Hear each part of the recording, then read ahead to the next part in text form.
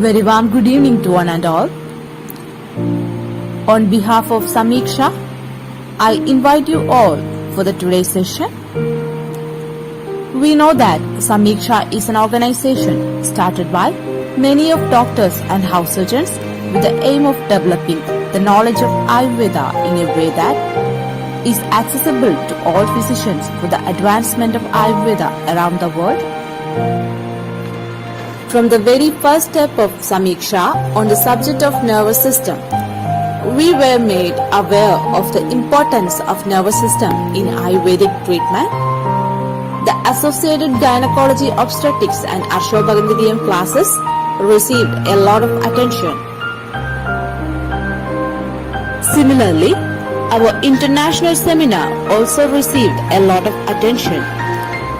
The single session we conducted was very focused on the upliftment of BAMS students, clarifying job opportunities outside India, information on what to do for the MOH exams and completely dispelling the doubts of many related to it. In addition to these seminars, several cases including photos were presented to make it easier for our growing young doctors to understand the treatment of diseases in each condition.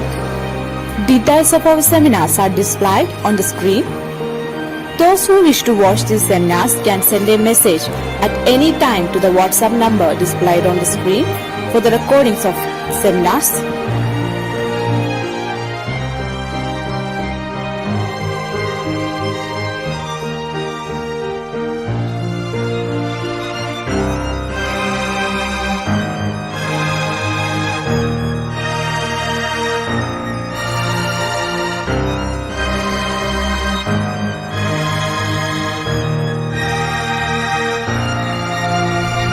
Let us go to today's class to learn more about becoming a good doctor by praying to Jagadishwar that he will bless all our Ayurvedic doctors to excel in the field of treatment.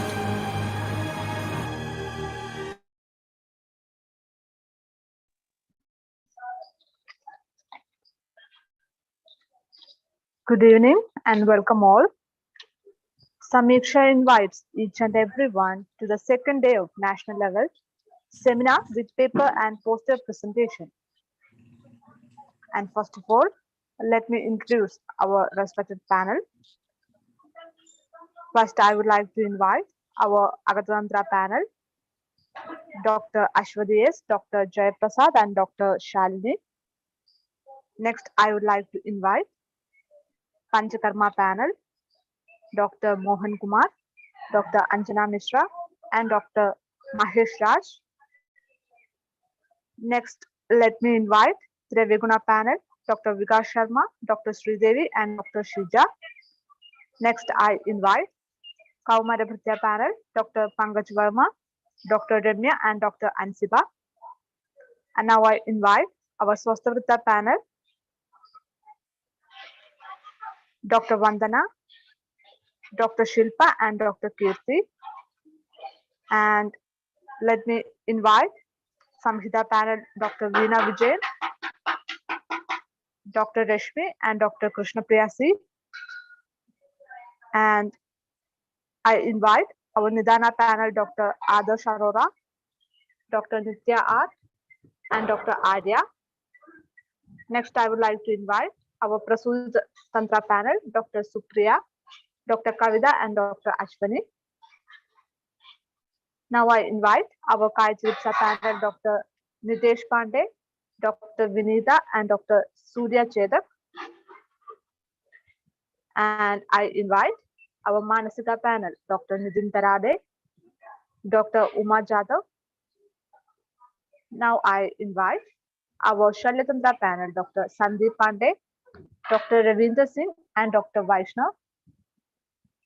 Now I invite our Rasa Vaishajya panel, Dr. Arulal K and Dr. Preeti.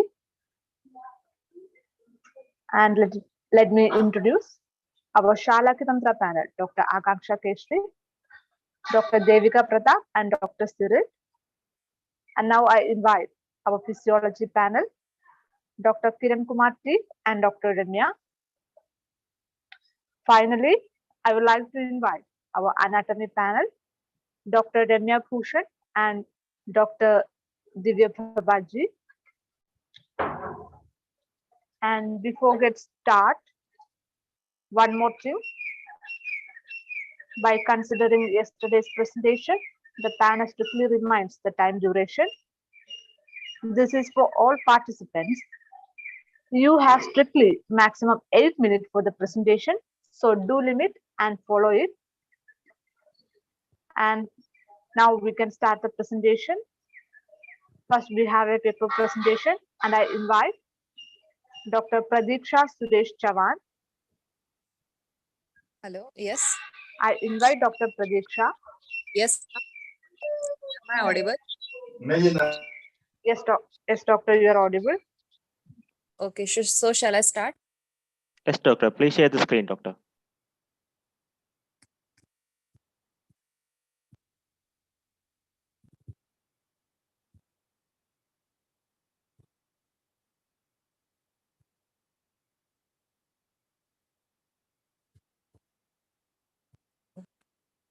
Am I visible and audible, sir, ma'am? Audible, doctor, but screen is not visible, doctor. Sir, actually, I am on my laptop. So, should I share the screen? Sure, doctor. Your audio and video is clear, but your screen is not sharing.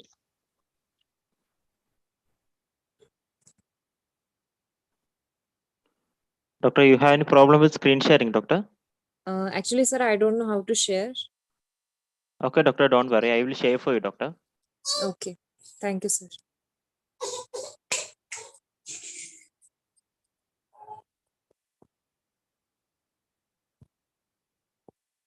Doctor, please start the session. Okay. Thank you, sir. A very warm good evening to all who are present here and to the respected panel. My name is Vaidya Pratiksha Suresh Chavan. I am here presenting a paper on VIDANGA, which is a drug. Shall I start?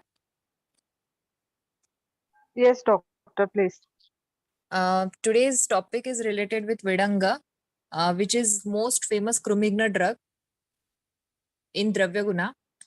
My content of paper presentation is botanical classification, regional names, followed by description, distribution, pharmacodynamics, properties and actions, its therapeutic uses, formulation, and groups.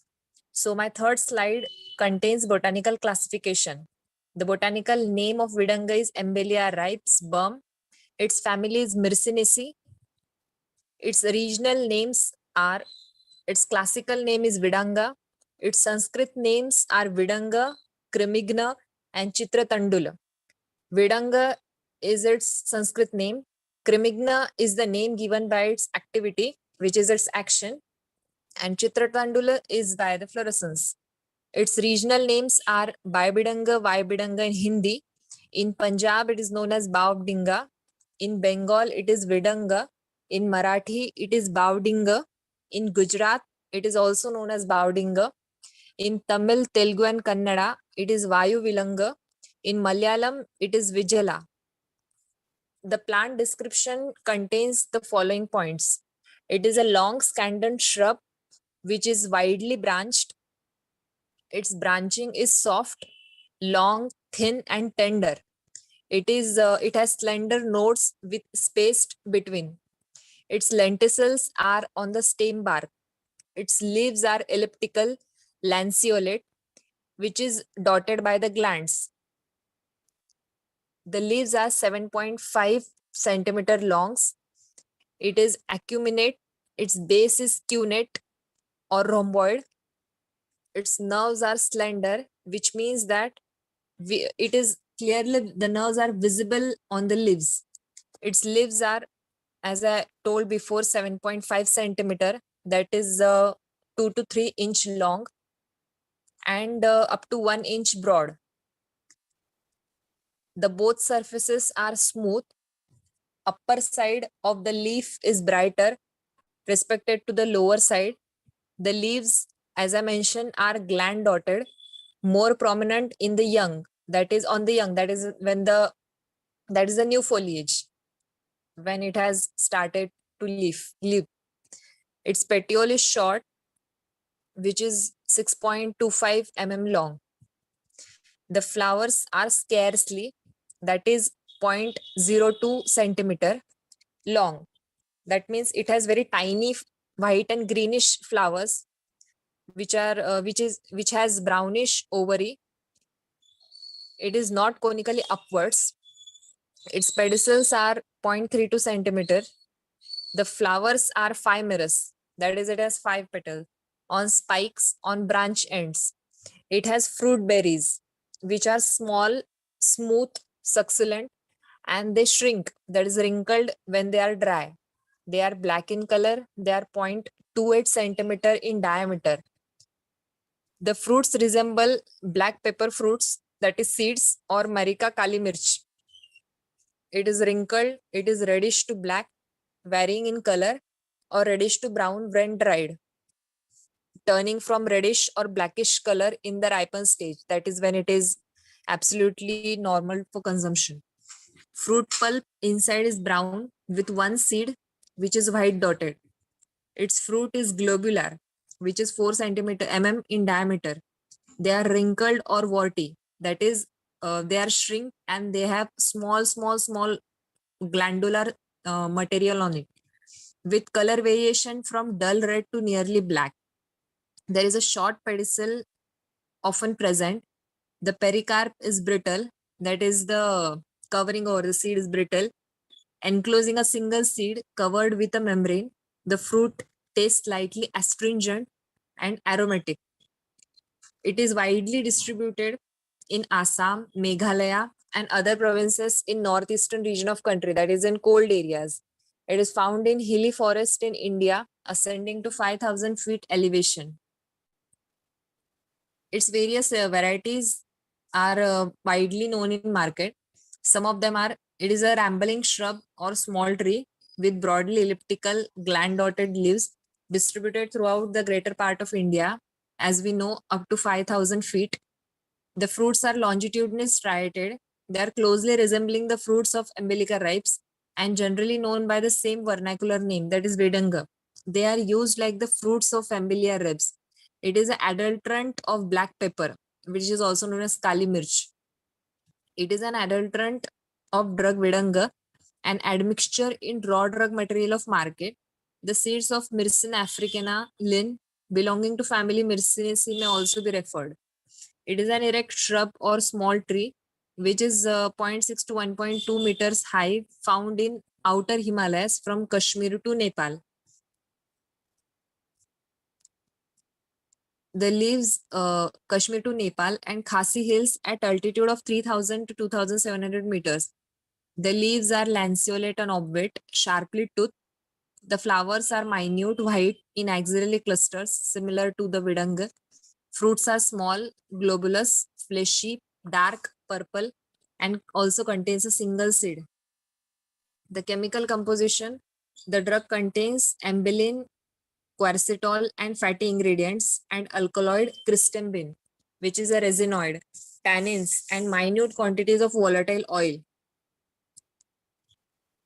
In pharmacodynamics, we consider rasa, guna, virya, vipak, and dosha karma. Rasa is katu kashai, vipak is katu, virya is ushna, its dosha karma is kapha vata shamak, and its gun is laguruksha tikshna. The properties and actions are, its karma is krumigna. As we mentioned, it has also given a Sanskrit name, krumigna. It is Deepan Pachan Anuloman. It is Rakta Shodak. It is Rasa Granthi Shotahara, Mutra Janan. It is widely known as Garbha Nirodhak. It is Varnya, Kushtagna, Rasayan, Mastishka Nadibalya. It is Jantugna, Kushtagna, and Shirovirechan. It is used in Krimi Rog, Gandupada Krimi Prashtakrami, Tantu Krimi, Agnimandya, Ajirna, and Vaman. It is also used in Udarshul and Adman.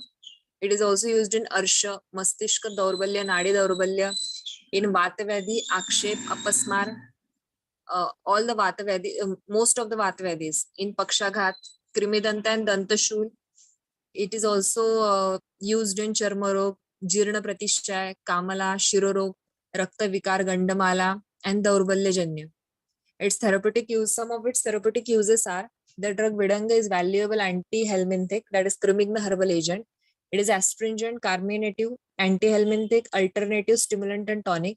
It is used in colic, worms, flatulence, and constipation. It is also used as anti-fertility drug in traditional medicine, as we have mentioned that it is it is known Garbhanirodhak. It is an anti-helminthic drug. The powder of fruit is orally given. The dried fruits of Vidanga are used in decoction for fever and for diseases of chest and skin. They are also used as an astringent of application for ringworm or other skin diseases, Charmarog. The fruits are used in roundworm, tapeworm, and ascariasis in general. The chief active principle is ambelin, which occurs in golden yellow needles, insoluble in water, and soluble in alcohol, chloroform, and benzene. It is reported to be effective against tapeworm. The dark-colored fatty oil is reported to be similar to linseed and rapeseed oil in its properties. An infusion of the root is given for cough and diarrhea. Aqueous extract of the fruits show antibacterial activity against Staphylococcus aureus and Escherichia, that is E. coli. Dried fruits are commonly employed as adulterant of black pepper. We have mentioned this topic in varieties. The tender leaves and fruits are also eaten cooked. Sometimes the raw leaves are eaten. As an anti-helminthic medicine, generally the drug of Vidanga is used in powder form as a single drug also in 10 grams. Excuse me, doctor. Yes, sir. The time allotted for your presentation is running out, doctor. Can you speed up your presentation? Okay. Sorry, sir. The powder is used on empty stomach and followed by suitable purgative for expelling the intestinal worms out. Afterwards, Vidanga, Indrayava, Palashvij, Nimbabark, and other drugs according to requirement may continue for some time. Various recipes formulation containing Vidanga used orally in the treatment of Krimirog, which is mentioned in Vidanga Kriminam, Charak Sanhita, Sutrasthan, Panchvis. The fruits of drug, that is Vidanga Phala, are given with lukewarm water in dyspepsia, loss of gastric power, flatulence, constipation, piles. In other gastrointestinal disorders also, the fruit is also in Gandamala and Rakta Vikar, in Kushtha, in skin diseases, and in many child abilities. Formulation, the parts used is fruit, which is in 5 to 10 gram. The formulations are Vidangadi Churna, Vidanga Loha, Vidanga Taila, Vidangadi Lep, Vidanga Kshar, and Vidanga Rishta. The groups are Surasadi Pipaladi mentioned in Sushrut Sanhita, Krimigna, Kushtagna, Triptigna, Shirovirachan in Charak Sanhita, and Trimadin Bhav Prakash. Thank you so much, everyone, for hearing me out. Thank you, doctor. Yes, sir. Next, I would like to invite Dr. Siddhesh Bhalchandra for the paper and poster presentation. Dr. Siddhesh Bhalchandra, are you there? Okay, doctor. Please share the screen, doctor.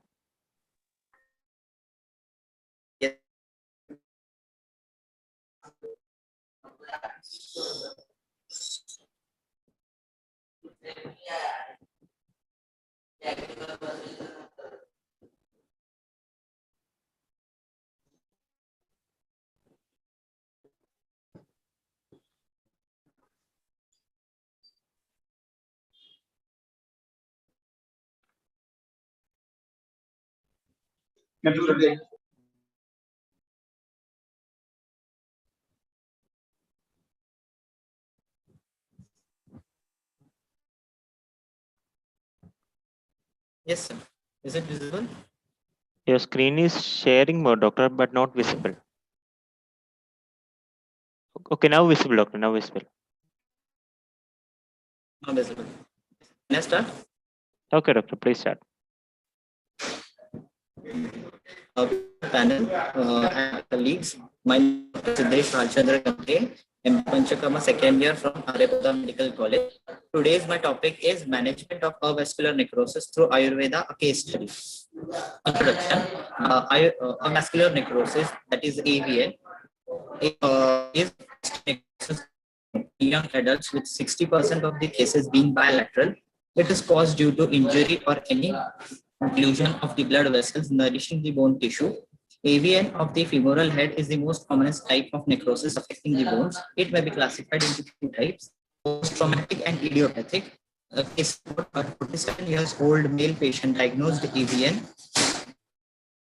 visited Mepoda Hospital with complaints of pain at hip region, 3 years, tingling sensation in bilateral lower limbs, which was associated with difficulty in doing normal daily activities such as walking, sitting, squatting, etc.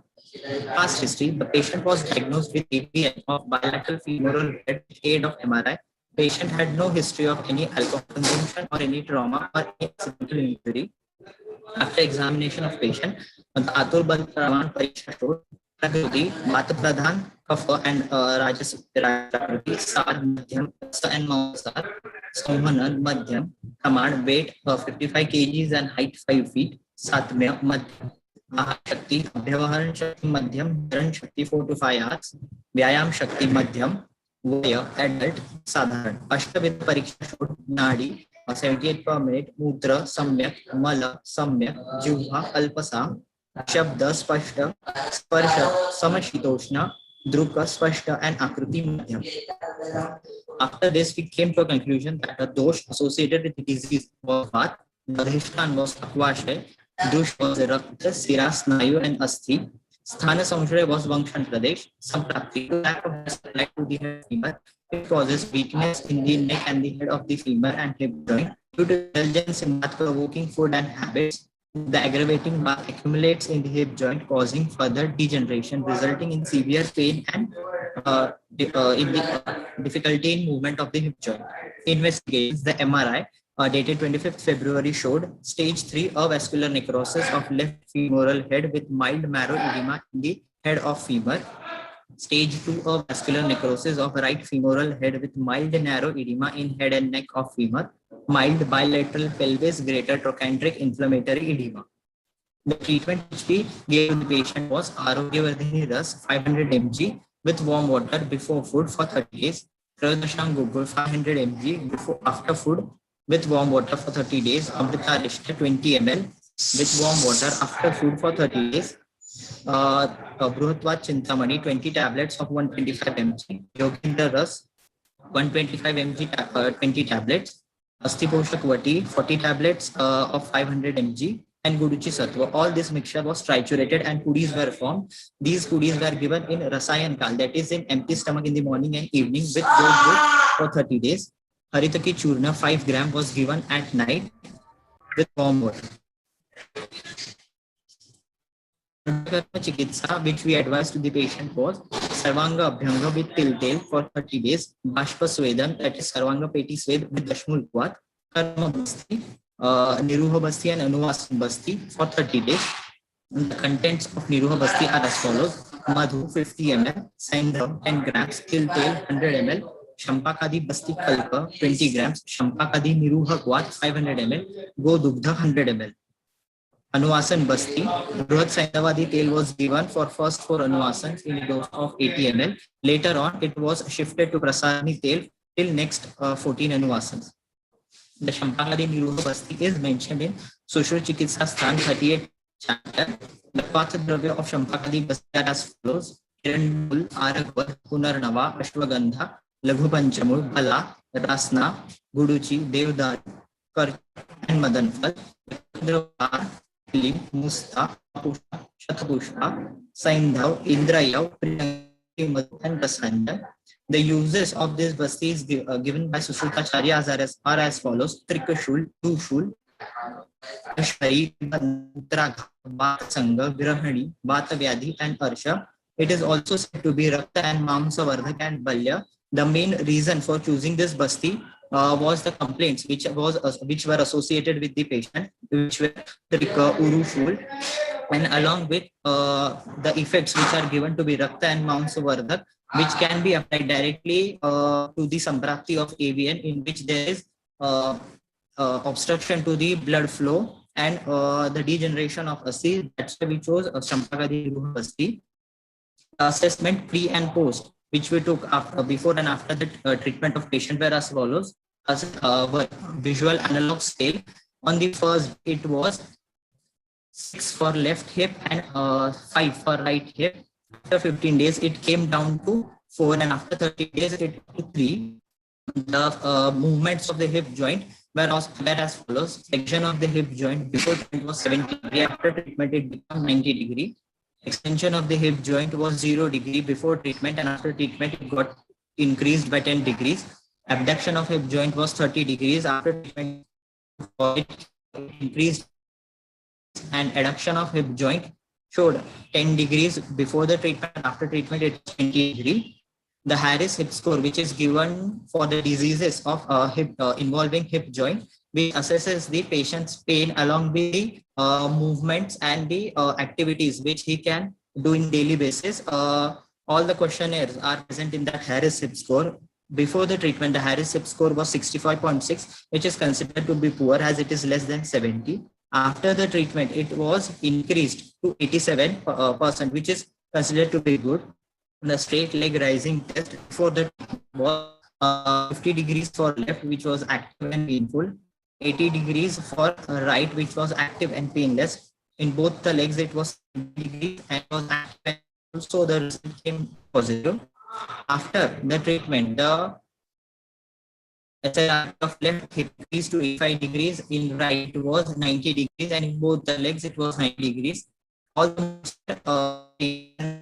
as the result came negative. So we can conclude that Champagnat University internal medications and Anuvasan of Prasarani can be effective in management of avascular necrosis. Thank you, sir. Thank you, doctor.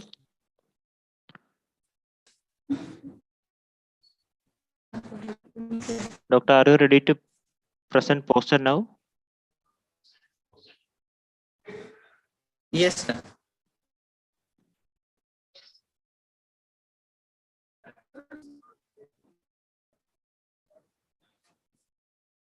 Hello.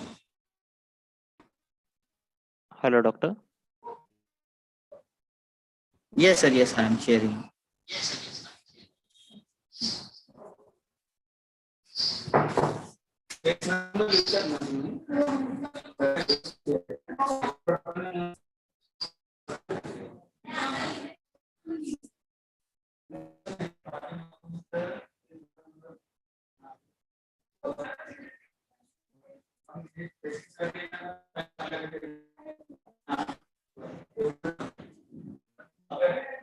Sir, is it visible?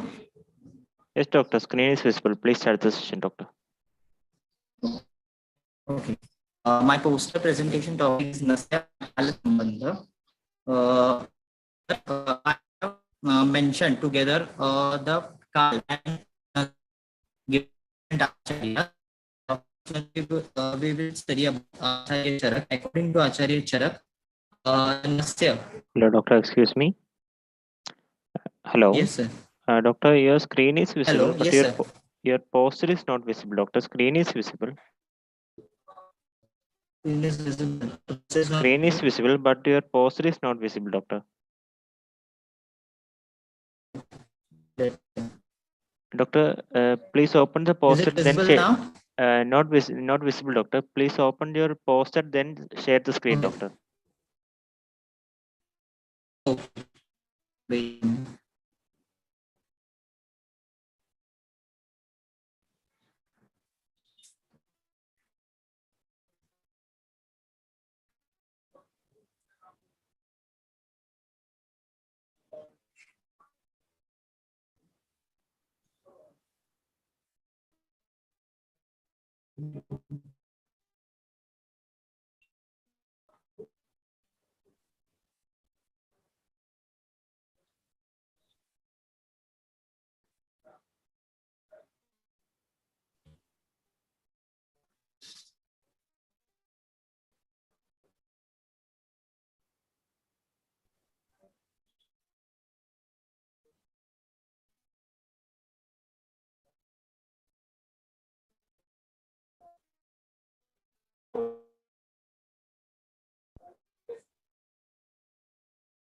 Hello, doctor. Sir, is it visible now? Is it visible now? Not visible, doctor. I think it was a network issue. Ah. Doctor, I will share for you, doctor. Yes. I have shared, sir. Okay, okay. Okay.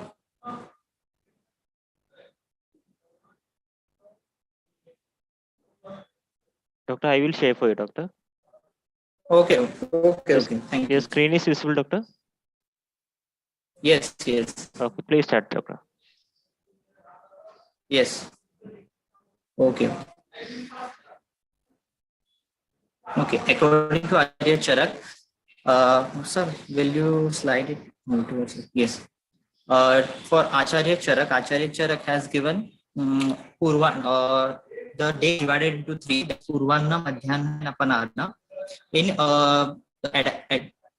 Acharya Charak has advised to give Nasya in Grishma, in Purvanna, in Himanta, and in Sheetkal, in Madhyana.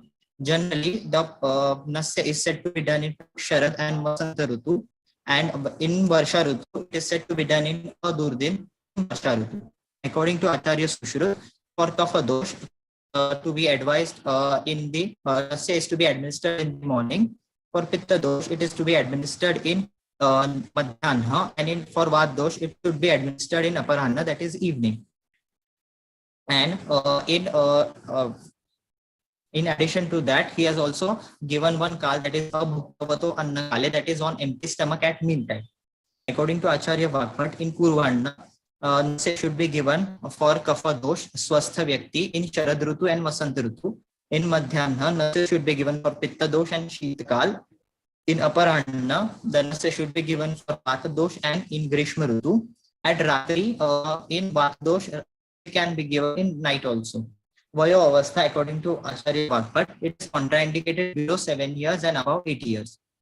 In Varsha Ritu, it is said to be administered in Varsha Su Satape, that is when sun is clear. Nasya may be given daily in morning and evening. In Vata Shiroro, that is, it can be administered twice a day in Vata Shiroro, Hika, Apatanak, Manistamba, and Swarabhramsha. And Pratimarsh Nasya is said to be Ajanma Maran Satmya. According to Acharya Sharandhar, it should be given in Purvanna in Kapha Dosh, in Madhyana in Pitta Dosh, in Aparanna in Vata Dosh, and Ratri it should be given in Uttatagada, that is severe diseases, and Vayo Avastha for it, Nasya, should be between 8 to 80 years. According to Acharya Vangasen, in Purvanna for Kapha Dosh, in Madhyana for Pitta Dosh, and in Aparanna for Vata Dosh. In Swastha Vyakti, Sharad and Vasanta Rutu, it should be given in Purvanna. In Madhyana, it should be given in Varsha Rutu, Shish and Grishma. Pratimarsha Nasya Pranidan Kal. So will you scroll the screen?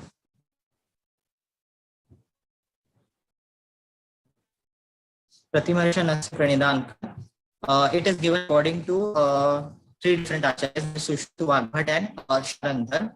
The only difference is that before going outside the home, that is Gruha Nirgapan, Vagbhat has not advised for doing that.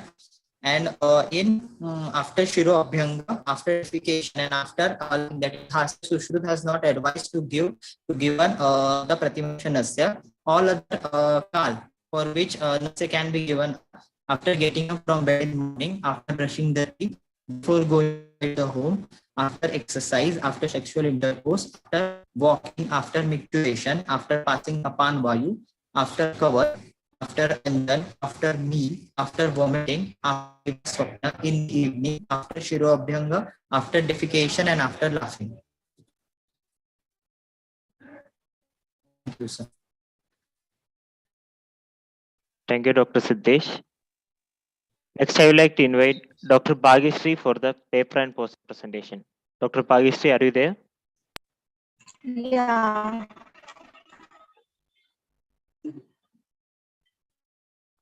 Okay, doctor. Please share the screen, doctor.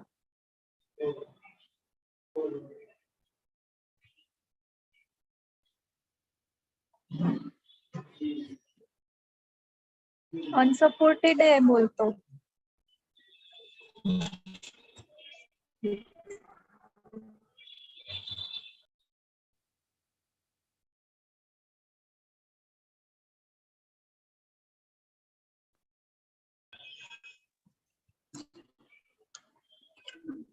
Can you share my PPT, sir?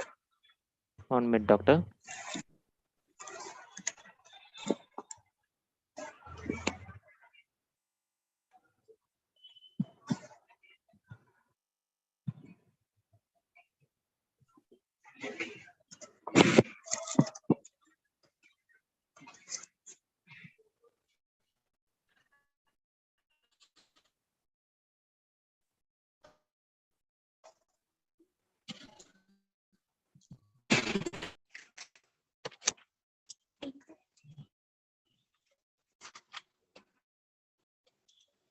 Okay, doctor. Please start the session, doctor. Okay, thank you, sir. Hello, good evening. Myself, Dr. Bhagyashree Dhaskat, MD Panchkarma, second year, AYURVEDA Medical College, Mumbai. Next slide, sir. My topic is management of Katigraha in lumbar spondylosis. Introduction. Katigat Vat is a Vatvedi. Vatvedi has been described in the classical text of Charak Sahita. It has been correlated in the present study with lumbar spondylosis. Due to similarity in the clinical manifestation and pathogenesis, according to pathogenesis, vitiated vata gets activated and fills up the vacant channel in a body like the lower back and through symptom low back ache, stiffness, numbness, and pain. While walking, standing, and sitting, so pain radiates to one or the bilateral lower limb except lumbar spondylosis can be classified as all relative conditions affect disc, vertebral disc, and associated joints of lumbar vertebra. Case report. A male patient of age 29-old brought by relative to Arepodar Medical College with having complaints of Vamkati, Prapadashul, Katishul, Pratagraha, Chankraman Kashtata, Asane Uttishtate Kashtata, Vamapat Chimchimayan, unable to stand and walk for long time since 1 month. He had taken allopathy medication and got temporary relief in pain. He came to our hospital for Ayurvedic treatment. That patient was admitted to the Panchkarma ward. Next. Investigation. MRI LS spine 24 May 21. There is a loss of lordosis. L1, L4 diffuse disc indexing thecal sac without any nerve root compression. L4, L5 central and bilateral paracentral disc bulge facing thecal sac transversing nerve root. L5, LS, and the bilateral paracentral disc bulge. Examination of patient. आतुर बल प्रमाण परीक्षा. प्रकृती वात प्रधान कफज रजस. मांस संवहन मध्यम प्रमाण weight 68 height 5.8 feet. तात्मिक आहारशी अभ्यरण मध्यम जराइटिस व्यायाम मध्यम adult देश अनु. अष्टव विध परीक्षा. नाड़ी 80 per minute, मूत्र सम्यक, मल सम्यक, जिह्वा अल्पसाम, शब्द स्पष्ट, स्पर्श समशीतोष्ण, दृक् स्पष्ट, आकृती मध्यम. Next slide. दोष वात कफज, दुष्य मांस, सिया, स्नायु, रस, अस्थि. अधिष्ठान पक्वाशय, स्थान संश्रय कटी, स्रोतदुष्टि सव अस्ति पुरीश. मार्ग मध्यम रो मार्ग. संप्राप्ति. Vat and kapha are the two main factors for pathogenesis of Katigat Vat. Here and these are two symptoms present in the disease which can be attributed to Vat and Kapha. Next.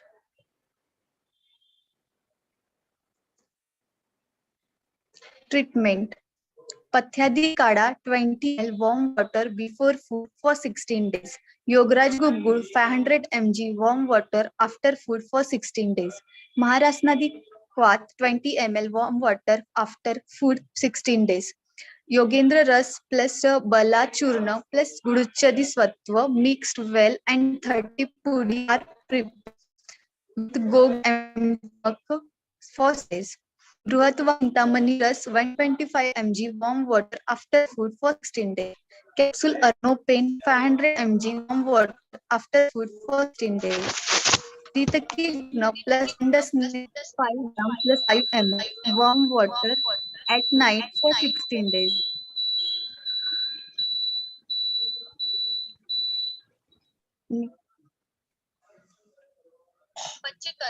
Panchkarma Sarvanga Abhyam with Kottam Chukadi Tel for 16 days. Bashpas Vedan Dashmul Kwat for 16 days. Karma कर्म बस्तीमध्ये निरुह बस्ती content मधु सेंदव तीर्थेल एरंडमुलादी बस्ती कल्क एरंडमुलादी निरुह क्वाथ 500 ml गोमूत्र 50 ml असं विचार तेल 80 ml. Next.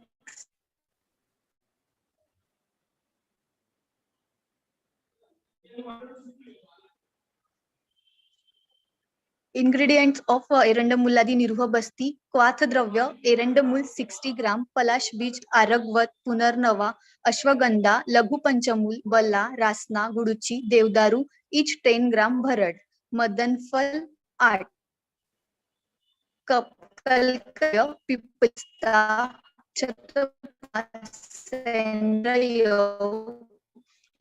रसा total 20 gram Next.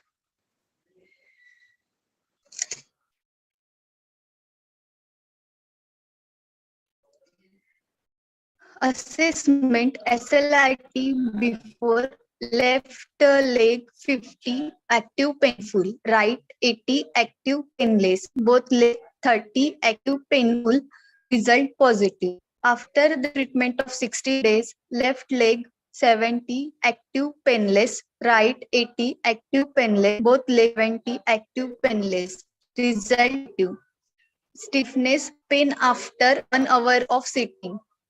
No, after treatment of 16 days, no pain. Morning stiffness 20 to 30 minutes before treatment. After treatment, there is no stiffness. VASA scale before treatment, on the first day it is 8 and after treatment it is 5. Thank you. Thank you, doctor. I will share the poster.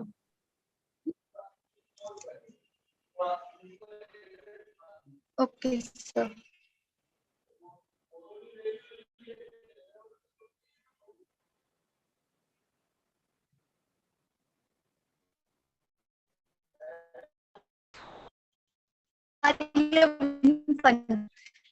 वर प्रतिकर्म कृते क्रियान्व परिहार abstain means without consuming unhealthy food during or after panchkarma kriya. Some subjects have to abstain from.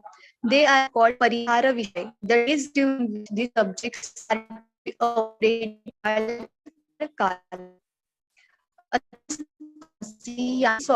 मैथुन वेगरोधान भोजन 1/50-55 एक प्रकृतिं प्राप्य सर्व वय निवर्जय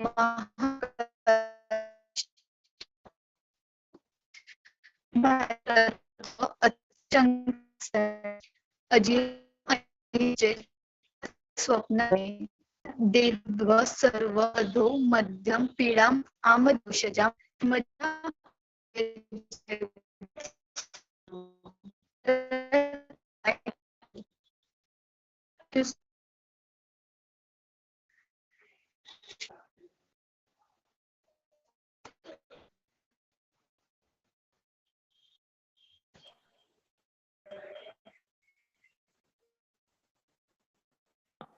Hello, doctor.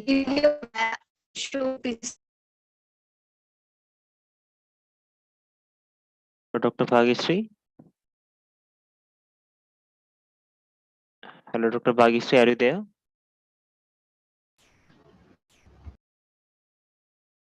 Hello. Okay. Hello. I am there. Okay, doctor. Your voice is breaking, doctor. Okay, no problem. Thank you. Okay. Next, I would like to invite Dr. Arshia for the paper presentation. Dr. Yes, Arshia sir. Chisti. Okay. Yes, sir. Am I audible, sir? Audible, doctor. Please share the screen, doctor. Okay, sir.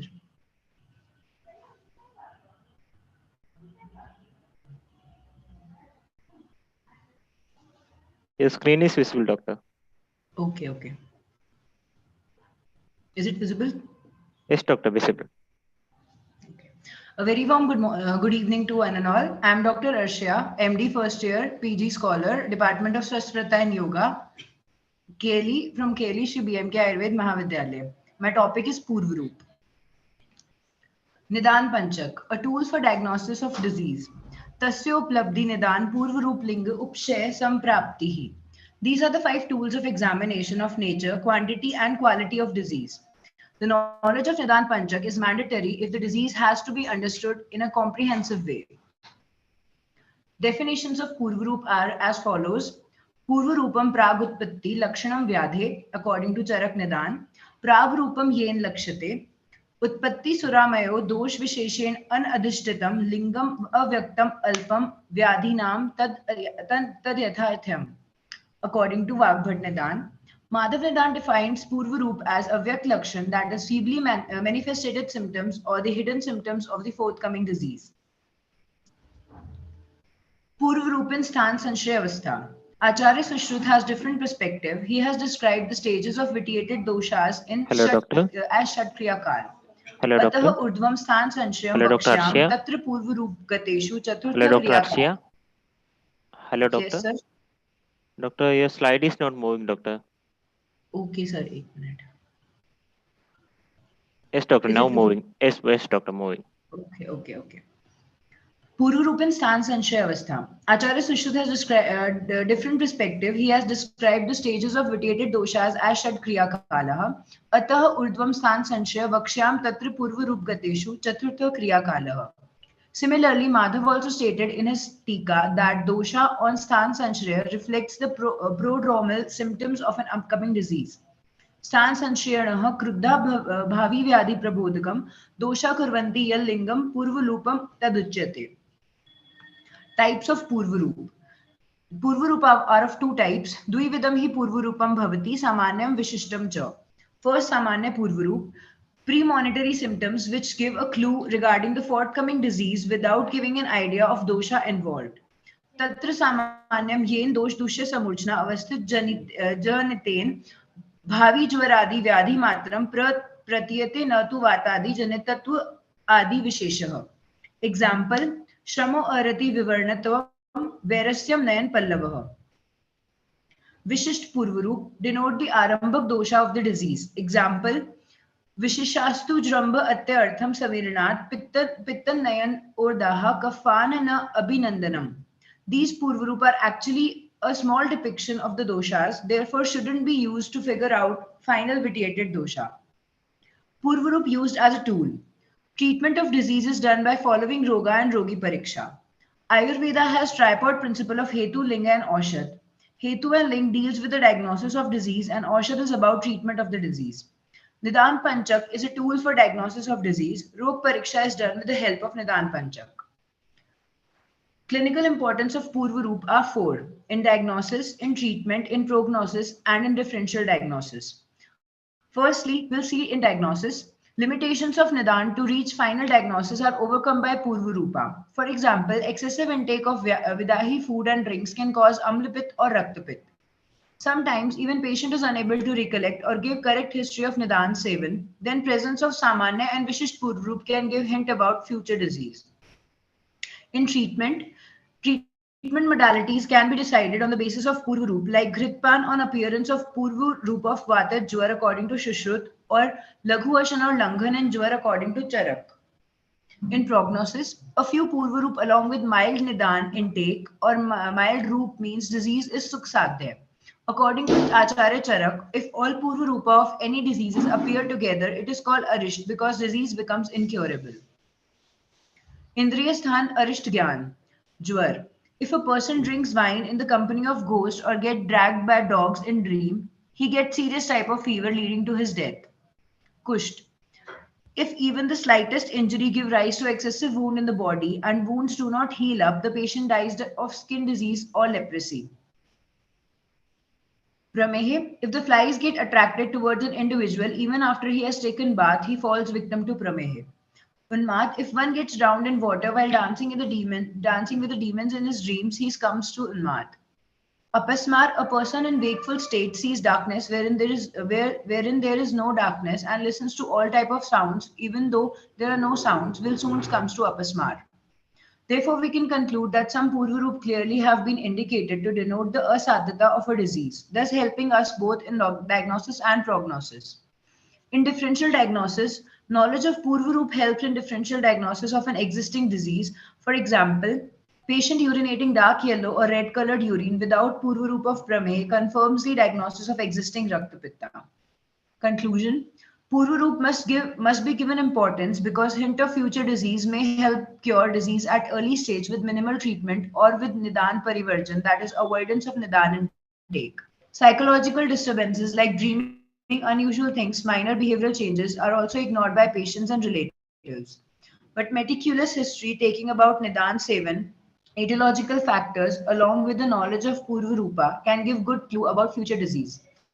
Therefore, no physical, mental, or psychological changes are irrelevant rather than they are Purvarupa. Thank you. Thank you, Dr. Arshia.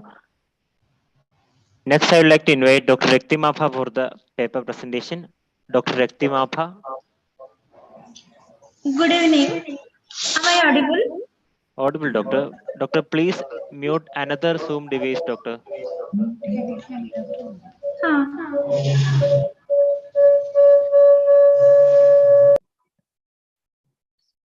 Okay, doctor, please share the screen, doctor. Huh. Wait 1 second.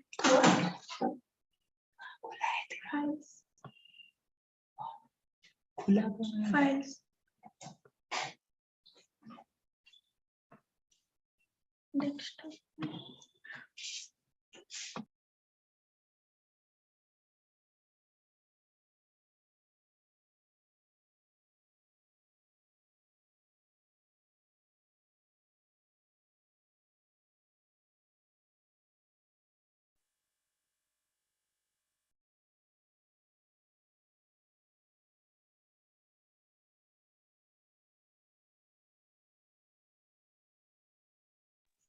Hello.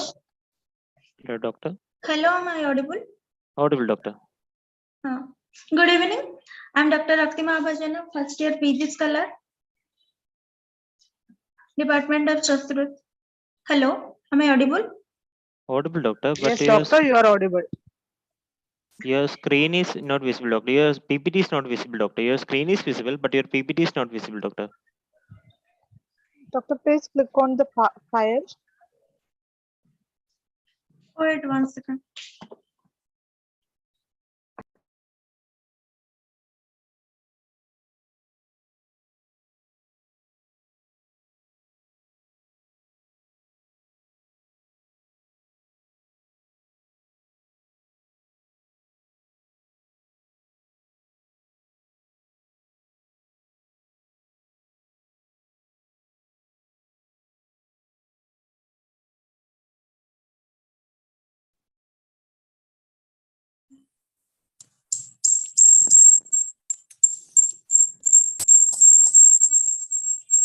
Doctor, turn on your PPT, then share the screen, doctor.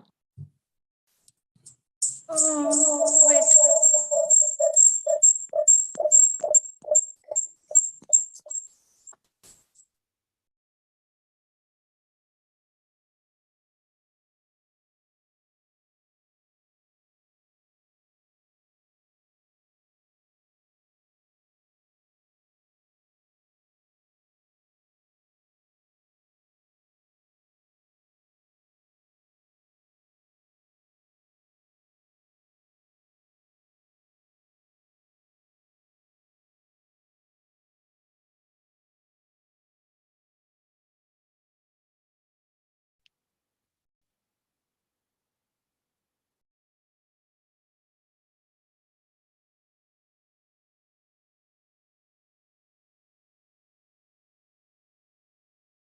Okay, doctor. Now is visible, doctor. Doctor, please unmute, doctor. Hello. Okay, doctor. Audio is clear, doctor. Please start, doctor. Is my PPT visible? Visible, doctor. Visible, doctor. Please start. Good evening. I am Dr.Raktimabha, first year PG Scholar, Department of Sanskrit, from Bhagyashree BMK Ayurveda Mahavidyalaya, Kankanbadi, Karnataka. I am here to present my topic, diet menu for MUTRA ASHMARI. विशेषाय अस्तिगतं सशुक्रं मूत्रं सपीतं पवनः कफं वा यदा तदा अस्मरूपजायते तु क्रमेण पिबेच्छवि रचना Charaka described in Chikisasana 26. Due to excessive practice of Vata, Ahara and Vihara, Vata gets aggravated. Then this aggravated Vata alone or in combination with Pitta, Kapha and Sukra makes the Mutra dry and had to form Asmari.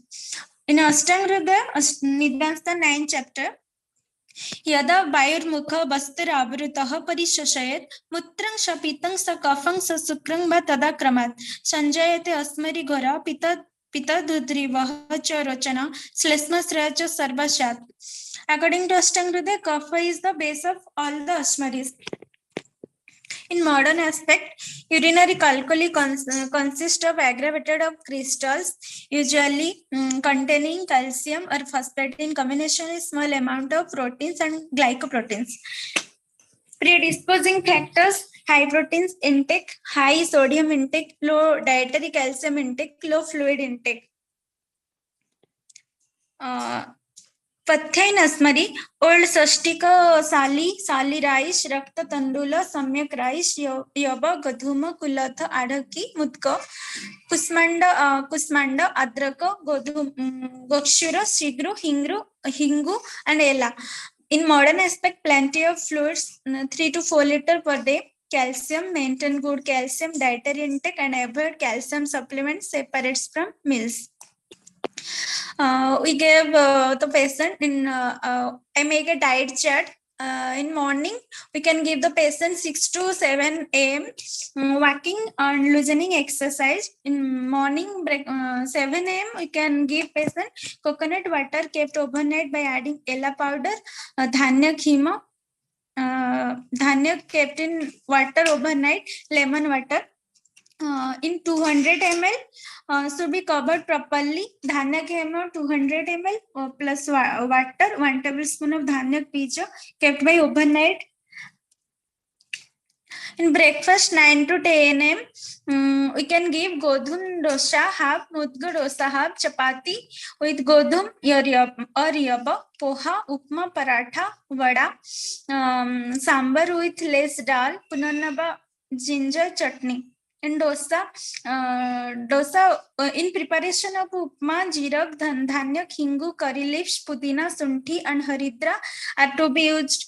Jeera is to be used in dosa and in peya.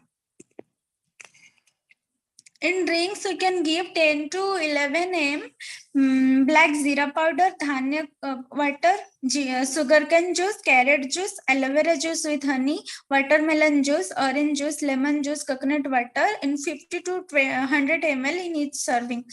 There should be panak 1 part drug and 16 part water. Panaks can change daily. Ginger or lemon and ela can be added in juice. Next, in lunch we can give 1 to 2 p.m. Mendi, sali rice or brown rice, chapati 2/3 with godhum or yaba or bajra with a little amount of ghee. In sabji, we can give drumstick sabji, sikru leaf sabji, banana stem sabji, kulath sabji, rajma sabji, rijgad sabji, punarnava sabji, radish sabji, cucumber sabji. In curry, sambar with drumstick, curd curry with ginger, jeera, mithika, kulat tamarind rasam, kusman dal curry, curd cucumber curry. In salad, we can give carrot, cucumber, radish, onion, beetroot. We can give rice 1 bowl, curry or sabji 1 bowl, salad 1 serving. It should be consumed hot in nature. In between food, one should have any above mentioned panaka, which is hot in nature, lemon pickle, amalaki pickle, carrot pickle. In evening, you can give 5 to 6 p.m. fruits, water lemon, apple, papaya, muskmelon, orange, grapefruits. In juice, we can give watermelon, orange, or lemon juice. We can give tea 1 cup or 100 ml, or fruits 1 to 2. We can in dinner we can give 8 peya with rice and mudgo with coconut, brown rice or sali rice, chapati with yaba or godhuma sabji, kusmanda sabji, bottle gourd sabji, lady finger sabji, rich gourd sabji, brinjal sabji, carrot sabji, radish sabji, drumstick sabji. In curry, rasam with ginger and pepper, mudgo dal, masoor dal. Pear 200 ml, rice one bowl, chapati 2/3, sabji or chutney 1 bowl. It should be consumed hot in water. Brinjal should be slowly cooked. Lemon pickle, amalaki pickle, carrot pickle. अपथ्य आहार भातज आहार like शुष्क वृक्ष and kashaya rasa, khajura, saluka, kapitha and jambu fruit, tomato, cabbage, milk product, red meat, cauliflower, tea, coffee. In modern aspect, restrict sodium intake, protein intake, moderate, not high. Avoid foods rich in oxalate, example spinach, rhubarb, tomato, cabbage, milk product, red meat, cauliflower, tea, coffee, calcium and vitamin D supplements. In Bihar, mutra bega dharan, ati vyayam, atav sevan, prabhat sevan. Thank you. Thank you, doctor. Next, I would like to invite Dr. Anji Maria Joseph for the paper presentation. Yes, sir. Okay, Am I doctor. audible, sir? Audible, doctor. Please share the screen, doctor. Okay, sir.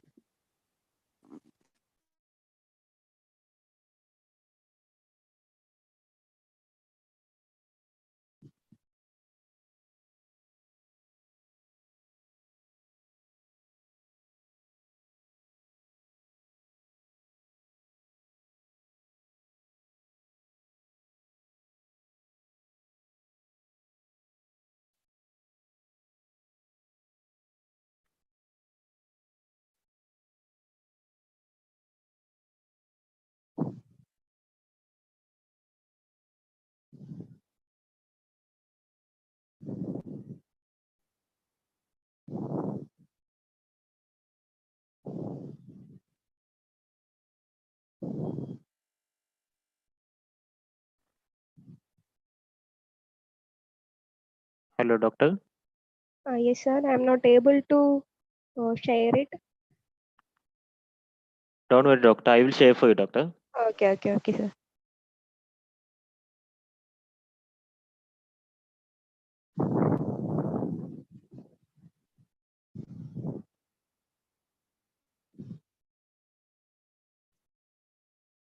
Doctor, please decision, doctor. Okay. Good afternoon, everyone. Myself, Dr. Anji Maria Joseph, PG Scholar, Department of Shalatandra, GMC Bangalore. My topic is Yoga Vidhi and its importance in surgical practice. Next slide, please.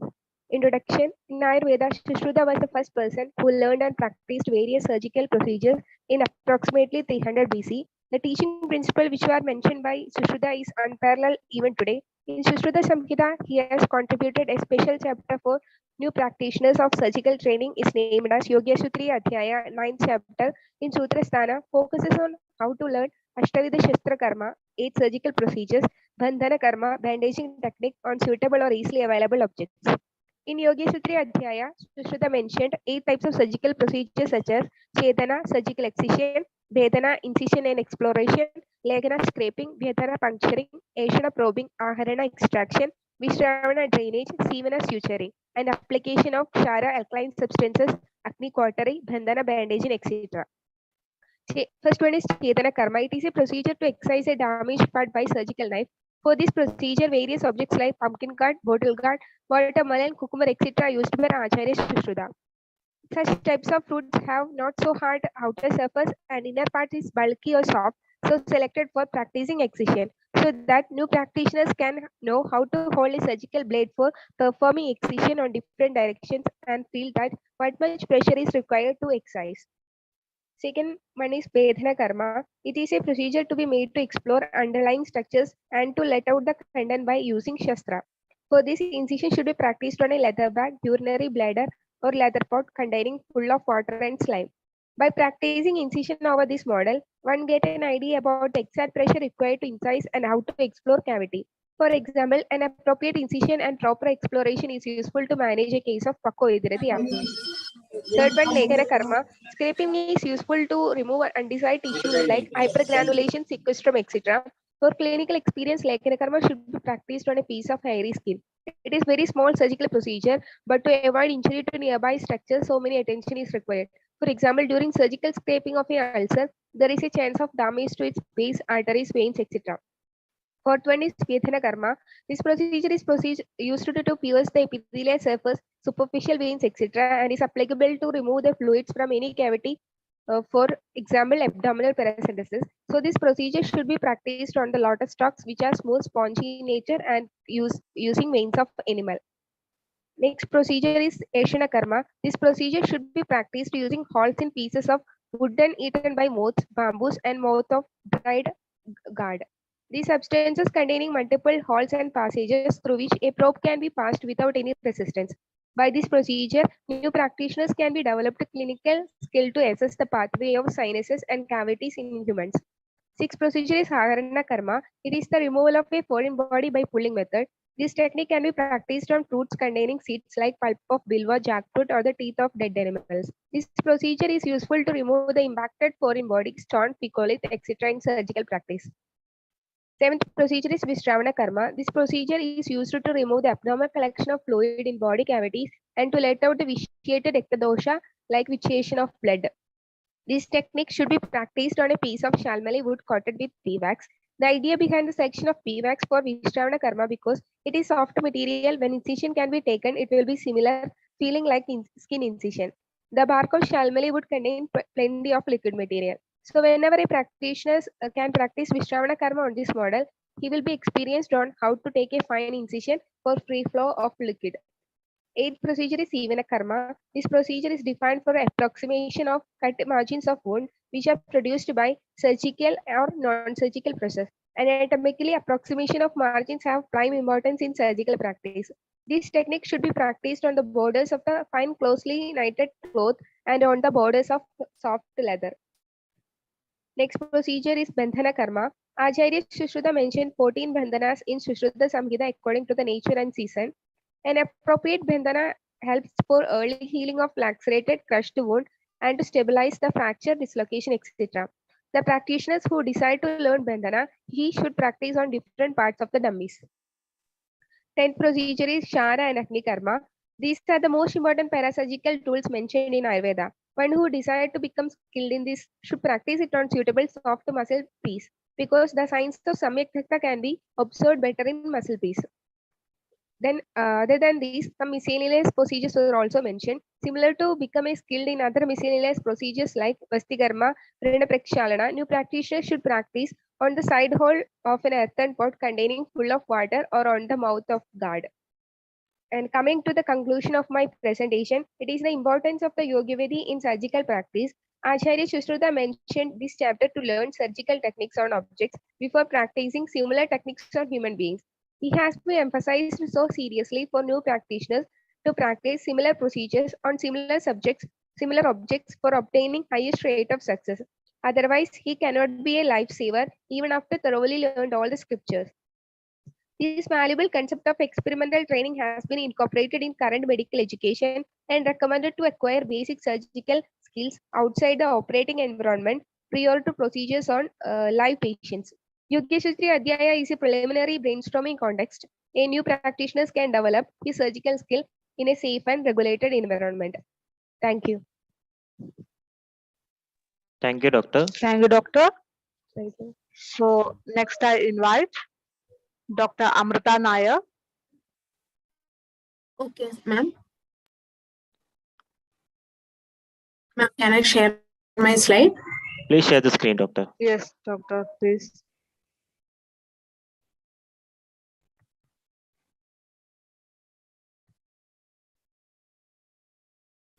Is it visible? Yes, doctor, visible. Please start the session, doctor. Good evening, one and all. Myself, Dr. Amada Nair, second year PG scholar, Department of PG Studies in Reviguna, JSSMC Mysore. I am here to present on the topic concept of Vibhaga. The word Vibhaga in Ayurveda is originated from Vipanch, which means Padana. The transformed rasa obtained at the end of digestion is defined as Vibhaga. The synonyms are Parinama, Durgadi, Swadu, Naidi, and Ayu. Definition: Jadarena Agnine Yoga Dudedi Rasandaram Rasanam Parinamende Sa Vibhaga Idismada. The final outcome of the biotransformation of the rasa of a given dravya through the action of Jadaragni.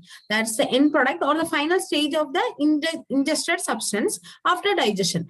It's called as Vibhaga. When Ahara undergo digestion, the Ahara rasa is divided into Sarabhaga and Pittabhaga. Classification of Vibhaga is Prabhaga and Vibhaga. Prabhaga is the first stage of digestion. Here the Ahara undergoes Paga in Koshtagna levels and it nourishes. It also called as Avasthapaga. And there are three types. Madhura Avasthapaga is there, Kadu Avasthapaga is there, Amla Avasthapaga is there. And Madhura Avasthapaga, it takes place as soon as the person consumes the food. And it nourishes the Kapha dosha. And in Amla Avasthapaga, it happens in Ama Pakwasya Madhya and nourishes Pitta dosha. In Kadu Avasthapaga, it takes place at Pakwasya and nourishes Vada dosha. Susruta mentioned two types of Prabhaga, that is Guru Prabhaga, which does Kapha Vardhana and Vada Pitta Shamana, and Leghu Prabhaga, which does Vada Pitta Vardhana and Kapha Shamana. Vibhaga, it is also called as Nishtaphaga. It is considered as metabolism. One second. It is considered as metabolism. It is done by Budagni and Dhatvagni. It is a final stage of rasa which nourishes the respective dosha, mala and dadu by doing aharasa paga by its respective agni. Final product emerges out of digestion and it may be considered for metabolism, which is process of chemical changes occurring in body after absorption of digested products. Types of Vibhaga, there are different views on Vibhaga and there are different theories. Shadvida Vibhaga Vada or Niyada or Niyada Rasa Vibhaga Vada. Each rasa will undergo its individual Vibhaga and as a result 6 Vibhagas are formed. But according to Sushruta and Nagarjuna, there are several exceptions. Example, Vrihi is Madhura Rasatmaka Dravya but Amla Vibhaga. Similarly, Amlagi is Amla Rasatmaga but Madhura Vibhaga. As Rasa and Vibhaga are expressed and also act upon the body at different times, Acharya Sushruta opposes this concept. Any other Vibhaga Vada is Vibhaga expressed by dominant rasa only. Predominant rasa at the time of digestion overpowers other rasas. Like example, Shundi and Pipali, Kadu rasa, but it is having Madhura Vibhaga. And Panchavida Vibhaga Vada, according to Sushruta, it undergoes a respective Budagni Bhaga. Parthiva and Apya Vibhagas are Guru, while Tejasa, Vayavi and Agasi Dravyas are Legu Vibhaga. Therefore, these five will come under 2 Vibhaga, that is Guru and Legu only. Sarvam Dravyam Panchabhaudikam Asmin Arte. All Dravyas are Panchabhaudika after food ingestion due to metabolism. Panchamahabhuta get converted into simplified form from complicated one, which is nothing but Paga Kriya, called as Vibhaga. Trivida Vibhaga Vada, as Ashtanga Hridaya, Trivida Vibhaga Dravyasa Swad Amla Kadugatmaha. Acharya like Saraga, Vagbada emphasize on Trivida Vibhaga Vada. Madhura and Lemana Rasa show Madhura Vibhaga. Amla shows Amla Vibhaga, while Kadu Tikta Kashaya Rasa shows Kadu Vibhaga. According to Parashara, this Kadu Vibhaga having Tikta and Kashaya Rasa shows Madhura.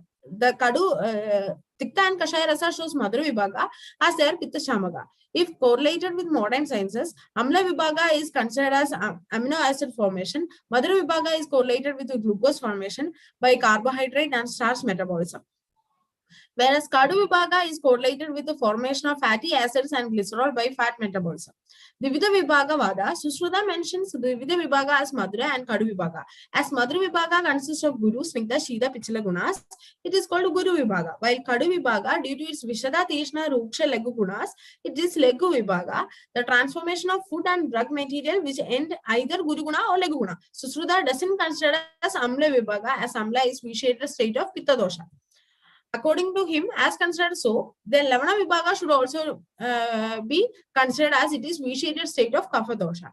It seems that Charaka mentioned Vibhaga concept mainly aiming Ahara, as it is up to the level of Tridoshas and Rasas. On the other hand, Sushruta's Vibhaga emphasizes on drug metabolism, after which Dravya shows their properties on their body. Process of Vibhaga, after ingestion of any Dravya due to action of Agni, it alters Rupa and Rasa, resulting in Sarakita Vibhadana. Sarabhaga of Bhukta Dravya goes to Hridaya and circulate all over the body with the help of Jnana Vayu. And the Sarabhaga resides in all Dhadus and get metabolized by with Dhatu Agni. The Ardhya Rasa and Rasa Dhatu combinedly causes Vriddhi and Shaya of particular Dhatu or Dhatu Guna Sami and Vishesha. Hence, Vibhavaga is also assisted by Dhatu Vriddhi and Dhatu Shaya. Existence of Vibhaga. The process of Vibhaga starts in Grahani. The site of action or Vibhaga is described in as Andha Koshte Pakvashe Madhya Marge Mutrashe Tadda Dadushu Chadushide. Charaka claims that Vibhaga works at Koshtagni level, that is Dosha's level. Susruta said that Guru and Legu Vibhaga act at Dhatu level, which is of clinical importance. And mode of action, two types of Dravya, Sahara, Aushadhi Dravya. Ahara is of Rasa Pradhana and Aushadhi is of Virya Pradhana. So Rasa Pradhana means Rasa Dhatu and Dhatu Agni is responsible for its function. And in Virya Pradhana, its Gunatmaka entity, Budakni helps in functioning. Therefore, Dhatu Agni Vyabhara and Aushadhi Dravyas undergo Budakni Vyabhara. From Jadragni Bhaga to the Budakni Vyabhara in the liver, there is functioning of Rasa. After Budakni Bhaga, the process of Vibhaga starts and it ends with the biotransformation of Rasa. These are the difference between Rasa and Vibhaga. In Rasa, it's just a taste sensation, and Vibhaga is a metabolic transformation. And it's immediate response, and Vibhaga is delayed response. And Rasa is localized and extended to the level of digestion only. And in Vibhaga, it is systematic effect after metabolism. And Rasa is immediate psychological response and is perceivable. And Vibhaga is delayed response of the and it is inferable. Vibhaga Upalakti, Vibhaga Karma Nishtaya. Chakravani says that Vibhaga is always assessed to Anumana. Like Shundi, having Kadurasa, Ushna Virya, it's exhibit Vrishya action. By the karma, like Vrishya action, Shundi can undergo, we can infer that Shundi is having Madhya Vibhaga. And the fact, these are the factors altering the Vibhaga, that is Dravya Pramana. The Shira undergoes Guru Vibhaga, but it's quickly digests when it taken in lesser quantity. And in Samskara, when it is Samskara boiled with the Divaniya Dravyas, it digests quickly. Satmya or habit formation or Agni Bela Bela, person with the Tikshna Agni will digest Guru Paga Dravyas quickly. Desha, Kala, Samyoga, Paga, these all are affecting the Vibhaga. And these are the Gunas, Dosha Prachamana Vardhana Karanat and Dadu Upadehat, Vibhaga Avekshidatvat, Vibhaga Vaigunya, Chikilsa Bhavat and Arogya Prayojanatvat. Vibhaga Dushti Sarva Sharira Pradoshat and Sharira Anugrahat. Conclusion, thus the Madhura and Lavana Rasas engender Madhura Vibhaga, that Amla remains Amla and that the other Rasas involved into Kadi Vibhaga is to which there are numerous exceptions. Some authorities state that if there is more than one Rasa in a substance, only the strongest of them predominates, other mainly. So in practical terms, a Vibhaga cannot always be correctly predicted and relies much upon the actual physiological effects that are noted after digestion. That is, Kadu Vibhaga being light in Guna aggravates Vata, reduces semen and obstructs the passage of stool and urine. Madhura Vibhaga being heavy in Guna aggravates Kapha, promotes semen and helps in proper elimination of stool and urine. Amla Vibhaga being light in Guna aggravates Pitta, reduces semen and helps in proper elimination of stool and urine. Thus, while assigning Vibhaga to a particular food and medicinal material, observation of the actual post-digestive effects from any systematic categorization. Thank you. Thank you, Dr. Amrita. Next, I invite Dr. Sushmita for the paper presentation. Dr. Sushmita, are you there? Yes, sir. Am I audible, sir? Audible, Doctor. Please share the screen, Doctor.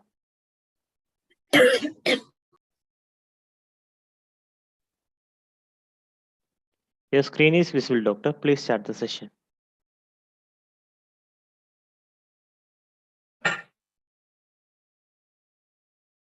Sir, is it visible?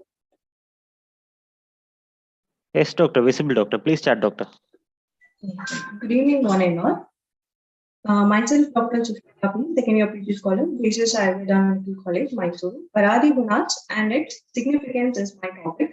Before going to the actual topic, that is Paradi Gunas, so let's know about the Gunas. What is Guna? Guna is Gunete Amantrete Anena Eti Gunaha.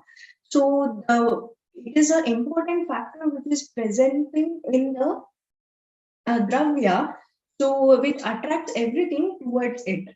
Then the Gunas is the inheritance quality of the Dravya. So without the Gunas, the Dravya becomes Hello, Doctor. Hello. Doctor, your slide is not moving, doctor. It is in first slide. Yeah, sir. I'll move it. Okay. And this gunas actually divided into two according to the Charakas, that is Adi Bhautika and Adhyatmika gunas. So Adhyatmika gunas are 35 in number, and it is again divided into Samanya gunas and Vaisheshika gunas. So Vaisheshika gunas, we know already it is a 5 in number, and Samanya gunas is 30. In that, Gurvari gunas is 20 and Paradi gunas are 10. So the Paradi gunas is the actual topic now. So the Paradi gunas are 10 in number. Para aparatve yuktascha samkhya samyoga evata vibhagascha pratakvamcha parinama mathapita samskaro abhyaso iketa gunaha gneyaha paradayah. So let's see one by one, that is para and apara. So desha kala vayomana pakavirya rasadishu paratve. Para aparatve. So para is tacha paratvam pradhanatvam. It is a superior and the best one. Apara is aparatvam apradhanatvam, which is inferior.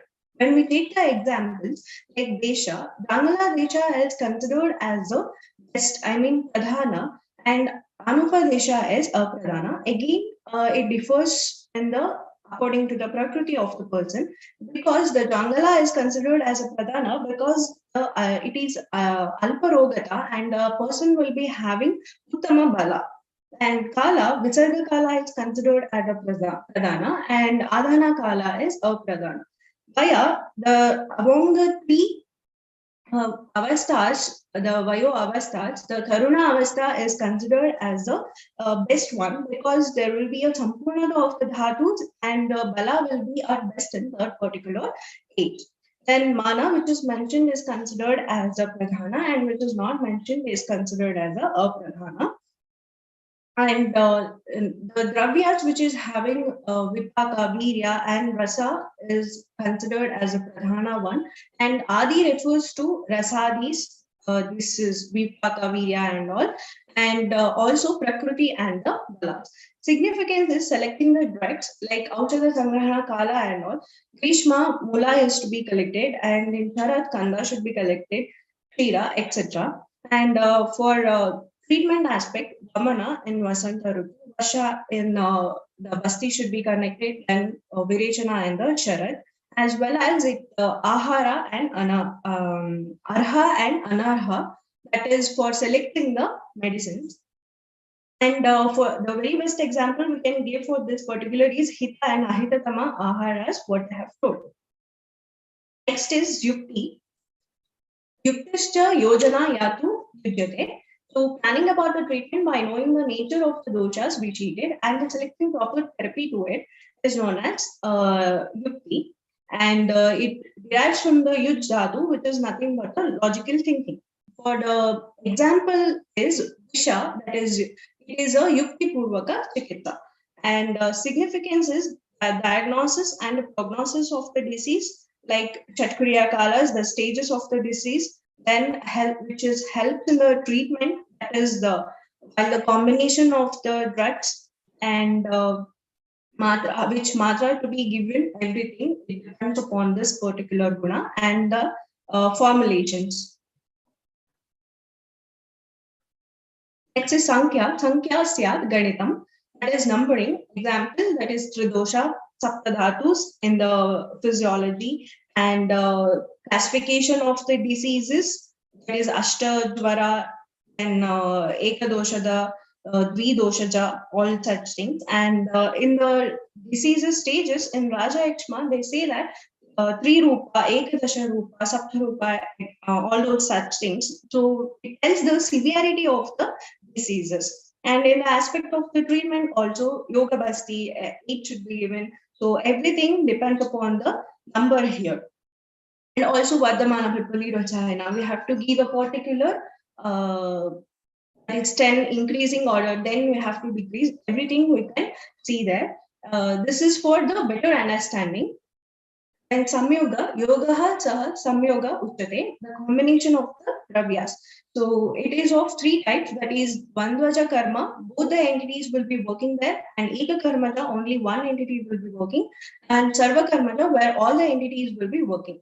And it is Anitya. significance is preparation of ahara and auchada, dosha, dushya, samochana, and the samprapti. We look into it, and we'll get to know. And chikitsa, chatushpada, when all the 4 chatushpadas are present, the curing of the diseases can occur.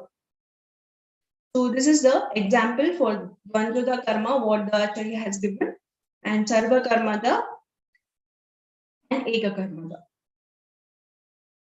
Next is Vibhaga. Vibhagastu vibhaktihi syat viyogo bhagasho graha samyoga nashako guna vibaha, which destroys the combination, and it is also anitya, and it is of 3 types, and it can be occurred in 3 steps, that is vibhakti and viyoga and bhagasho graha. If we want to take an example for a vibhakti, cutting off a drugs into many pieces and making into the kashaya is an example. We can take it this. And viyoga, when I mentions the dvaya of the drugs in one particular formulation, only one is added to it. Then bhagasho graha, obtaining the sattva from the one particular medicine, is considered as a bhagasho graha. Prithatvam syat samyoga vailakshanyam anekata. Differentiating between 2 or more things is considered as a prithatva. Prithak vayu ahara asadharanam karanam prithatvam. The knowledge which is helpful to differentiate one dravya from the another is considered as a prithatva. So the types is asamyoga, vailakshanya, and anekata. That there is no combination can occur is known as asamyoga, and vailakshanya, when the 2 dravyas are different from each other due to lakshanas, and anekata, many having same lakshanas but different with a specific reason. And examples we can see here where the asamyoga, the combination is not at all possible, and vailakshanya, it belongs to the same category but it differs from each other. And anekata, the significance is differential diagnosis, and in the identification of the drugs, this particular guna is helpful. And parimana, parimanam, punarmanam, measurement, pramiyati, anena eti, parimanam, by which we can measure the dravya. Examples are manam, rasta, adaka, tuladi, mayam. So the types anu, mahat, virga, the anjali, hasta, we can measure, then gurutva, that is adaka, rati, all such things. And the significance is dosage of the medicines, then preparation of the medicines, that is proportion of the ingredients, everything depends upon the this particular parimana gunas. For example, Tikshna dravyas, which cannot be used in the same dosage as of the normal one. And if we take an example of a VATA, that is 0.5 mg to 1 gram for media action, we have to give. And if you want to see the Vamana action, we have to give increased dose, like 3 grams. In such grams, if we give more than that, then the Vamana action can be seen. And also, the many formulations have been mentioned based on the dosage, this parinama gunas, the parimana gunas, like for example, Shadbil Uthaila, Kanthe Haritha Kirasena, all such things. And next is Samskara. Samskaraha Karanam Matam. Hello, doctor. Yes, sir.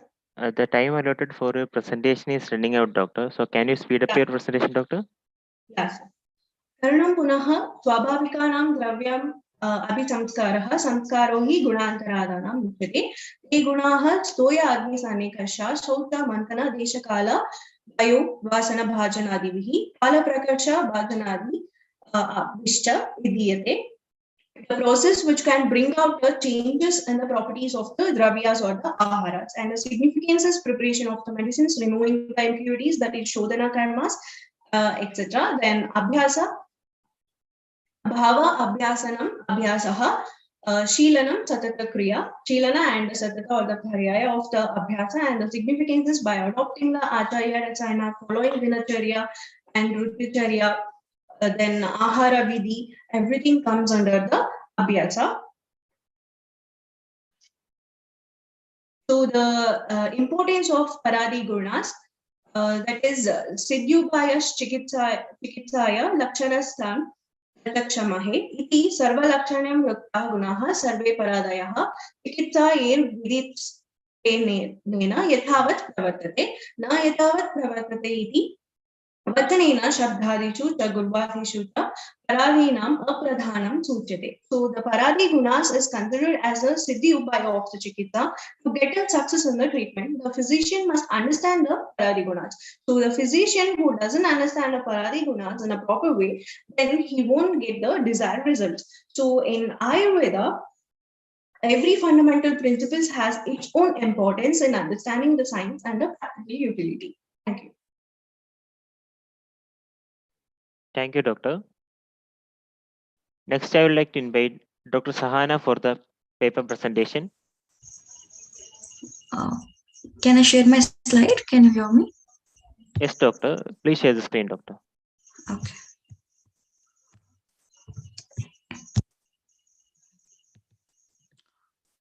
Is the slide visible? Yes, Doctor. Visible, Doctor. Please start.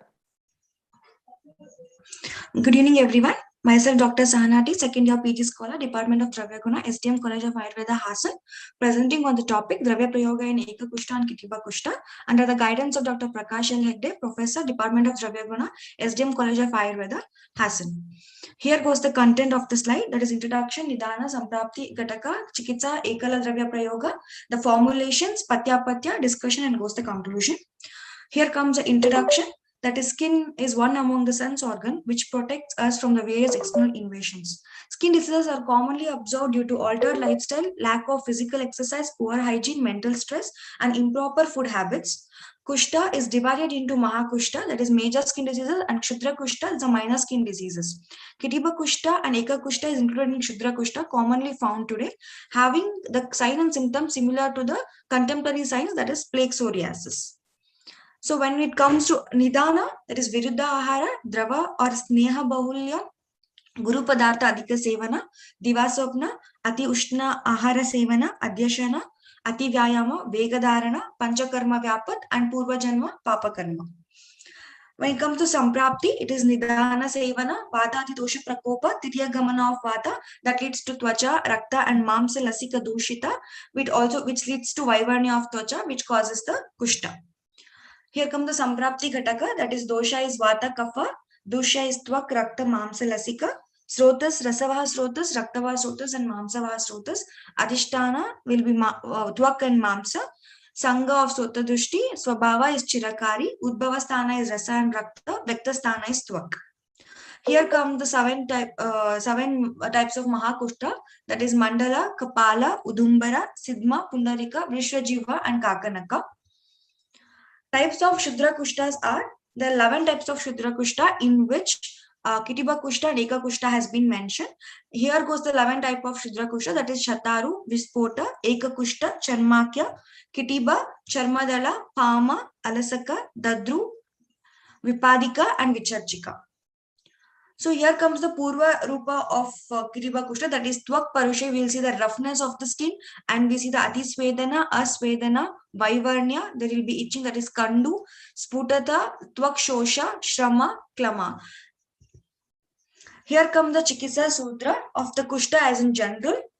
Vatottareshu Sarper Vamanam, Sleshmottareshu Kushteshu, Pittottareshu Moksho, Raktasya Virechanam Cha Agre. This reference is from Charaka.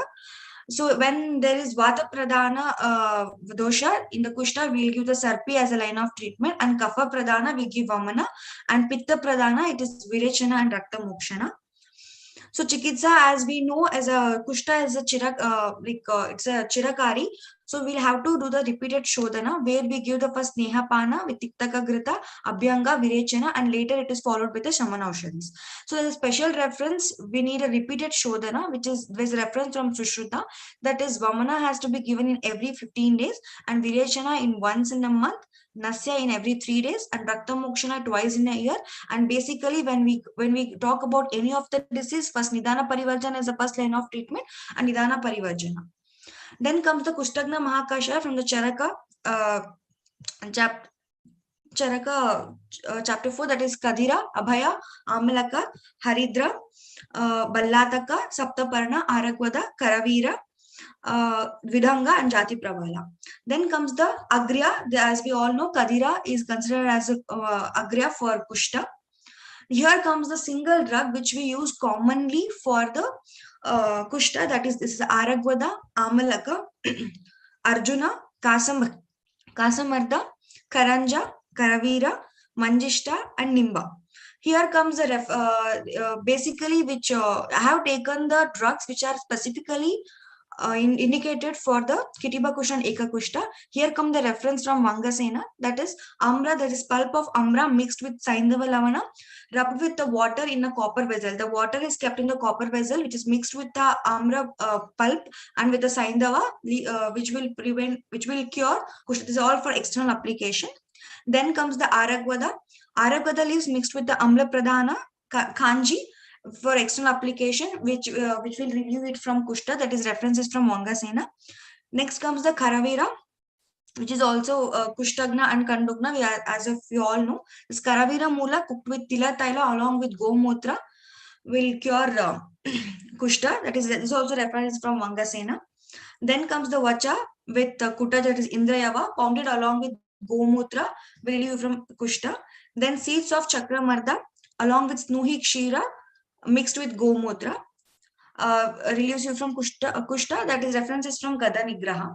Here comes Kasamarda along with Kanji, references Vangasena.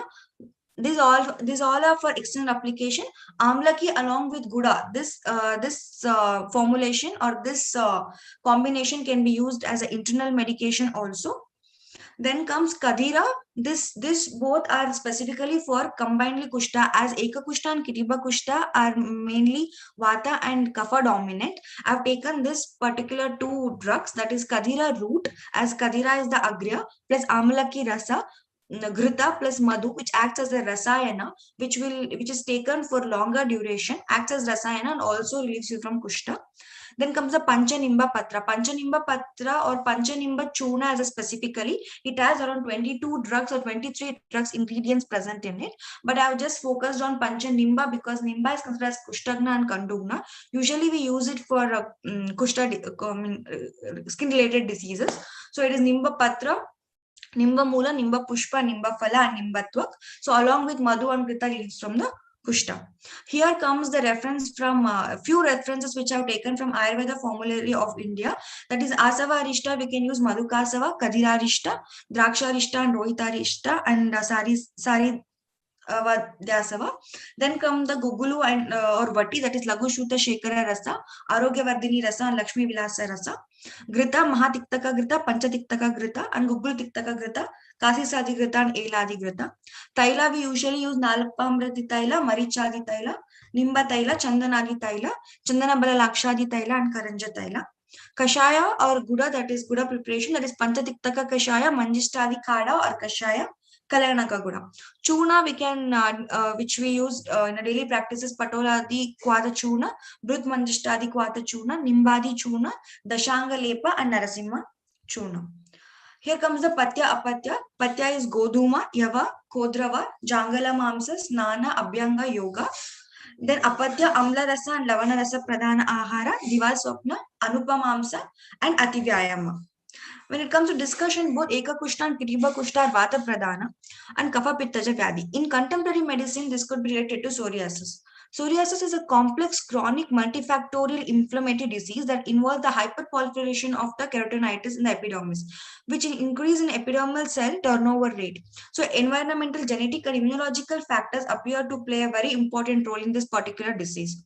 So as we know in the contemporary science, also in Ayurveda, they say it is a Yapya Vyadhi and it has no cure. So treatments aim to reduce inflammation and scales. It slows the cell growth and removes the flakes.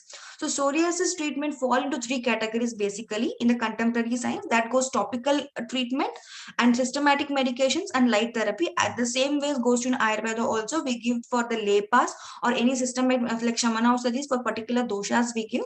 And The single drug therapies and the drug mentioned are either helpful in the external application or in the internal administration. As in the previous slide, which I have explained, those are the drugs which are highly predominant of Kashaya Rasa and Katu Tikta Rasa and Katu Vipaka, with the Vasa which is present, which is more helpful in the Kushta Vyadhis. So these are the drugs. And conclusion, coming to a conclusion, all skin disorders have been explained under the heading of Kushta. Although Eka Kushta and Kitiba Kushta are explained as types of Shudra Kushtas, they are Yapya. Shodhana can be explained as a main treatment for Kushta. As I said before, repeated Shodhana is needed in Kushta as a Chirakari Vyadhi. Shodhana Karma helps to remove the root cause and prevents the disease from its reoccurrence by eliminating the aggravated doshas in the body, relieving the number of lesions and size of the lesions. Prior to Shodhana, some of the simple Dravya Prayogas has been explained for both internal and as external line of treatment that could be used in case of Eka Kushta and Kitiba Kushta, which have been explained. Thank you. Thank you, Doctor. Next, I invite Dr. Anoosha for the paper presentation. Am I audible, sir? Audible, Doctor. Please share the screen, Doctor.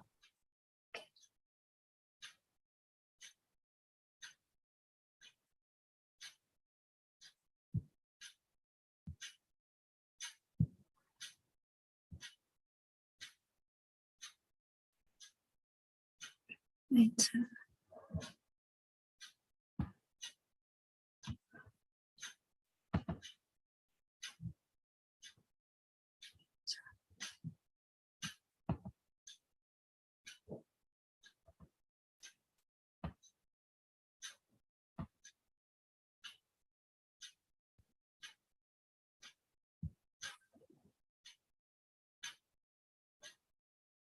Is the screen visible, sir? Screen is visible, Doctor. Your PPT is not visible, Doctor. Now? No, Doctor.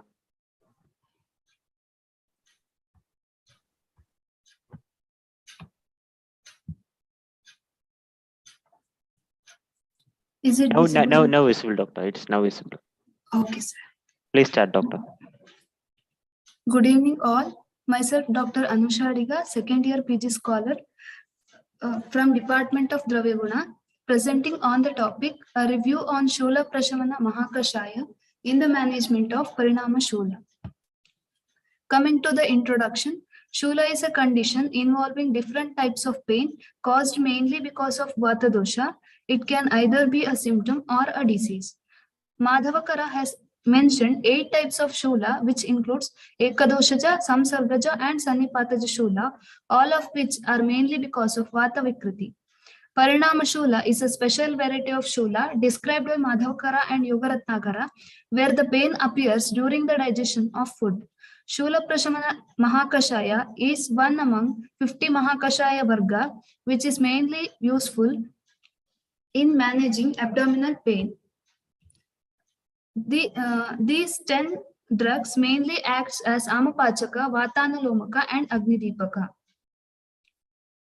Coming to the Shula, the meaning of the word Shula is mainly because of its severity. The 8 types of Shula mentioned by Madhavakara are Vataja, Pittaja, Kafaja Shula.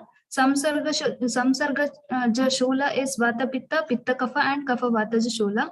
Sannipataja Shula, and special 2 types are Annadrava Shula and Parinama Shula.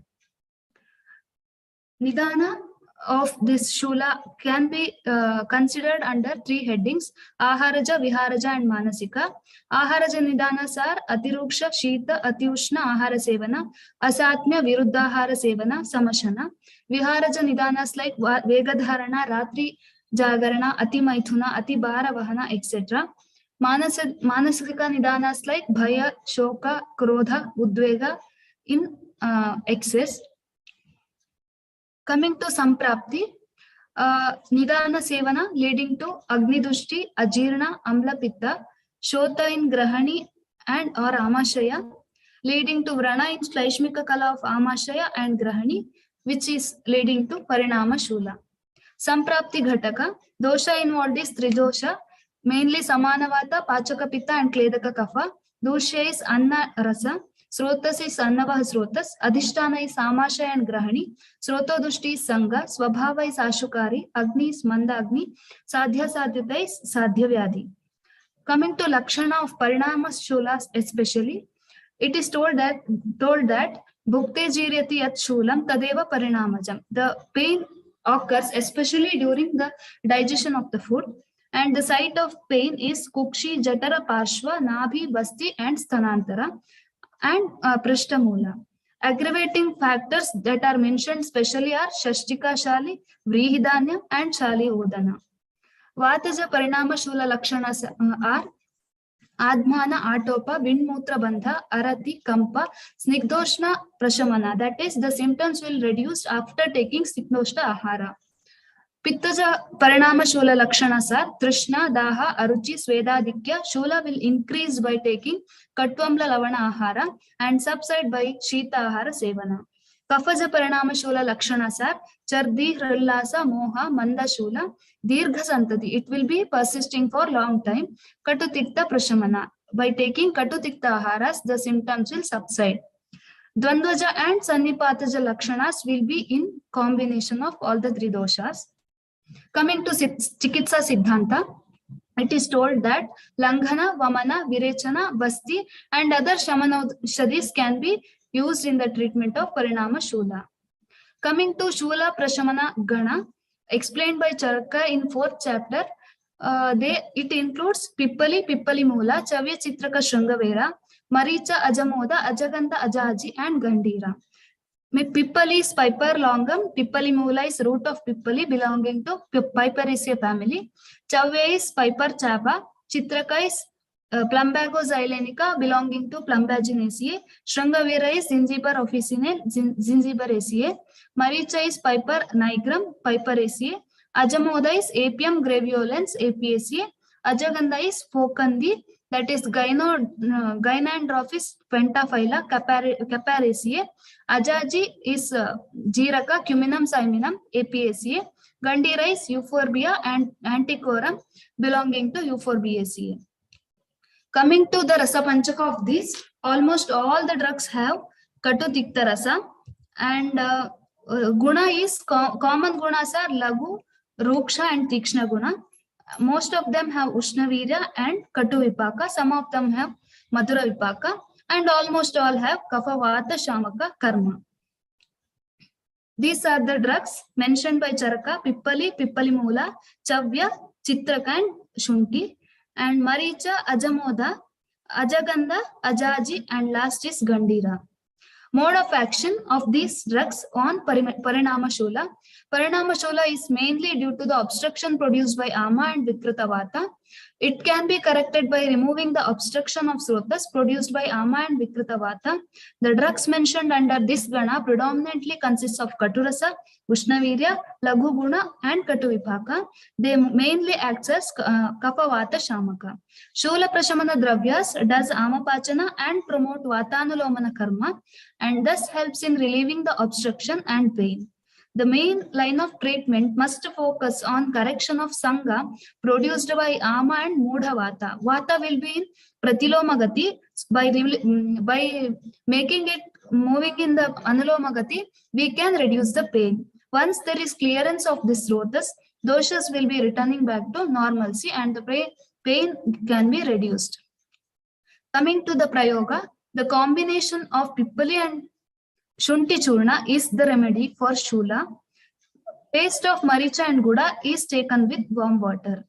Formulations that can be prepared out of this Mahakashaya are Shula Prachamana Churna and Panchakola Fanta, which we use commonly.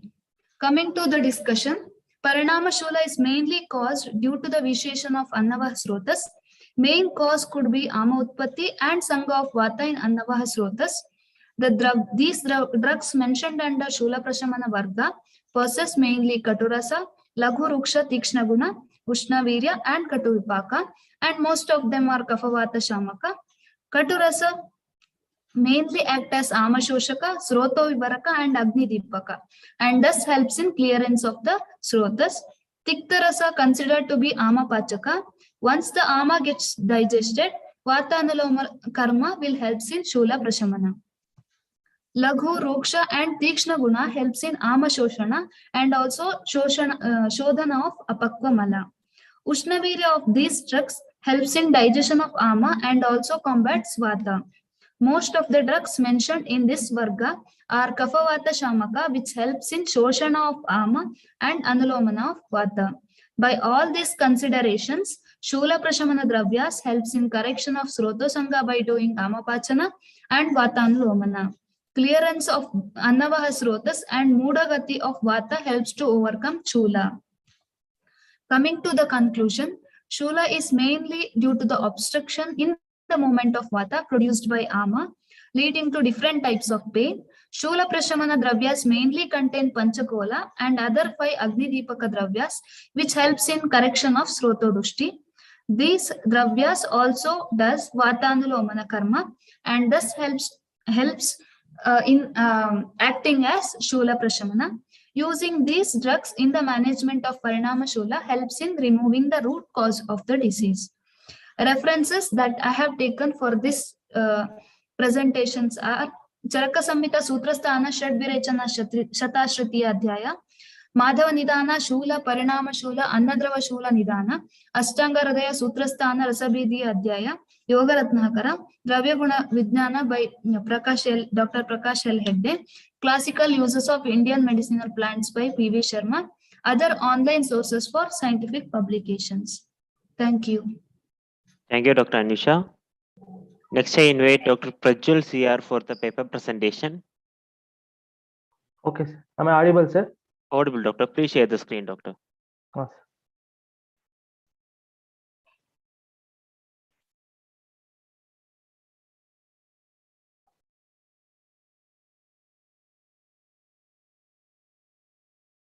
Your screen is visible, sir?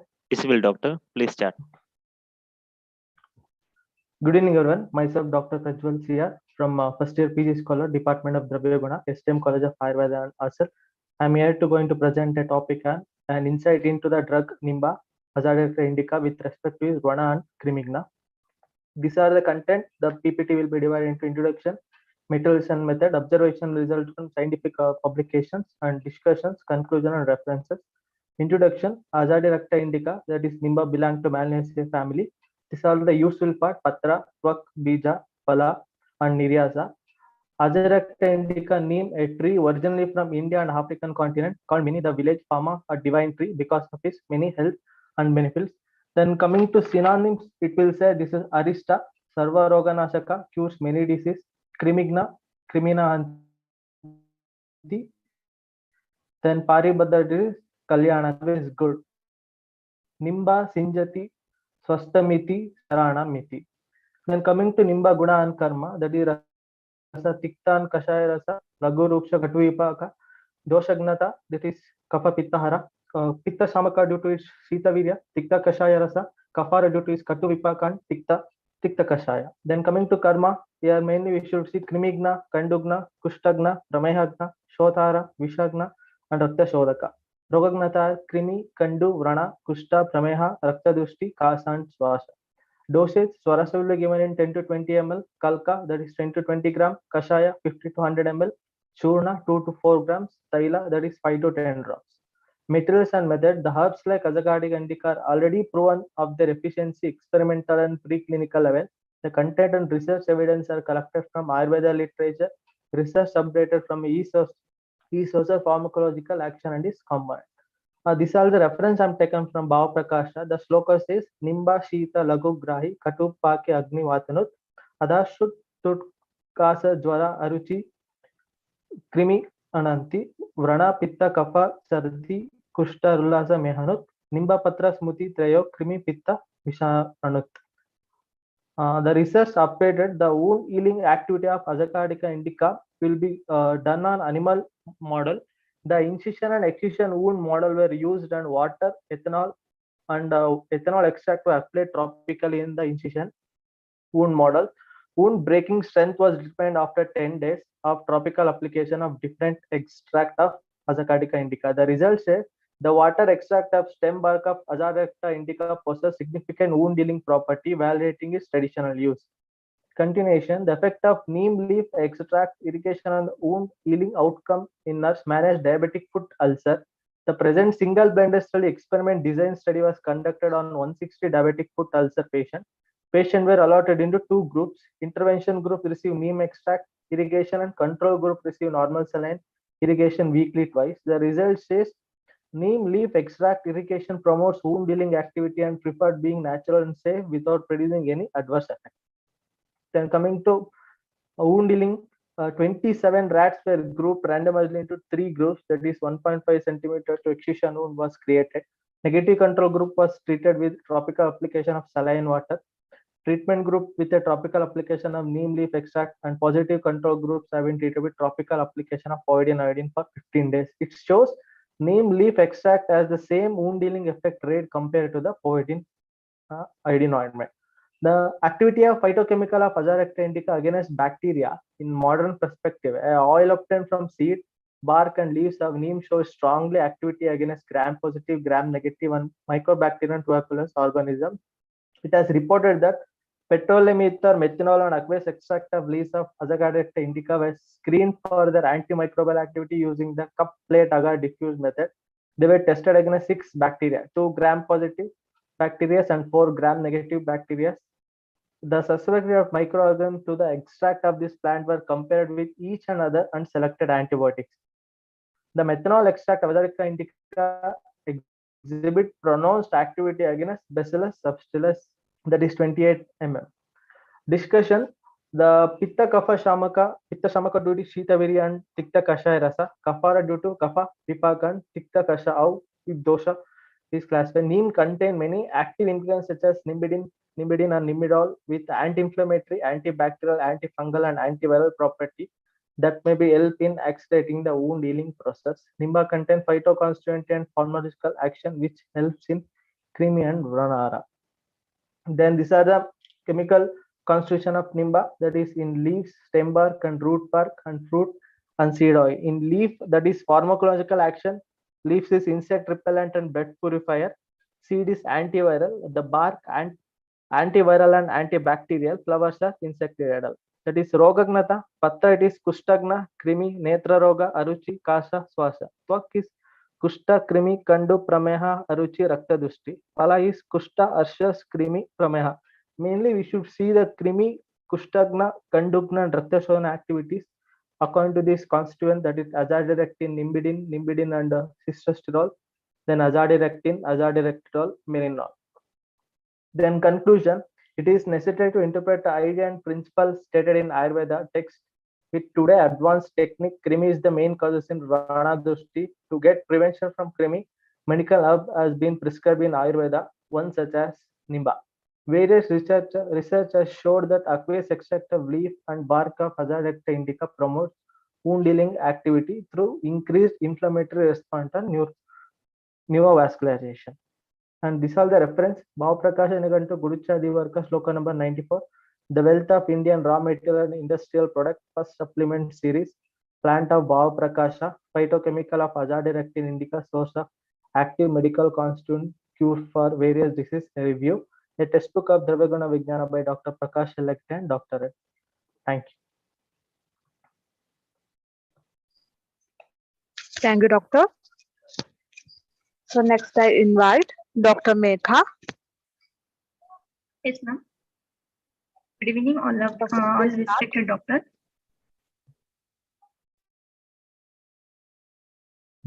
Doctor, please share the screen, doctor. Yes, sir. Your screen is visible, doctor. Please chat. Myself, Dr. Megha Kathani, from the Swasthya and Yoga Department, Modak Ayurvedic Mahavidyalaya Hospital, Nagpur College. Topic is Ayurvedic management of the lifestyle disorder, diabetes and obesity. What is lifestyle disorder? Lifestyle diseases can be defined as a disease linked with one's lifestyle. They are caused by excessive food, energy intake, lack of physical activity, genetic susceptibility, endocrine disorder, medication. Diabetes and obesity is very common problem. Diabetes and obesity are increasing to epidemic proportion globally. There are 37 million clinically diabetes adults worldwide, and there are 650 million people who are obese. Lifestyle diseases are also called as a disease of longevity or disease of civilization. As Ayurveda is recognized as foremost life science and established to prevent and manage lifestyle disorders, the body is being attracted toward its potential. The holistic approach of Ayurveda treating the patient as a whole, meaning intervention targeted towards complete physical, psychological, and spiritual well-being makes the science and a wonderful option in lifestyle disorders. Ayurveda provides better solution in the form of proper dietary management, lifestyle advices, panchakarma like detoxification and biopurification processes, and rejuvenation therapies. The Sadhrita and Aja Dasayana are utmost important to maintain a healthy and happy psychological perspective. Diabetes, a condition in which a person passes sweet like honey urine and quantitatively increased as well as astringent, pale and broken quality is called Madhumeha. Madhumeha is a metabolic disorder related to vibrate kapha dosha and increased medu dhatu. Positive factors, use of dairy preparation, new water, the food, drinks which increases medas, adipose tissue, mutra, and diets which are sweet, sour, salty, fatty, not easily digestible, slimy, cold drinks like beer, excessive intake of dry substance, ruksha ahara, light food, lagu ahara, excessive use of pungent, bitter, cool items, excessive fasting, etc. increase vata and also causes madhumeha. Sukhama, sedentary habits, Swapna Sukham, excessive sleep, Dadhini, eating curd in excess, meat of domestic, aquatic, and marsupial animals, Navannapanam, food made of freshly harvested grains, freshly prepared alcoholic drink, Gudavaikritam, Jagari, preparation or sweets. Types of diabetes, according to Ayurveda, Sahaj Prameha, congenital, and Apatya Nimitta Prameha due to overeating and poor habits. And type of diabetes according to modern, type 1 and type 2. Purvarupas, profuse sweating, cold smell of the body, looseness of the body, feeling of lethargy, feeling as if heart is heavy, feeling comfort in sleep, sensation of a coated tongue, burning sensation in feet and palm, attracts and towards urine, feeling of coating on ears, heaviness of body parts, excessive growth of hairs, excessive growth of nails, affinity towards cold, Sarvakal Nidra, person wishes to sleep all the time, coated teeth, caries, person like cold foods and season. Symptoms, frequent urination, increased thirst, extreme hunger, weakness and tiredness, loss of weight, slow healing of wounds and cuts, tingling and numbness in the hand and feet, blurred vision. Treatment, Udvartana is a powder massage. Dhanyamla Dhara is derived from the word cereals and vinegar. Dhanyamla involves preparation of rice, horse gram, millets, citrus fruits and dried finger. Abhinga is a warm of oil massage. The oil is often premedicated with herbs for specific condition. Bashpasveda is a steam chamber in which the patient sits while steam emanates from a boiling herbal decoction. Vaman, indiosomatin, is targeted to expel increased kapha dosha from the body, Viretana, that involves using plant medicines that have a laxative effect mainly aimed at reducing pitta dosha. Yogvasti is a type of medication given by the enema. Shirodhara is a form of Ayurveda therapy that involves gently pouring liquids over the forehead. Oral medicine, Mamardiga taranta, Phenobric, Indian quinoa tree, Curcuma longa, Dinospora margosa, holy fruit tree, ivy gourd, holy vasili, pomegranate, Jamina silvestri, Cinnamomum tamala, and Equina jambulana. Varnadi medicines, Varnadi kashaya, Jambhasava, Aragvadadi, Nishamali ki churna, Triphala, Shilathatavati, Panchanimma churna, Chandraprabhavati, Dhatri Nisha, and Asmati kashan. Patyahara, grains, Yava, Goduma, Shastika Shali, Kudvara, and pulses, Chanaka, Mudga, Adhaki, Latta, and seeds, Methika, Kamala, and Uttala. Flesh, fat-free meat, forest animal, forest birds, Harina, Shashakaha, Kapota, Titiraha, Lavaka, vegetables, bitter and astringent, Methika, Patola, Karvillaka, Tanduleka, Vastuka, Shobhanjanam, Karkotaka, Rasona, Kadali, fruits, Jambu, Talpala, Amalki, Kapitta, Dadima, tinduka. Other foods, article and spices, dhani, murmura, laja, sandheva, maricha, hingu, haritra, adraka. Apatyahara and vihara, high fat, salts, alcohol, caffeine and refined foods such as a white sugar, white flour, white bread, pastries. Diva swap, avoid sleep after eating.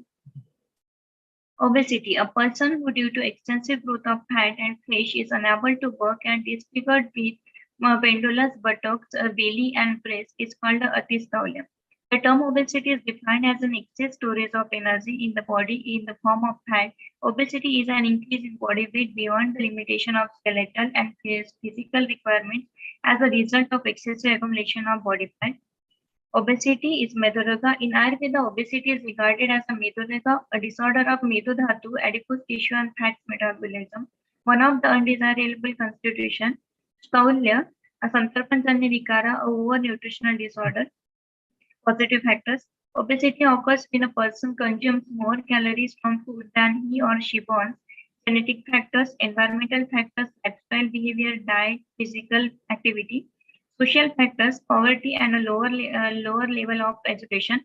Cultural factors, type of foods, way of cooking is different. Drugs like steroid, antidepressant, Datmagrimandya. Dietary causes, overeating, frequent food intake before digestion of a previous meal, excessive consumption of a sweet food, heavy food, cool diet, unprocessed food like dairy products, cheese, cream butter, ice cream, yogurt, excess use of oily food, fried food, grilled food, and fast food, excess use of meat, uses of new grains, uses of sugar canes, agave preparation, excess use of rice, wheat, black gram, drinking water after food intake. Symptoms. Cardinal symptoms of obesity by Charaka, Medomasa Ativriddhi, excessive growth of muscles and fat tissue, Chala speaker, Udarastana, Ayatha Upachaya Uthasa, disproportionate strength with his physical growth, Dorbalya, Dorgandya, Svetobadha, Atikshuddha, Atipipasa, are types of Ayurveda types, Heenastaulya, Madhyamstaulya, and Adhikstaulya. Types of obesity according to modern. Android, gynoid, neither android or gynoid. What is BMI? Body mass index is a value derived from the mass and height of a person. The BMI is defined as the body mass divided by the square of the body height and is expressed in units of kilogram per meter square. This resulting from mass in kilograms and height in meters. Management of obesity. Nitya Langana therapy. Among its Shadvid Upakrama, six-fold therapy, Langana and Rukshana therapies, Vedan herbal steam therapy. Langana, the line of treatment for obesity, has been further divided into Samashodhana and Samashana, Ruksha Ushna Tikta Basti, also suggested by Charak, herbs in use in Uchakadigana, Ruksha Udvartana, dry powder massage, herbs for Udvartana, Triphala, Musta, Neem, Haridra, Daru Harita, Tulsi, Ashwagandha, mustard, Lodra, Vata. Medicine for obesity, Triphala, Vidanga, Gugul, Shilajita, Navaka Gugul, Triphala Gugul, Amruta Gugul, Chandraprabhavati, Mustadi Kvataha, Vidangadi Kvachurnaha, Anupan, lukewarm water and honey. Patyapattahara. Ahar Varga, Patya, Shukadhana. It's Doctor, time allotted for your presentation is running out, doctor. Can you speed up your presentation? Okay, sir. Okay. Shukadhanya, Yava, Kudrava Nivara, Apatya, Goduma Navanna Shali, Shamidhanya Mudga Rajamasa Kulatta Masura Adaki, Apati is Mashatila, Shaka Varga, Rintakaha, Patashaka Patola, and Apati is Madhur Phala, Dravya, Takra Madhuratilla, Uchnavadaka, Dugda, Asavarishta, and Apati Navnita, Grita, Gadi, and Mans meet Rohit Matse is Patya, and Apati is Anupa Advuka, Patya Patya Vihara. Shrama, Pati, Shrama, Jagrana, Vyavayaha, Nitya Langana, Chintana, Shok and Krodha, and Apatya is Sheetal Jalasana, Vigasa, Avayama, Avyayaha, Swapna Prasanga, Shukashaya, Nitya Harsha, Achintaha, Yogasana, Surya Namaskar, Pavan Muktasana, Uttan Padanasana, Dichakrikasana, Padaruttasana, Naukasana, Pranayama, Dhanurasan, Padachittavanasan, Shavasana, and Bhujangasana. Useful tips: avoid eating late at night. Eat only after digestion of previous meal. Eat only when you are hungry. Find out correct quantity of for you. Keep the regular timing of meal. Eat mindfully. Concentrate on your food, what you are eating. Don't divide your attention by reading, working, or watching TV while you are eating. Patya Vihara for preventing Prameha. Sushruta has recommended walking of 100 yojana in 100 days. It means 1 yojana per day. Replace caffeinated and carbonated soft drinks. Beverages with herb spice teas. Fasting 1 day fasting in a week is good. Take a walk after meal. Thank you. Thank you all of you. Thank you, Dr. Meha. Next, I invite Dr. Veera Vandana for the poster presentation. Yes, sir. Okay, Doctor, please share the screen, Doctor. Okay, sir.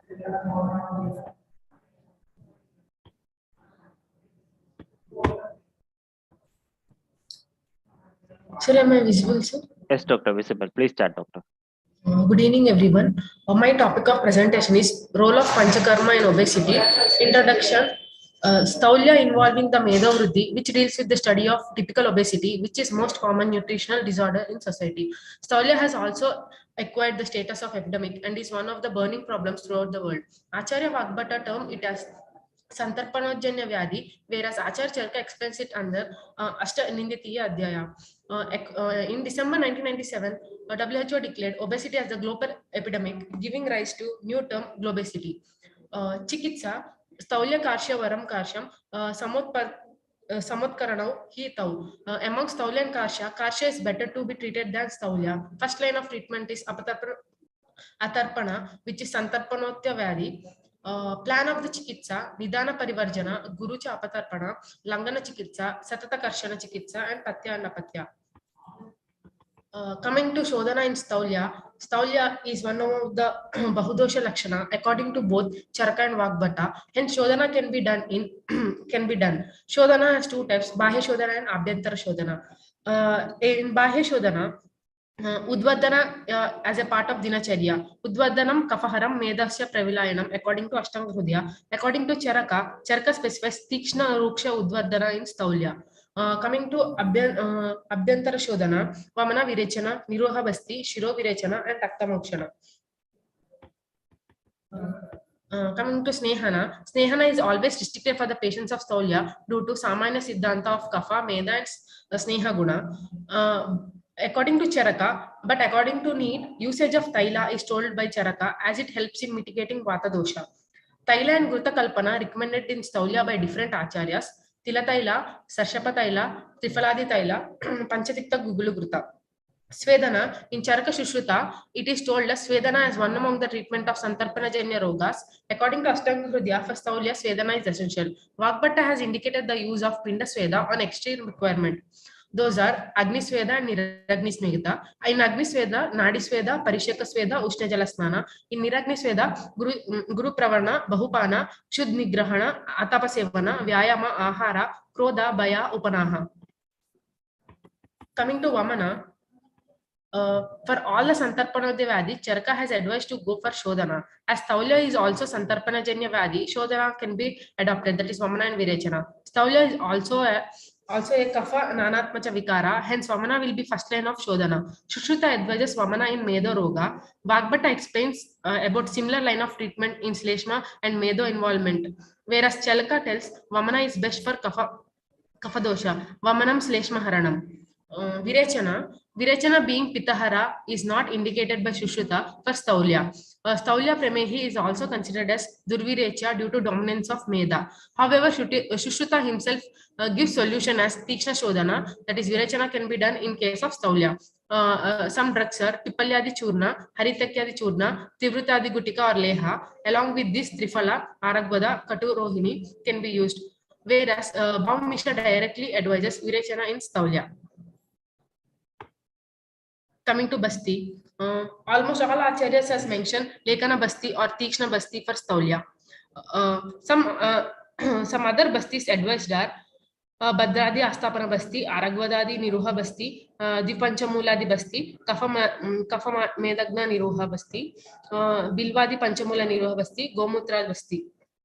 Shiro Virechana, Shushruta mentions Avapida Nasya is in Medha Meda Vyapatsira, whereas Kashyapa indicated Karshana Nasya in Kapha dosha, as Taulya is one among the Kapha Ranamatya Vyadi, Karshana Nasya can be done. Bhava Prakashan Yoga Ratnakara give direct reference to Nasya in Medo Chikitsa using Trifaladi Taila. Coming to conclusion, based on the Prakriti, Avastha and Dosha Bahulya Shodhana should be selected. If necessary, Mrudu Vamana and Virechana can be performed to avoid complications in Staulia. Among all these, Basti is more ideal and do not produce much complication. Also access Meda present all over the body. Satata Karshana is in the form of Shodhana followed by Patya and Apatya. Vayama will help to tackle the Staulia. Thus, Shodhana play a very important role in management of the Staulia.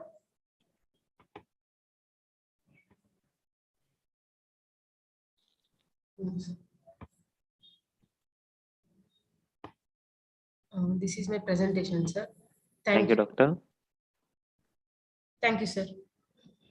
Next, I invite Dr. Arpit Shah for the paper presentation.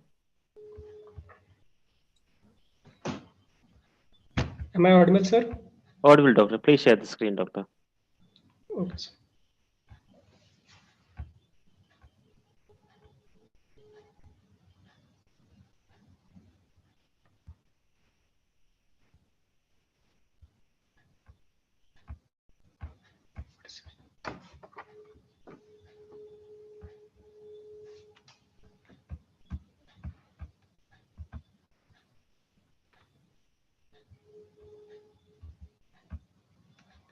Is PPT visible, sir? Not visible, doctor.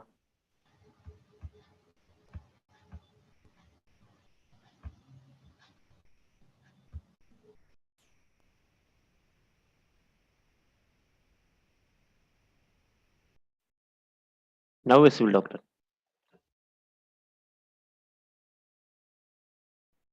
Please start, doctor.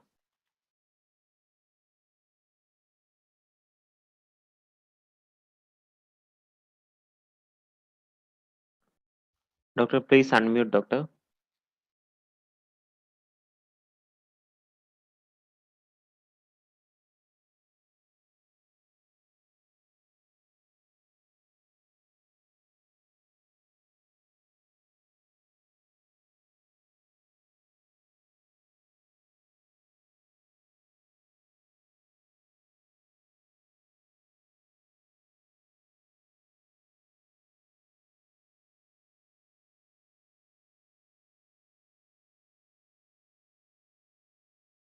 Hello, doctor.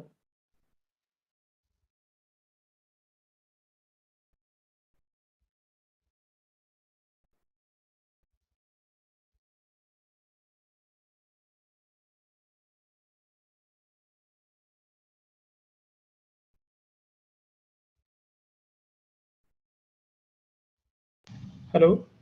Hello. Hi. Doctor, Am I audible? Audible, doctor. Audible. Please share My the screen, PPT? doctor. PPT is not visible. Please share, doctor. Okay.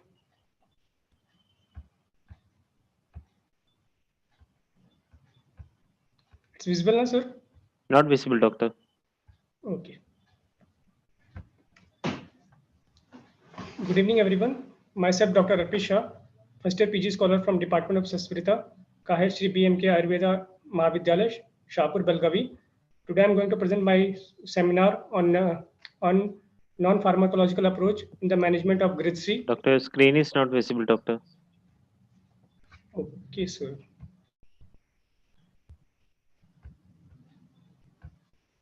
PPT is visible, no, sir? Not visible, doctor. Behind problem with screen sharing, doctor? Okay, sir. Now it's visible? Yes, doctor. Now screen is visible, doctor. And am I audible? Yes, doctor. Audible. Okay, sir.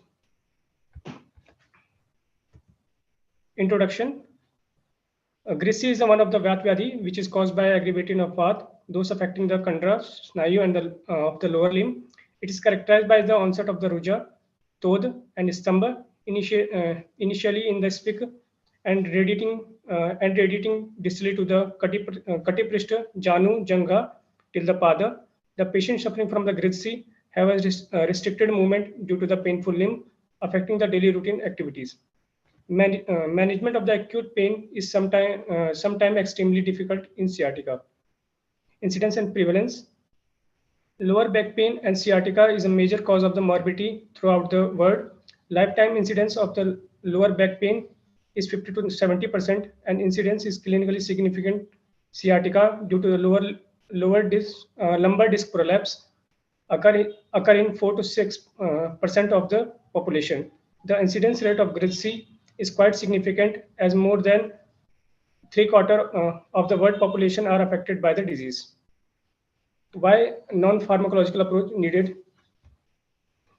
In spite of the different type of the treatment modalities mentioned in the ancient and the modern medical science, they have some other shortcomings and drawbacks.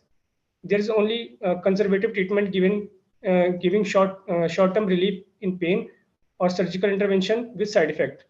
There's a need to find quick relief from the pain in today's era, as it's affect the physical as well as the mental and the social life of the patient. In Ayurveda, various non-pharmacological modalities are given, like a Pathya Ahar, Vihar, Yogasana, Agnikarma, Raktamokshana, Dincharya and Ritucharya, which are supposed to give instant relief from the pain and prevent the recurrence of the pain. Considering all these, the present study was taken up with the objective of evaluating the efficacy of the non-pharmacological intervention in the management of GRIDC. Pathya Ahar. In Bhaisaj Ratnavali, Acharya explained some principles for Vyadvi, which are applicable in the management of the GRIDC.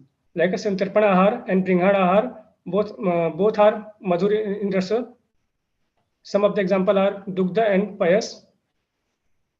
He also explained Kilat, Dadi Kurchika, and Mahasne, like a Sarpi, Tel, Vasamajja. He also explained rasas like Swadu, Amla, and Lavana. We can also advise Naveen Tila, Naveen Masha, Naveen Godhuma, 1-year-old Shali, Shashtika Shali, and Kulathiyusha.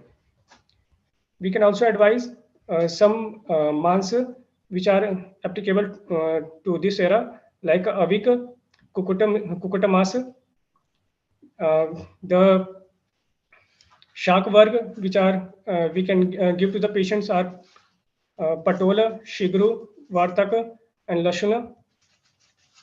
Fal Varg, which can give to the patients, some of the examples are Dadima, Rasala, Jambiri, Badar, Draksha, Naranga, and Naladambu.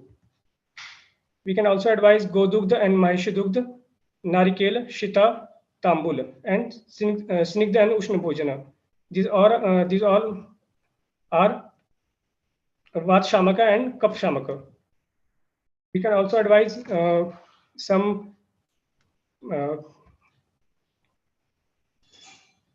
like Jiraka, Hingu, Ela, Yavani, Harita, and Tejpatra. Some supplements which prevent the pain in the sciatica, like vitamin B12, omega-3 fatty acids, and magnesiums. Omega-3 fatty acid, high level of omega-3 fatty acid in the body could lead to the protection of the nerve cell and have beneficial effect on the recovery nerve after the nerve injury. Fatty fishes are the primary source of the healthy anti-inflammatory omega-3 fats. Vitamin B12. Vitamin B12 play a significant role in the generation of the myelin sheath that enclose the nerve. Vitamin B12 also promote the regeneration and the growth of the nerve cells. In some cases, it has been found that deficiency of vitamin B12 cause the neuropathy such as sciatica, nerve pain, numbness, and tingling sensation.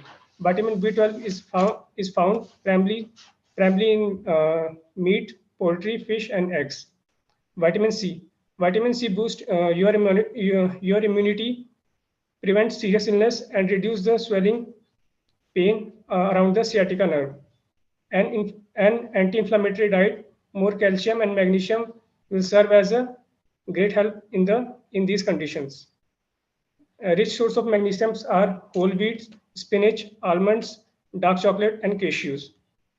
We can also advise some lifestyle modifications like modified daily activities, improve your postures, do exercise daily, manage your weight, take control on your stress level, evaluate and alter your environment. How can we modify our daily activities? By avoiding the lifting heavy objects. If you must lift something, ask for help and make sure you do it correctly. Improve your posture, perform basic posture improving exercise. Remember to sit up straight without stressing your back and legs. Walking and swimming can also strengthen the muscles. Manage your weight and eliminate excess pounds. If patients are abused, we can advise to reduce their weight by do yoga and eat healthy. Stop smoking. To prevent the smoking by stopping smoking, it's prevent the degenerative diseases which is caused by due to the decrease of the viable oxygen being circulated through the blood. Control stress level. Stress adversely affect the muscles and can depress the immune system. It can create muscle tension that result in cramping and stiffness. Breathing techniques, yoga, loosening exercise, relaxing asanas, and meditation have to control the stress level. These are some of the examples of yoga asana that could be beneficial in the grade 3, like Setubandha asana, which strengthens the lower back, Makarasana, which relaxes the nerve and lower back, Shashankasana. Shashankasana release the pressure from the disc and it tones the sciatica nerve, Salabhasana, Ek Paad Pavan Muktasana, Jata Parivartana Asana. Jata Parivartana Asana pull the muscles of the spine in the opposite direction and reduce the strain and the stiffness from the sciatica nerve. Matsya Kridasana relieve the stress of the nerve in the legs. It's relaxing. It is a relaxing pose for the whole body and mind. We can also advise some pranayam like Anulom Vilom, Bhastrika, quick relaxation therapy, deep relaxation therapy, and dhyana. Agni Karma, as we know, it's a famous therapy for the sciatica. Agni Karma, Acharya Sushruta mentioned Agni Karma is a superior among the all major therapies mentioned in Shalatantra and has proved to be a boon where local involvement of the Vata and Kapha dosha are observed. Agni Karma is also indicated in critical disease like Arsha, Arbuda, Bhagandara, Apachi, and Grisya, etc. Rakta Mokshana. Ghati Yantra is a simple and effective treatment for the reducing Ruka, Toda, Stamba, Spandana in Grasri. Shiraveda is cited as by Acharya Sushruta in the context of Grasri is said to be proved quick relief from the symptoms of Avarana by other doshas. Pain might reduce due to reduction of the pressure over the surrounding nerve by Shiraveda. It might be due to the accumulation of the blood was let out through the Shiraveda and allow free space for the movement of limb. It destroys the avarana, which help in normal movement of Vata and therefore restore the normal circulation and function of the Vata. Hence, it can be said that Rakta Mokshana is useful in the practice in the patient when there is an avarana jana samprapti of Grasri, mainly in the Vat Kapha Grasri. So conclusion is the treatment principle of the Grasri depend on the disease condition where the Keval Vat Grasri or Avaranajan Grasri. Sciatica can be acutely managed through the non-pharmacological approaches like practice of the particular diet, yogasana, loosening exercise, Agni Karma, Rakta Mokshana, etc. Lifestyle modification play important role, so one could adapt these things in daily routines. Ultimately, the non-pharmacological approach produces a quick relief from symptoms. These are simple, economical, and highly effective procedure without producing any side effects. Thank you so much, sir. Thank you, doctor. Next, I invite Dr. Matke Abhiksha Ashok for the paper presentation. Am I audible, sir? Audible, doctor. Please share the screen, doctor.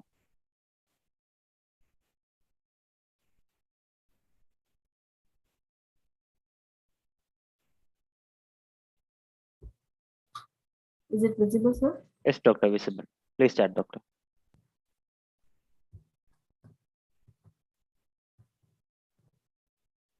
Good evening, everyone. Myself, Dr. Apeksha Mazri from Kahetsri BMK Ayurved Mahavidyalaya, Belgavi. My topic is Sattvaujit Chikitsa, a unique approach towards treatment, guided by Dr. Kashwa Hiramatnan. Introduction. It is a well accepted truth that body and mind follows each other in various consequences. An unhealthy mind surely makes a pathway for various somatic disorders. So, treating psychological disorders should be prioritized for a healthy living. According to Ayurveda, both Manas and Sharirik Rog can be treated in two different ways, Dravyabhut Chikitsa and Adravyabhut Chikitsa. Dravyabhut Chikitsa includes Yukti Vapashraya, that is, it involves use of medicines or any other dravyas for treatment. Adravyabhut Chikitsa includes Daiva Vyapashraya and Sattvaujya Chikitsa, wherein there is no intervention of drugs for the treatment. Daiva Vyapashraya Chikitsa, it can be done with the help of mantra, mani, mangal, bali, etc. It is helpful in diseases caused due to Purva Janmakrit Pap Karma like Kushta, Unmad, Apasmad, etc. Sattvaujya Chikitsa means restraining the mind from unwholesome objects. It is helpful in the treatment of mental disorders like Unmad, Apasmad, and Atatvabhidnivesh. Sattvaujya Chikitsa not only prevents the impairment of deep, driti, and smriti, but also brings them back to the normal state, playing a significant role in the maintenance of harmonious state between these three factors, ultimately leading to happy, healthy state of individual. Materials and methods. Sattvaujya Chikitsa, a specific line of treatment, is essential for the management of Manas Rog to normalize Manas doshas, similarly to the three dosh theory related to bodily disorders. Sattvaujya literally means overcoming of mind or victory over mind or control of mind. It can be achieved by increasing sattva to subdue the exaggerated rajas and tamas. The definition gives a lot of scope for expansion, that is, Sattvaujya punah ahitebhyo arthebhyo mano nigraha. Ahit conveys that something is unwholesome to the other. Artha means that each indriya has its own object that only it can pursue. For example, Gandha is the artha of Granendriya. Asatmendriyartha Sanyog is regarded as one of the principal causes of diseases. So, avoidance of Ati, Heel, and Mithya Yoga, Chinte, Vicharya, Uya, Deya, and Sankalpa should serve to cure the psychiatric disorders. Mononigra, this mind control can be both subjective and objective. Self-control of mind is one of the most difficult tasks and need a perfect combination of desire, determination, and dedication. Mononigra can be achieved by various ways. That is, by regulating the thought processes, which is Chintya, by analyzing the thoughts and ideas, that is Vicharya, by channelizing the pre-assumptions with logical reasoning, Uya, by polishing the objectives by concentrating on it, Deya, and by proper guidance and advice for taking right decision, that is Sankalpa. While describing the principles of treatment, Acharya Charak prescribes the line of treatment for Manas Rog, specifically caused by Manas Dosh, the Gyan, Vidyan, Dhairya, Smriti, and Samadhi. Two examples of Sattvaujya Chikitsa in Manas Rog are Unmad and Apasmad, wherein Santwan, Ashwasan, Dharmartha Vyakya, Ishta Vinashan, Paraspar Prati Dharma can be done. Atatvabhinivesh, where Ashwasan, Vigyan, Dhairya, Smriti, and Samadhi can be done. Here are few examples of Sattvaujya Chikitsa in Sharirik Rog. In Jwar, Ashwasan, Harshan, Ishtalabh, Kam, and Krodh can be done. Hikka, Bhay, Harshan, and Sahas can be done. In Chardi, Mononukul Vakya, Ashwasan, Harshan, and Hitavihar. In Atisar, that is Bhayaj Atisar, Harshan can be done, and Shokaj Atisar, Ashwasan can be done. In Madatya, Harshani Kriya are to be done. Discussion. Sattvaujya Chikitsa is an approach which prevents the impairment of intellect, patience, and memory and brings them back to the normal state. Thereby, all the measures included under Sattvaujya Chikitsa, that is Jnana, Vidyan, Dhairya, Smriti, Harshan, Ashwasan, helps an individual to discriminate between thoughts and actions, to divert mind and make the patients to involve with commitment in other or next activity, to regulate thought process, to take out phobic nucleus by making awareness of subject knowledge and true facts, restraining of ideas, and for proper guidance and advice for taking right decisions. Measures mentioned for the maintenance of physical health, directly or indirectly, maintain the doshas of the body, resulting in dhatu samyata. Suppression of suppressible urges like lobh, shok, krodh, bhay, matsarya, etc. result in predominance of sattva gun, normalizing the rajas and tama gun. Some diseases like atisar may occur due to bhay and shok. It can be managed by such harshan and ashwasan, which can elevate mental status of patient, and thereby vatari dosh becomes normal. Harsha is a character of Rasasar Purush. It indicates that the pleasure is the result of healthy Rasadhatu.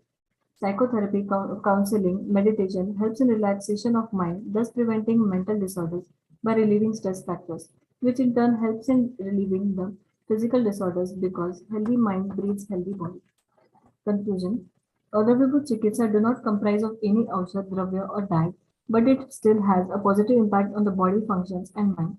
Sattvaja Chikitsa is one of the types of Ayurvedic Chikitsa, which is a unique approach to treat both Sharirik and Manasik disorders and also maintain stability and equilibrium in one's health. Our Acharyas have laid emphasis in both Ahar and Vihar as treatment measures. Some of these therapies help in preventing diseases, some help in curing the disease, while some help in maintenance and balance of the doshas. Ayurveda flourishes the knowledge of Sattvaja Chikitsa since age-old times in its literature, but practice of which is lacking in the society. There is a need to thrive this knowledge and bring it into practice for the betterment of human life. Thank you. Thank you, Doctor. Next, I invite Dr. Bhavana for the paper presentation. Yes, sir. Sir, can you please share my PPT on the screen? Okay, Doctor.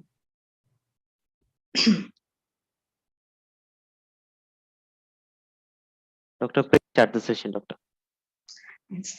Good evening, one and all. Myself, Dr. Bhavana BC, presenting on the Kampavata management, a case study. Introduction. Kampavata is one among Vatajananatmaja Vyadhi explained by Acharya Charaka in Sutrasthana 20th chapter. It also explained in the name of Vepatu by various other Acharyas for the disease Kampavata. Parkinson's disease, known in Ayurveda as Kampavata, is a neurological disorder affecting 1% of the population over age 50 years and is the fourth most common neurological degenerative disorder found in the elderly.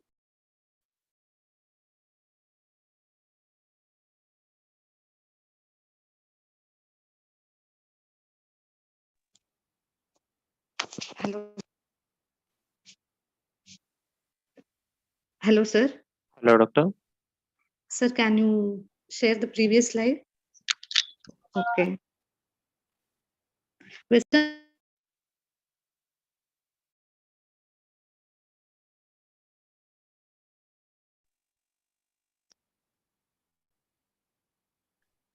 Hello, sir.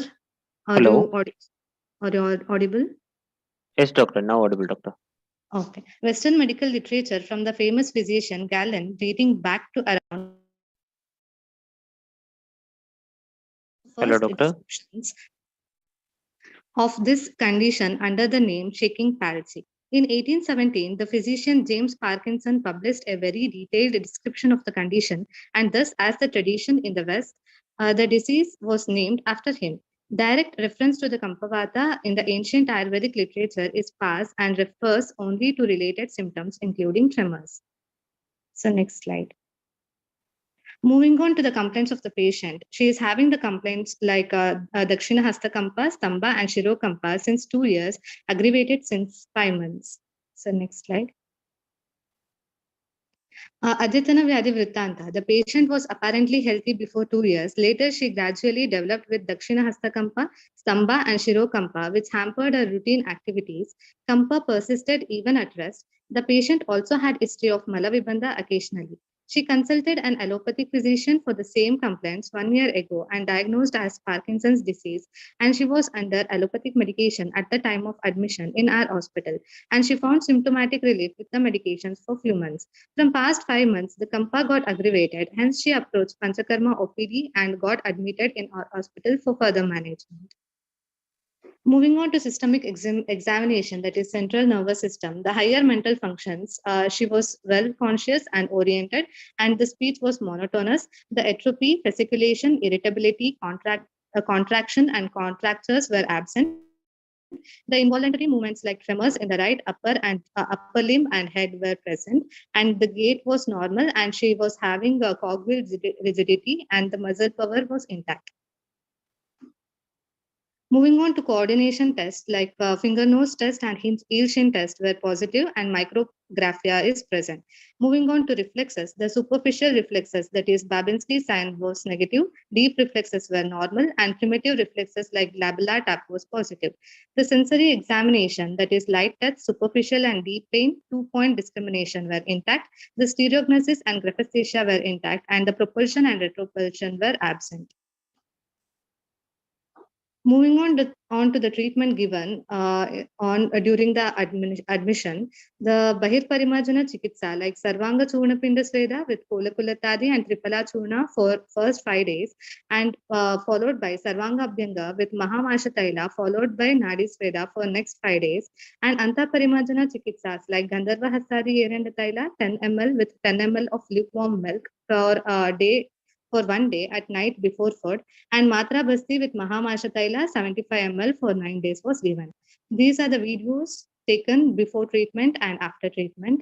Sir, can you play the video?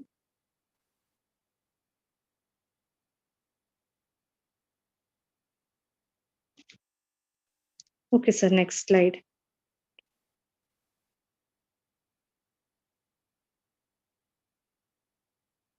Moving on to observation and results, the Kampa in Dakshinahasta and Shirokampa were reduced, and improvement in speech was observed, and rigidity reduced, and Malavibhandata reduced.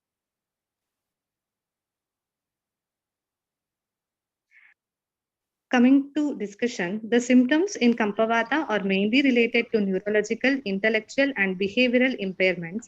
The treatment in this case was planned to improve the neurological, intellectual, and behavioral symptoms. The treatment should be directed towards reducing Vata and Kapha dosha. In acute conditions, the Ruksha Chikitsa like Udvartana, Chunapinda Sweda should be done, considering the avarana of Kapha, and in chronic conditions, Snigdha Brahmana Kriyas should be carried out. In Stambha Pradhana conditions, the Kaphavrita Vata Chikitsa like Ruksha and Ushna Chikitsa should be done, and in Kampa Pradhana conditions, the Kevala Vata Chikitsa like Snigdha and Ushna Chikitsa should be carried out. Coming to conclusion, the Kampavata can be clinically compared with the Parkinson's disease according to Ayurveda. Among the various Ayurveda treatments, the various Panchakarma procedures such as Abhyanga, Svedana, Nasya, Shirobasti, Shiropichu, and Basti proved to be effective for treating TD patients. Depending on chronicity and dosha association, either Avarana Vata Chikitsa or Kevala Vata Chikitsa should be carried out. Hence, there is a need for Samprapti Vigatana Chikitsa in the management of Kampavata. Thank you, one and all. Thank you, Doctor. Thank you. Next, I invite Dr. Pallavi Jain for the paper presentation. Good evening, sir. Am I audible? Audible, Doctor. Please share the screen, Doctor. Yes.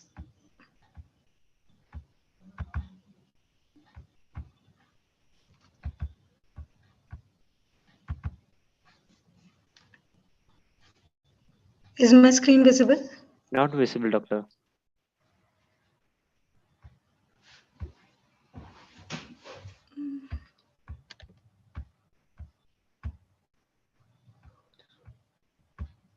Now is it visible? Yes, Doctor, visible.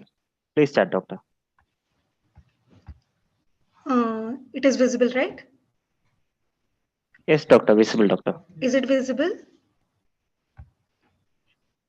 Okay. Good evening, everyone. Myself, Dr. Pallavi Jain, first year PG from PANCHKARMA department. Under the guidance of Dr. Pradeep Grampurohit, I am presenting my paper presentation. I belong to KAHES Sri BMK, Kankanwadi Ayurveda Mahavidyalaya. My topic for today is integrated approach on the management of non-specific low back pain. Brief introduction. Nowadays, humans are suffering from many lifestyle-related disorders due to adaptation of modern lifestyles. Around 3 in 5 people in India suffer from back pain on an average. While the most of the time, these back pain is not a much serious issue because many a times cause is not known. Such type of pain is is known as non-specific pain because cause is not known. Modern doctors prescribe only painkillers to ease this pain. This kind of pain generally disappears within 5 to 6 weeks by its own, and there is maximum possibility of reoccurring. Sometimes the pain reoccurs on a regular basis. This is when further treatment is required. Prevalence: low back pain is a global healthcare concern as more worldwide impairment is brought on by low back pain than by any other illness or medical condition. It is estimated that up to 84% of adults have low back pain at some time in their lives. The vast majority of patients seen in primary care, more than 85%, have undefined low back pain. And it is very fortunate that this type of pain gets totally relieved within about 6 weeks. The real problem starts when the low back pain strikes again and again and again, and that's when the treatment is required. Timeline of the pain: patients who have low back pain more than 4 weeks are categorized under subacute pain, and some may progress to chronic pain that lasting for 12 weeks. Causes of non-specific low back pain: there is no particular cause for this, but possible causes may be a ligament or muscle sprain, minor issues with the spinal disc, or problems to lower back tissues or structures related to it, wrong sitting or standing postures, wrong sleeping postures, and wrong techniques of lifting weights or bending. Symptoms: non-specific low back pain can occur on and off sometimes, but it occurs for many months. Then it needs further diagnosis and treatment. Depending on the underlying cause of the pain, symptoms can be experienced in a variety of ways. For example, pain can range from a dull ache to stabbing or shooting type of pain. Other sensations may include numbness, tingling, muscle spasm, or tightness in the low back, pelvis, hips. Pain can be isolated to one side of the lower back pain or both sides. It can spread to buttocks or refer down to your legs. Pain that worsens after prolonged sitting or standing. And symptoms, for as far as non-back pain is concerned, it does not keep coming. It does keep coming and going, but it does not persist for a long duration. In Ayurveda classics that managed the treatment of back pain or katishul will be planned according to the presentation of the dosha, predominance, and underlying causes. So the Ayurvedic treatment protocol includes Panchkarma therapies for Shodhan, internal medicines, external applications, physiotherapy, lifestyle modifications, and advice on diet.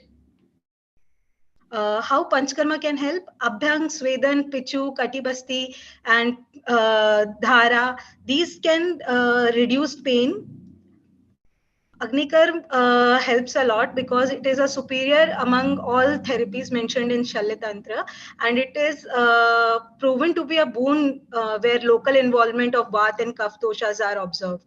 Agnikarma is indicated in many critical conditions like Arsh, Arbod, Bhagandar, Apachi, Antarvidradi, Gridisi, Katishul, and many other Vatvyadis.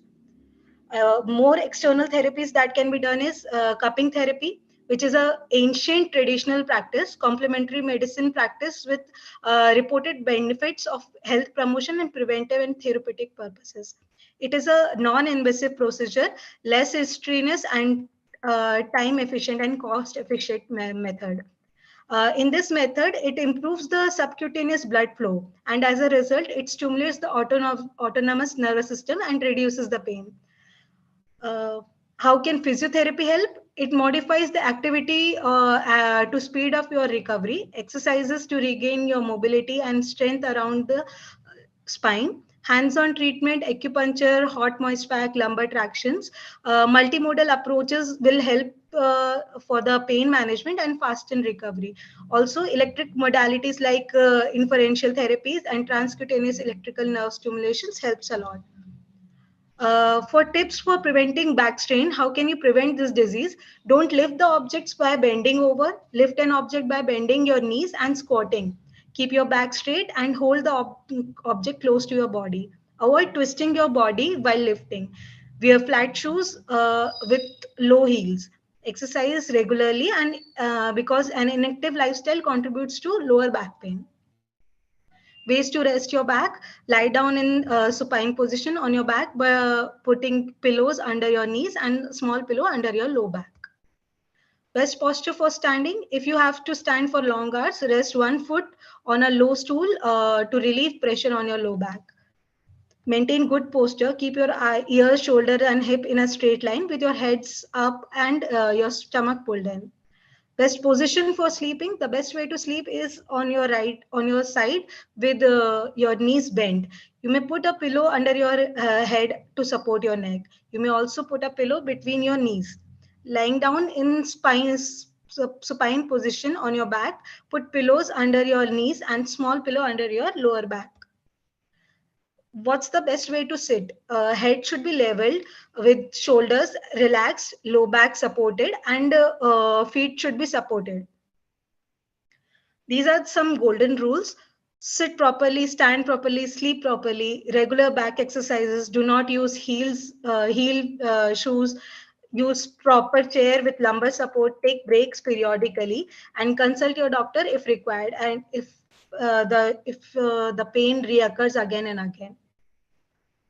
Pathya may include Santarpan Ahar, Brahan Ahar like Madhur, Payas, Ras, Mans Ras, Dugdh, Sarpi Tel, Vasa Majja, and diet that includes dominance of Amla Ras and Lavan Ras. Also, yogasans that could help is bridge pose, Makarasan, Shashakasan, and Shalabhasan. How can you help yourself at home? Different ways to either prevent back pain from occurring or reoccurring. Maintain an active lifestyle. A sedentary lifestyle that leads to muscle imbalances, weakness, poor posture, obesity, and poorer coping mechanisms. So that's why maintain an active lifestyle. Practice at least 150 minutes per week of moderate exercise that can get you huffing and puffing a bit. Muscle strengthening activities at a moderate intensity 2 days a week. Strong core strengthening exercises will help you reduce the occurrence and reoccurrence of the lower back pain. So it's very important to stay strong. Maintain a positive outlook, because people who perceive that they are in control of their lives have a much better prognosis. Seek professional advice early in the process of dealing with your low back pain. Early interventions might drastically improve outcomes in a shorter period of time. Take care of yourself because you're very important. Conclusion. Nowadays, humans are suffering from many lifestyle disorders due to adaptations of modern lifestyle. Low back pain is one among them, and it is not a life-threatening condition, but it causes great discomfort and restriction in social and other activities. It is not only clinical, but also social, economical, and public health problem affecting general population indiscriminately. In this modern era, it is most challenging problem. Majority of people are suffering from this palliative disease, which has no complete remedy in any system till this advancement of time. In the contemporary medical system, the administration of muscle relaxants, NSAIDs, corticosteroids, and pain relievers provide temporary relief. And also the surgical treatment can provide anatomical correction, but they are very invasive, expensive, may result in a number of complications also. But whereas Ayurveda treatment, it is a holistic approach. Ayurveda system of medicine is a time-tested therapy and has a good hold on this particular disease. Thank you. Thank you, Doctor. Next, I invite Dr. Apurva MS for the paper presentation. Dr. Apurva, are you there? Yes, sir. Okay, Doctor. Please share the screen, Doctor. Yes.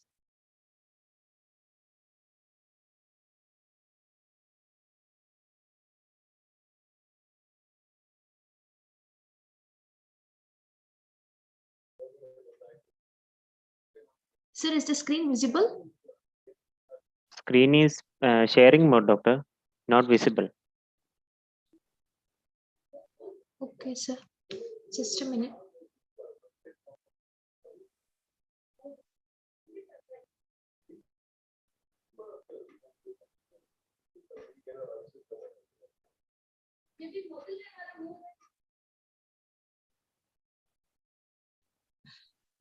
Sir, is it visible now? Not visible, doctor. It is sharing mode. It is sharing but not visible.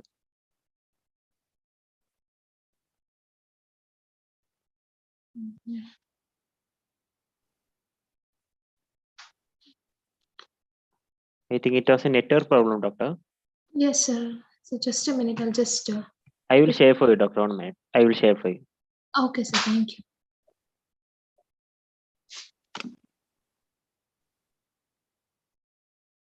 Doctor, please start the session, doctor.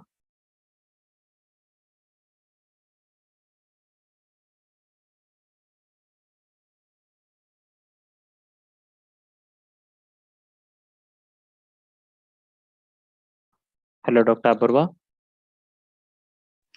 So can I start? Please start, doctor.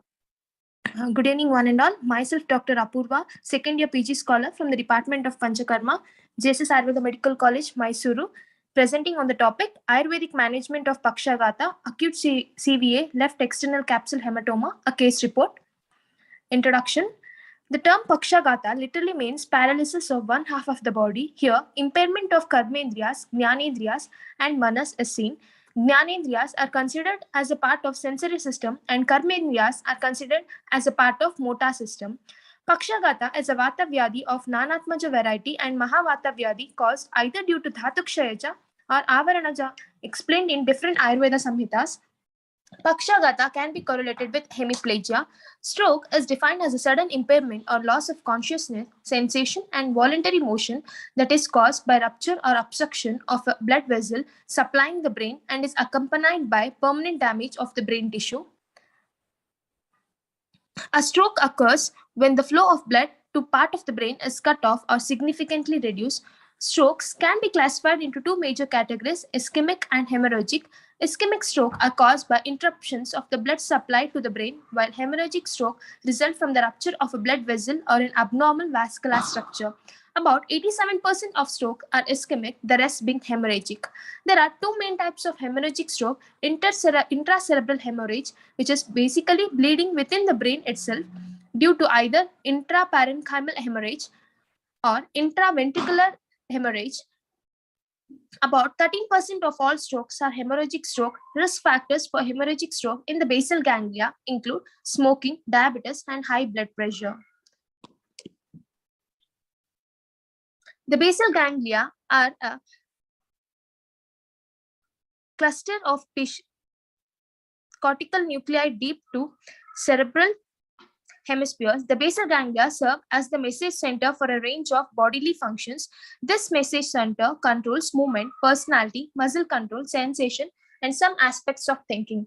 Many of the strokes that occur in the basal ganglia are hemorrhagic strokes. The blood vessels in the basal ganglia are especially small and vulnerable to tearing or rupture. This is why basal ganglial stroke are often hemorrhagic strokes as well. Panchakarma is one of the important treatment modality of Ayurveda. Panchakarma is very useful in treating neurological diseases as well as paralysis. By considering all the above facts, the present study was planned to assess the efficacy of stroke with Panchakarma therapy. Case description. Patient name Mrs. Ashwini, age 39 years, female, from the residence of Mysore. The date of admission was on 8 August 22. Date of discharge 28 August 22. Chief complaints were patient complaints of weakness and loss of strength with loss of sensation in right upper and lower extremity associated with stiffness and heaviness since 23 days. History of present illness. A female patient aged 39 years presenting with complaints of weakness and loss of strength with loss of sensation in right upper and lower extremity associated with stiffness and heaviness. The patient was said to be apparently healthy 23 days back. Later, on 16th of July 22, around 1 a.m., while she was returning back to her bed from bathroom, suddenly she fell on the ground, during which she noticed right-sided weakness with left side facial deviation and finds difficulty to speak along with severe headache. At the time of onset, there was no loss of consciousness, vomiting, giddiness. She was taken immediately to the Apollo Hospital, Mysuru, and was treated for 10 days. So now she has approached her hospital for further management. History of past illness. Known case of hypertension since 10 years and a medication since 6 months. The medications for hypertension was not, it was irregular. She was not under the proper treatment. Known case of diabetic mellitus since 1 year under insulin. Known case of hypothyroidism since 1 year under medication. History of C-section 11 years back. History of weakness, fatigue, headache on and off since 6 months. History of numbness since 3 to 4 months, which is less frequent. Ashtasthana Pariksha and Dashavita Pariksha. Ashtasthana Pariksha, Nadi 76 beats per minute, Mala once per day, Mutra 3 to 4 in the day and 1 to 2 in the night. Jibha was Alipta, Shabda was Prakrita, Sparsha is Anushna Shita, Drik Prakrita, Akriti is Stula. Whereas the Prakriti is Kapha Vata, Vikriti Vata, Sara Satmya Samhana was Madhyama, Satmya was Sarva Rasa Satmya, Ahara Shakti was Madhyama, Vyayama was Avara, Pramana and Vaya was Madhyama. Investigations done. The HP investigations done on 8/8/22 was HP percentage was 11.6%, neutrophils 73 gram per dl, lymphocytes 24 gram per dl, eosinophils 2 gram per dl, monocytes 1 gram per dl, WBC was 12,600 cells per cubic millimeter, ESR was 72 mm at first hour. The FBS on 13/8 was 122 and 24 mg per dl, PPBS was 175 mg per dl, HIV and HbSAg was negative. Urine routine, urine albumin traces were found, urine sugar was nil, pus cells 2 to 4, epithelial cells were plenty. A CT scan done on 18/7/22, impression is hemorrhage with mild surrounding edema in left posterior gangliocapsular region, mild periventricular white matter hyperdensities. MRI brain angiography done on 16/7/22 was focal acute left gangliocapsular hematoma, likely hypertensive bleed. Now, nervous system examination, she was well conscious, well oriented to time, place, and person. She was cooperative and attentive. Coming to the memory, the immediate memory was intact, whereas the recent and the remote memory was hampered. Cranial nerve examination was intact. Coordination tests were intact. Next, motor system examination. Attitude of the limb was hemiplegic. Gait as hemiplegic or circumduction gait. Coming to the muscle tone, in the right limb, before treatment, the clasp knife rigidity was found, and after treatment, it was normal. In the left limb, before and after treatment, it was normal. Muscle power, before treatment in the right arm, in the right extremity is 4/5, and in the left extremity is 5/5, whereas after treatment, the right extremity muscle power is 5/5, and left same 5/5. Reflexes, the biceps, triceps, supinator, knee jerk, and ankle jerk in the right limb before treatment was +3, whereas in the left limb it was normal, and after treatment in the right limb it was normal. Babinski sign was positive. And sensory system examination, the examination in the right limb like light touch, superficial pain, temperature, vibration, joint position sense, stereognosis, and graphestia was completely absent in the right limb before treatment. In the left limb it was intact, whereas after treatment, the light touch, superficial pain, and temperature was elicited after the treatment, whereas vibration, joint position sense, stereognosis, and graphestia was slightly elicited after the treatment of 21 days. The intervention, so from initially from day 1 to day 9, that is 8/8 to 15/8, Sarvanga Dhanyamla Seka was done dry without application of oil, and from 16/8 to 22/8, Sarvanga Abhyanga followed by Nadi Sweda with Ksheerabala Taila for Abhyanga was used. Next, from 23/8 to 26/8, Sarvanga Shashtika Shali Pinda Sweda with application of Ksheerabala Taila was done, and from 9/8 to 27/8, Thailadara with Ksheerabala Taila was done. From 8/8 to 28/8, Thalam with Rasnadi Churna plus lemon was done, and from 16/8 to 26/8, Matra Basti was done with Dhanvantara Grata 30 ml and Ksheerabala 7 Avartita Taila 30 ml.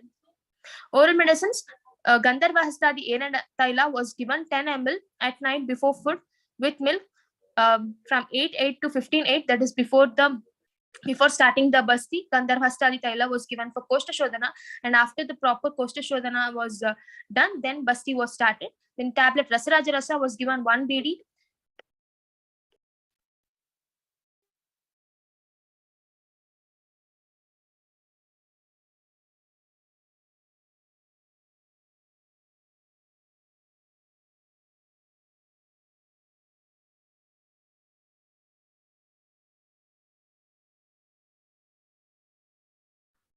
Hello, doctor. Hello, Dr. Apurva, are you there? Yes, sir. Yes, sir. Observation and results. Assessment was done on 0th day, that is 8/8/22, and 21st day, that is 28/8/22. Significant improvement was observed in memory, mood, tactile sensation, and motor functions. Initially, the patient was not able to walk even for 3 to 4 steps with support, and later, after treatment for 21 days, she was able to walk independently for a long distance. Discussion. Acharya Charaka has described Pakshagata in Vata Nanatmada Vyadi, and Acharya Shushruta has mentioned in Mahavata Vyadi. Acharya Charaka and Shushruta has given treatment protocol of Pakshagata, which is Snehana, Swedana, Mruda Virechana, Bhastikarma, Murni Taila, and accordingly treatment was given in this patient. The treatment protocol of Pakshagata, which was followed, is Amanihirana, initially that is by Sarvanga Dhanyamla Seka, and Vata Shamana was done by Sarvanga Abhyanga, and later Brahmana line of management was adapted, that is Shashtika Shalipinda Sweda. Its conclusion, this case study demonstrates the successful management of a case of Pakshagata, acute severe left external capsule hematoma using Ayurvedic treatment. Improvement in tactile sensation, muscle power, muscle tone were observed along with significant improvement in memory. On the basis of result observed in this case, it can be said that Ayurvedic management with Panchakarma procedure like Dhanyamla Seka, Abhyanga, Shashtika Shalipinda Sweda, Anulomana, and Shirodhara, Matra Basti Talam, along with oral Ayurveda medication, are effective in the management of Pakshagata. Thank you, sir. Thank you, Doctor. Next, I invite Dr. Dhanraj Patel for the paper presentation. Dr. Dhanraj Patel. Doctor, please unmute, Doctor.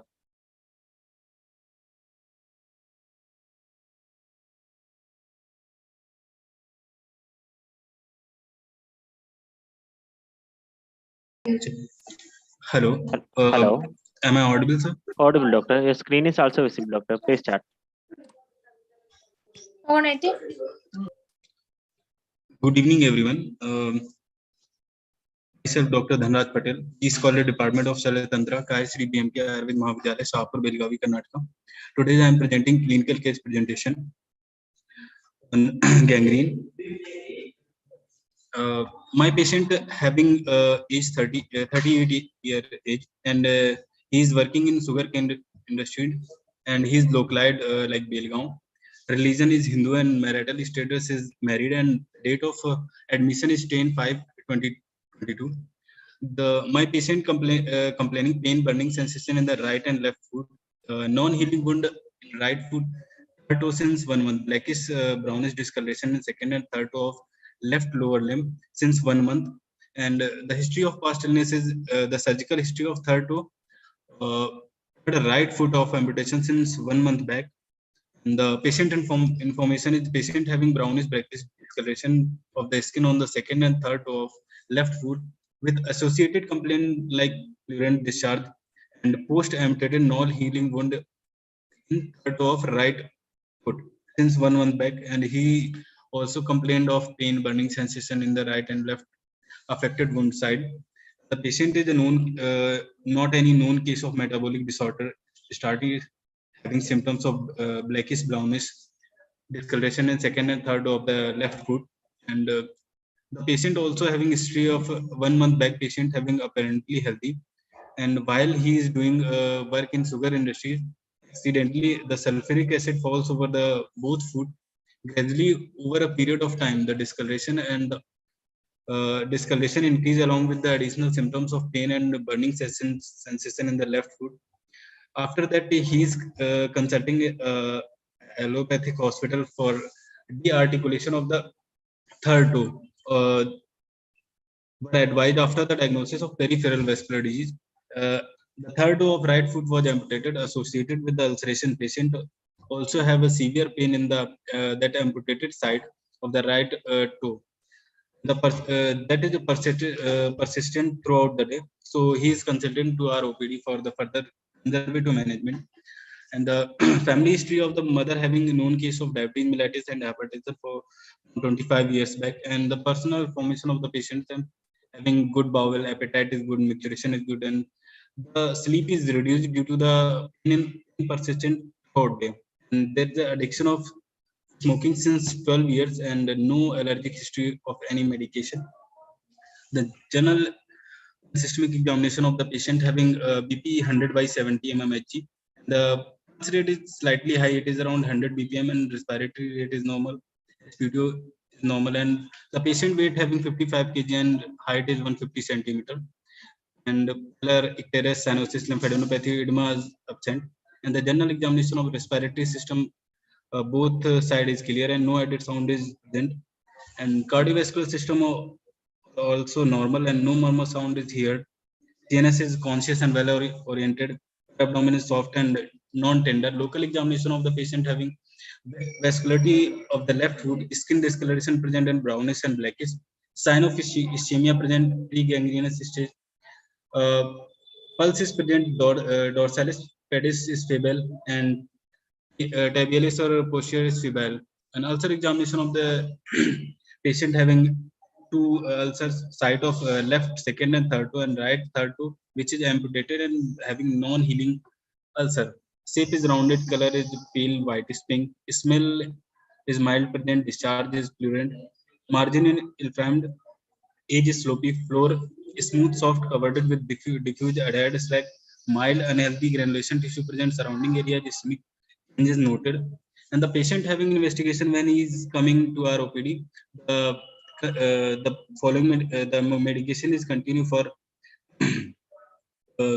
over time. Patient having WBC, high WBCs when he is coming to our OPD, it is around 19,200, and after 15 days we have given the medication and the WBC is decreasing down, it is around 15,900, and after we admit the patient for 10-15 days, he is having WBCs around 11,800, and the provisional diagnosis of the patient was gangrene of the left, second and third toe of the lower limb. Differential diagnosis, we can differentiate this condition with the gangrene, non-healing ulcer and healing ulcer. Further, we go through the treatment. We go through the Sodhan Chikitsa Matravati with GTG 40 ml, KBTL 40 ml for 7 days. After that, the Saman Chikitsa continue. We can go through the Manjishtadi Kasai 20 ml with 40 ml lukewarm water in BD. GTG 2 TSF with the Manjishtadi Kasai for BD, and Ashwagandha Digrat 2 TSF BD with the 4 TSF of Kasai. We will including Manjishtadi Kasai on every medication. After that, we give the dressing with Jatyadital in BD, and we give the multivitamin like tablet Ginkgobit in BD, and Stylose. That is basically a vasodilator, which is the peripheral vascular supply, which helps in the in that. And the tablet Printol, which is also increase the blood supply in the peripheral areas. Capsule grab, which is an Ayurvedic tablet, which is contained is like Arugvardhani Trifla Gudchi, so on. It help basically in the increasing wound healing and anti-inflammatory activity. And another thing, the patient having sometime mild fever, then we'll give Dolo 650 mg. And he having fever like complaint. Here's some images of the patient before treatment, having the gangrenous stage of second and third toe. After during treatment, he having these kind of changement, and after treatment, he having this condition of the foot. And thank you. Thank you, doctor. Next, I invite Dr. Krishika M for the paper presentation. Dr. Krishika. Good evening, sir. Am I audible, sir? Audible, doctor. Please share the screen, doctor.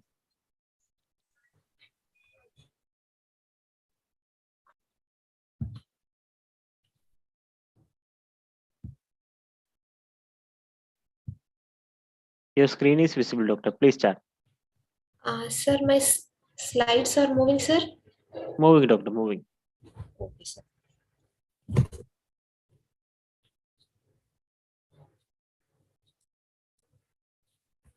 Shall I start my presentation, sir?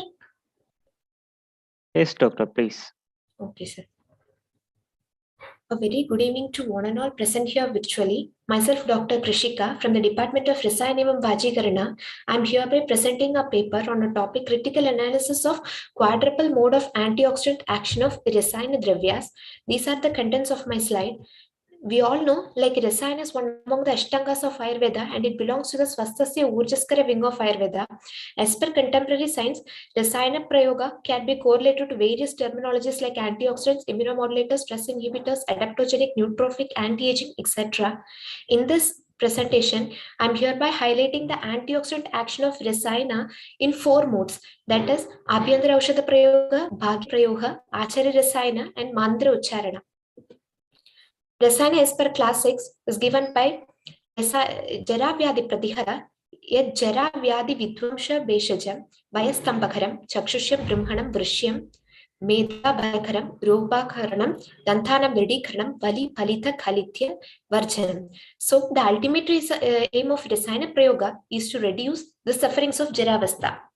Oxidative stress is the worldwide accepted theory of aging.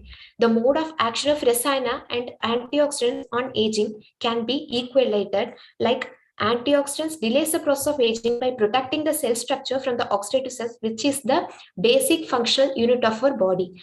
As like Rasayana will act on dhatus, which is mainly essential for the dharana of the sharira and delays the process of aging.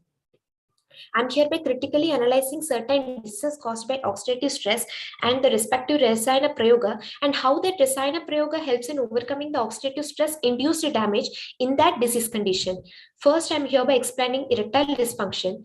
The physiology goes by the trabecular arteries in the penis will get filled with blood, followed by the cessation of the venous drainage under the conditions of natural release of nitric oxide from the endothelial layer. But in case of that erectile dysfunction, endothelial layer, which is damaged by the oxidative stress, fails in preparing or like secreting insufficient level of ENVO production, and thereby happens erectile dysfunction. Ashwagandha, a Rasayana Shukrala Dravya having indications of Clybia and Vandyatva, acts in the level of endothelial damage.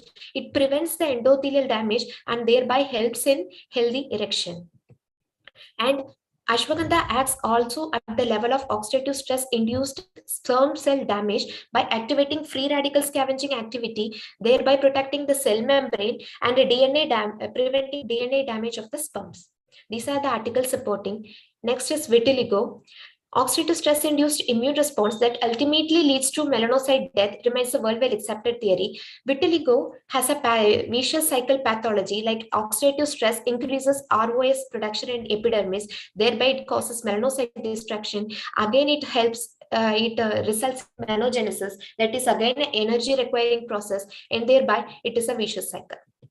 Bakuchi is a Shwitrakna Kushtakna Rasayana Dravya, acts in the level of lipid peroxidation of melanocytes cells causing damage, and thereby it acts as a Samprapti Vikatanameva Chikitsa in this vitiligo or Shwitra.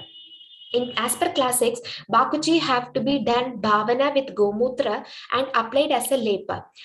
And in preclinical studies, it have been proved that Gomutra is the best antioxidant drug, and it have been proved promoting the growth of melanocyte migration, and it stimulates its proliferation also. These are the articles supporting. And next is Alzheimer's disease. During the transfer of neuron impulses, there is a release of protein called amyloid beta in the nerve junction, which when formed is flushed out by the microglial cells in the brain as a physiology. But as a result of oxidative stress, it causes excess accumulation and results in the formation of amyloid plaques, and in due course of time, it disrupts the synapse and causes cognitive impairment. Brahmi, a Medhi Rasayana Dravya having Ayushkara and Smriti Vartaka property, acts in the level of oxidative stress in the brain, like it inhibits the lipid peroxidation activity, and thereby it promotes neuronal cell survival, and it also acts as a Samprapti Vikatanameva Rasayana Prayoga. These are the articles supporting. And in case of Acharya Rasayana, it normalizes our psychological response and hormonal secretion and anabolic activity restoration, and Prakrita Dhatutpati is formed and Ojovritti happens and enhances Vyadikshamatva and promotes healthy life. It is a longitudinal study in that they have done observational study on 678 nuns of age group around 70 to 75 for a period of 20 years for their physical activity and their mental competence. The observation of the study is that the nuns who were having longer period of literacy and positive approach towards their life and who had a habit of doing exercises were able to live longer when compared with their counterparts, and who had a strong teeth were probably to live a long life. This strong teeth can be correlated with the Rasayana definition given by Harida Samhita. And Sharangadhara Samhita have said like Buddhi will start to degrade from the 8th decade, and in contemporary science, Alzheimer's is the ultimate destination of brain. From that same nun study, after their natural death, their brain were given for autopsy, and all the nuns showed almost a similar type of age-related brain degeneration. But those who had a habit of indulging in cognitive enhancing habits or habit of learning new things every day, that is, can be correlated to the term Nityarasayana Sadhana Adhyayana, did not show any symptoms of Alzheimer's when they are alive, even though they had same level of brain degeneration because of enhancement of cognitive reserve. Next is mantra ucharana, that is called as sound resonance technique, is a mindful based yoga technique consisting of recitation of a mantra. It has been proved in case study that mantra ucharana of Mrityunjaya mantra has proved to have a significant effect on blood pressure, hypertension, and state of anxiety in individuals with hypertension, even with a single sitting. Will Rasayana act only as an antioxidant? Certainly no. This is an example. Cancer, we all know, it is because of the abnormal cell growth and imbalance in the contact inhibition and monolayer proliferation physiology.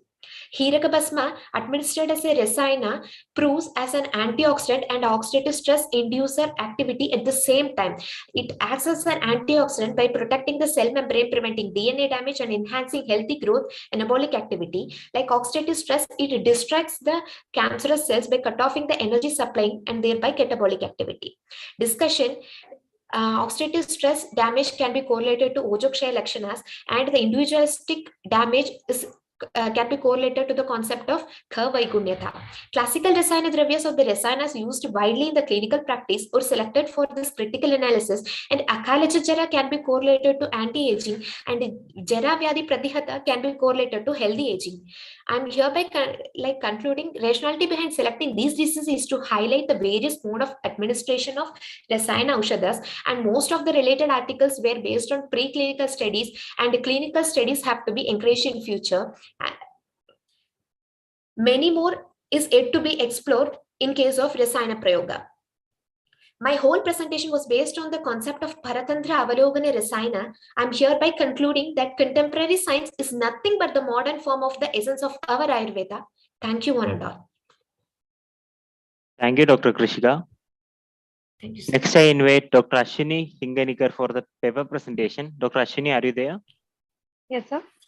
Okay, doctor. Please share the screen, doctor. Yes, sir. Good evening, sir.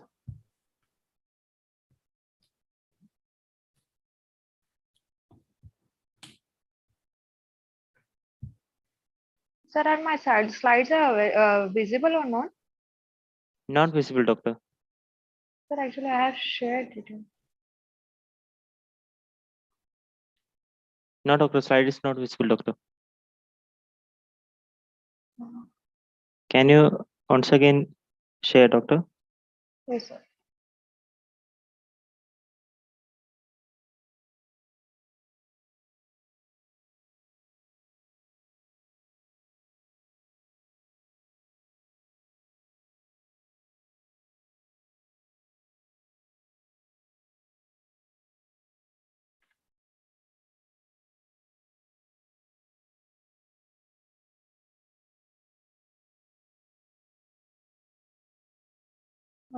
Sir, actually, I have already, yes, sir. Actually, I have already shared, but I don't know what's going on. It is showing that unsupported. Okay, doctor. Don't worry, doctor. I will share for you, doctor. Dr. Ashwini, please start the session. Okay, sir.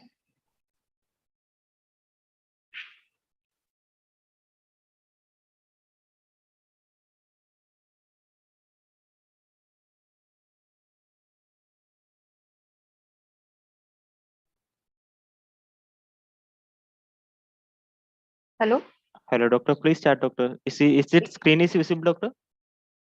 Sir, is my screen visible to you or not? Doctor, your screen is not visible, doctor. I will share the screen, doctor. Okay. Doctor, my screen is visible, doctor? No, sir. Wait. Please check, doctor. Please check. Okay. Your screen is visible, Yes, doctor? sir. Yes, okay. sir. Please start, doctor. Good evening, everyone. Myself, Dr. Ashwini Kishore Hingnikar. I am a MS PG scholar from Shalatantra Department from Government Ayurvedic College and Hospital, Nagpur. Today, I am presenting my topic on concept of ancient surgical training, Yogya Vidhi, that is a review. Sir. Introduction. Surgery is an art with its own practical principle. Sushruta, the father of Indian surgery, elaborated anatomy. Sir. Hello, sir. Hello, doctor. Sir, this is not my slide actually. You're audible, doctor. Please continue. Yes, ma'am. But doctor, is this your PVD, doctor?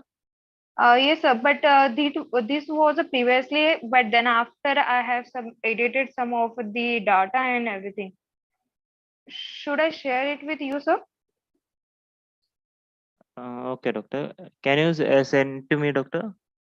Yes, sir. Okay, doctor. We will call you next, doctor. Okay, sir. No problem. Next, I invite Dr. Balram Mishra for the paper presentation. Dr. Balram Mishra.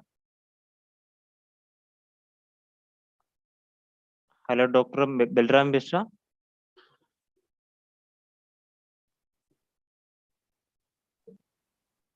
Hello. Hello. Am I audible? Audible, doctor. Audible.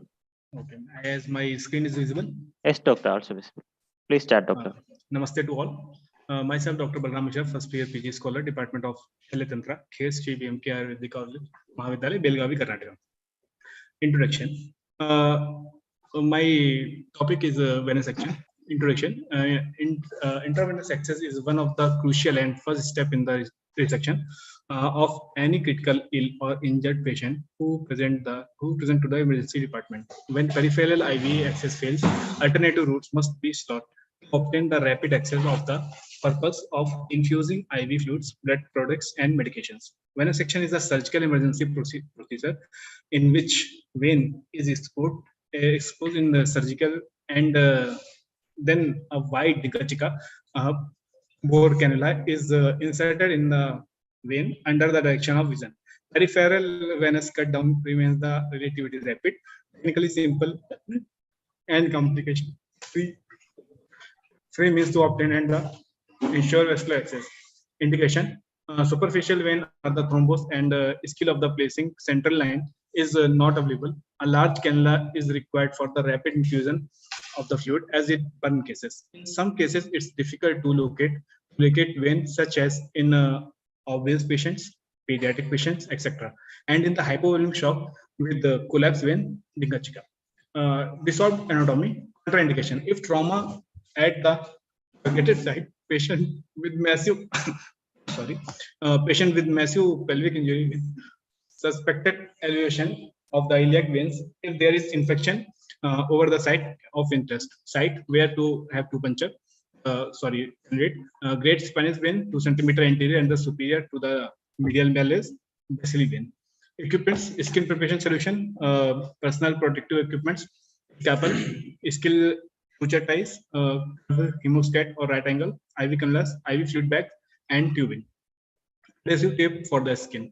Different cannula and its uses. Size, color, and uses. 24G yellow pediatrics, 22 blue pediatrics, 22 pink adult patient for the IV fluid and drugs, 18 green IV fluid drugs and blood transfusion, 16G gray large amount of IV fluids and blood transfusion. Procedure: all the equipments open and available before the making skin incision. Anesthesia LA is given. Carry out painting, draping, and isolation of the local part. Make transfer incision above the medial to the medial malleus with number 15 blade. Cut the skin subcutaneous tissue. clear the superficial fascia by artery forceps, and identify the great spinous vein in the isolated. After isolation, pass the black scale 3.3 below the vein at the distal ligature and give a slight traction. Pass the IV needle through the vein and cut the vein over the needle to avoid the transection of the vein. Infant feeding tube is brought into the field through a separate skin incision through a subcutaneous tunnel. Insert infant feeding tube in Kachika tube gently after cutting the tip in an oblique fashion while applying the traction on the distal ligature. Flush the tube with the line and tie the proximal ligature in the order to secure the proximal vessel wall to the tube. Fix the tube to the skin and close the skin with the 0.3 mattress suture. Apply the sterile dressing. Post-operative care, what we should do? Daily dressing of the local wound, daily flushing of the infant feeding tube. It is very necessary because of the clotting and all. Checking the local complication and DVT. DVT is most common in these cases. Complication, what we can see: infection, bleeding, superficial thrombolysis, DVT, through and through puncture. Because of puncturing again and again, the veins can be lead to the perforation and the posterior wall. Prevention of the complication, thrombolysis. Change the IV line in every 48 to 72 hours. It can be in 80 hours also, but it is safer side to change in 48 to 72 hours. Daily flush of the IV line with the dilute heparin, treatment of the local application of the hydrogen ointment, and anti-inflammatory drugs, blockage. Flush the normal saline or dilute the heparin, injury to the neighbor veins. Prevention of the complication. Thank you. Thank you, doctor.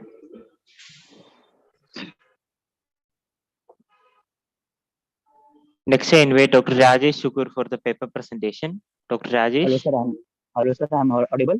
Audible, doctor. Please share the screen, doctor. Sir, I have some technical issues. Can you share, please, sir, if you don't mind? Okay, doctor. 1 minute, doctor. Okay.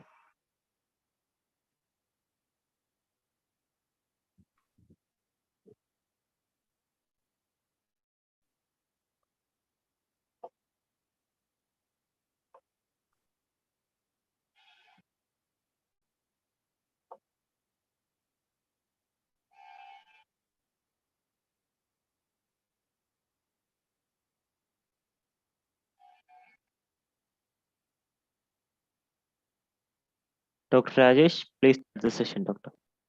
Okay, sir. Myself, Dr. Rajesh Jukur, first year PG scholar, Department of Panchkarma, Government Ayurveda Medical College, Bangalore. I have taken the topic of NASYA Karma and Vishay Chikitsa, an emergency drug delivering system. Selection of the topic: NASYA Karma used in emergency condition. It is an only a Panchkarma used during the Vishay Chikitsa. It is a rarely used Chikitsa. Action of the Chikitsa over Visha is very rapid when compared to other line of treatment. Abstract: the poisoning is always an emergency condition that which is to be handled carefully and cautiously, as NASYA Karma drugs are delivered through a nasal passage, which is considered to be the best among all the Panchkarma for Urdhva-Jata rogas. According to its practical application with minimum requirement, it is accessibility is comparatively easier, as NASYA Karma is one among the Chaturvamsati Upakrama, the modalities of the Vishay Chikitsa. Keywords: Vishay Chikitsa, NASYA Karma, Agada Tantra, anti-toxic drugs.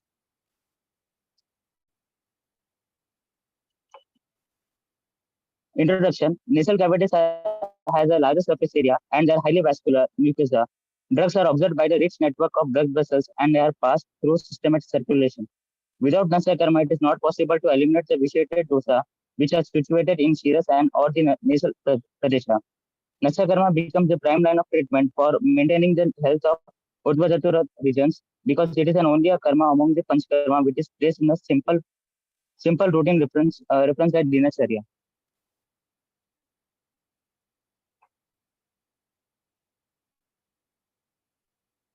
Increasing the residence time of the drug formation in the nasal cavity and the prolong the period of contact with the nasal mucosa may impede the drug observation. Therefore, a lot of medicaments are advised to be introduced in nose, which can be influence the head directly, especially condition sannyasa, murcha, sarpa, damsa, etc. Historical background of Nasya Karma.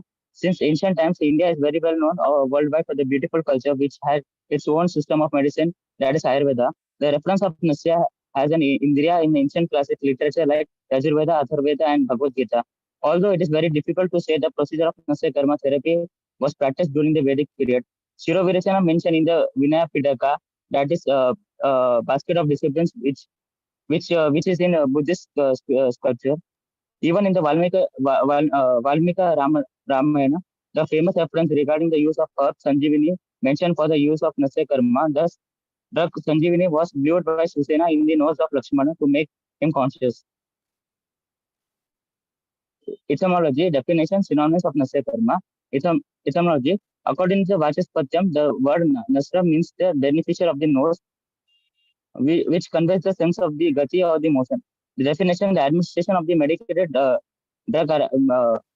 or the medicated oil through the nose is called Nasya. Synonyms, Siro Vireka, Murdva, Virechana, Navana. According to Ashtanga Hridaya Sutra Sthana 20th chapter, the Nasya medicament is specially described for the treatment of the disease of parts above the shoulder.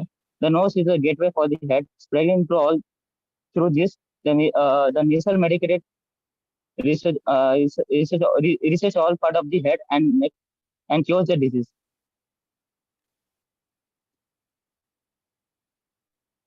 Classification of Nasya Karma. According to Acharya Charaka, there are three types. Around the mode of action is three types: Rechaka, Tarpaka, Samana. 5 types according to the mentioned mode of administration: Navana, Avapidana, Mapana, Dhuma, Pratimasha. 7 types according to part which is available: Phala, Patra, Mula, Khanda, Pushpa, Niryasa, Tvak. According to Shushkacharya, there are 5 types: Shiro Virachana, Pradhamana, Avapidana, Pratimasha. According to Acharya Bhagbhata, there are 3 types: Virachana, Brahmana, Samana, Kashyapa, according to Kashyapa, Brahmana, Karshana. Charanga explained 2 types: Rechaka, Snehana. According to Dalana, Prayogika, Snehika. Acharveda, there are 3 types: Sanya, Prabodhaka, Sambhaka. Nasya Karma and Vishay Chikitsa. The Nasya Karma is mentioned as a treatment modality in Vishay Chikitsa. In this perspective, the Nasya is defined as the product in which the medicated given in the same route to remove the poison as well as vitiated dosa from the head and the neck region. It also stimulates the centers in the brain which are affected by the Madhatya gunas of the Vishay and helps the region to conscious the patient immediately. Therefore, in this context of Vishay Chikitsa, following 3 types of Nasya is very much important. Avapidana Nasya. The word Avapidana means the juice extract from the leaves or the paste from the required medicine, indicated in Visha Abhikata. Drugs which are used kalk of the traditional drugs like Saindava and the Tipali, etc. Dose Hina Matra 4 drops, Madhyama Matra 6 drops, Uttama Matra 8 drops. Mapana. The Mapana, the Pradhamana is especially Shodhana Nasya defined. Definition: this type of Nasya is installed during the medicated suna from the Shiro Virachana. It is mentioned as the Mapana in the Charaka Samhita and Pradhamana in the Susita Samhita. Pradhamana is described on the 13th rank among the Chaturvimshati Upakrama used for the treatment of this poisoning. Principle which the medicated powder blown in the nose, it spreads through the respiratory passage into the body, by which spreading all the poison is reduced. Drugs like Katuka and Katpala, etc. According to Acharya Veda, Veda has described another mention of Pradhamana in which the fine powder of drugs is kept in the potli made of a thin cloth and it is used to inhale so that the smallest particle of medicine enter into the nostril. Those that 3 pinch. Drugs generally which are Tikshna like rock salt, garlic, gugulu, marisha, etc. can be used. Dhumanasya, Dhumapana. Dhuma means the inhaling the medicated smoke through the nostril. Principle: the fumes arises from the antitoxic material are used for detoxification. This antitoxic medicated smoke enter to the body and clean all the channels of circulation from all kind of circulation. Dhumanasya, it is defined as the medicated fumes taken from the initial route and eliminated by oral route. According to Acharya Sushruta, he mentioned it under NASYA. Drugs like in Prayogika Duma, Priyangu Ushira can be used. Snehika Duma, Vasa Grita can be used. Verechenika Duma, Apamarga Aparijita can be used. These are some of the drugs which are used in different types of poisoning. I will not. Mrut Sanjeevani Agada, it can be used in all types of poisoning. Shirasa Pushpa Yoga used in Sarpa Damsha. Paramagada can be used in insect bite. Saragada, it is used in all types of poisoning. The Moola of Bandhu Bijaka, Barangi, Krishna Tulsi, order of Pipali, Hingo, Vishachika, Shiro Bijaka, Apamarga Lavana, the Pipali, Jivisha Marisa can be used in all the Shirogata Vishas.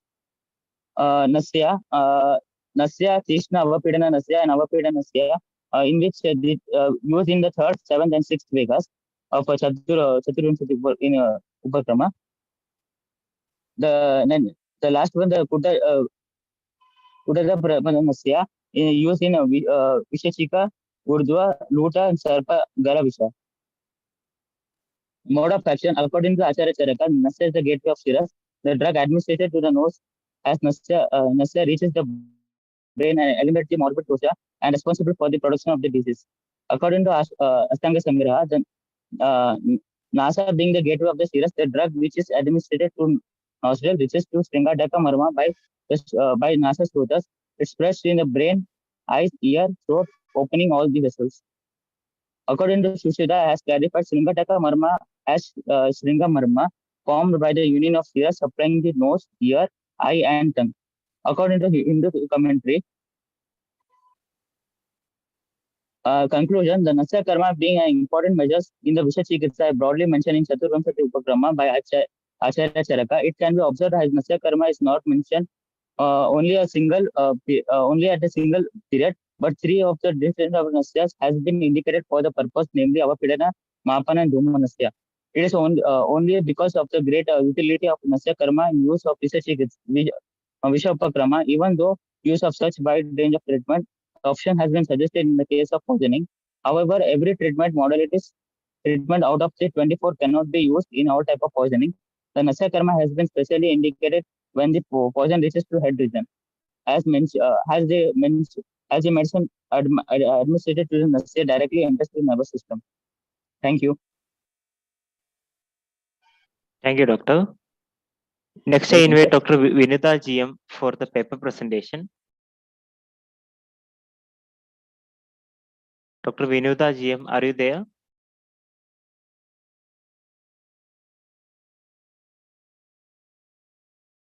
Next, I invite Dr. Ashwini Hinganigar for the paper presentation. Dr. Ashwini, are you there? Yes, sir. Okay, Doctor. So please share. 1 minute, Doctor.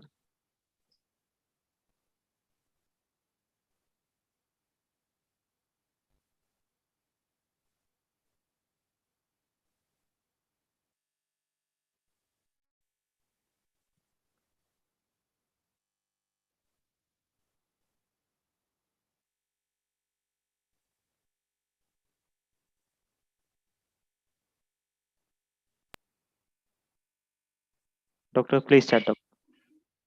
Good evening, everyone. My name is Dr. Ashwini Kishore Innikar. I am MS PG Scholar student, second year PG. Today I am going to present my topic on concept of ancient trial surgical training, that is Yogya Vidhi with a modern surgical view.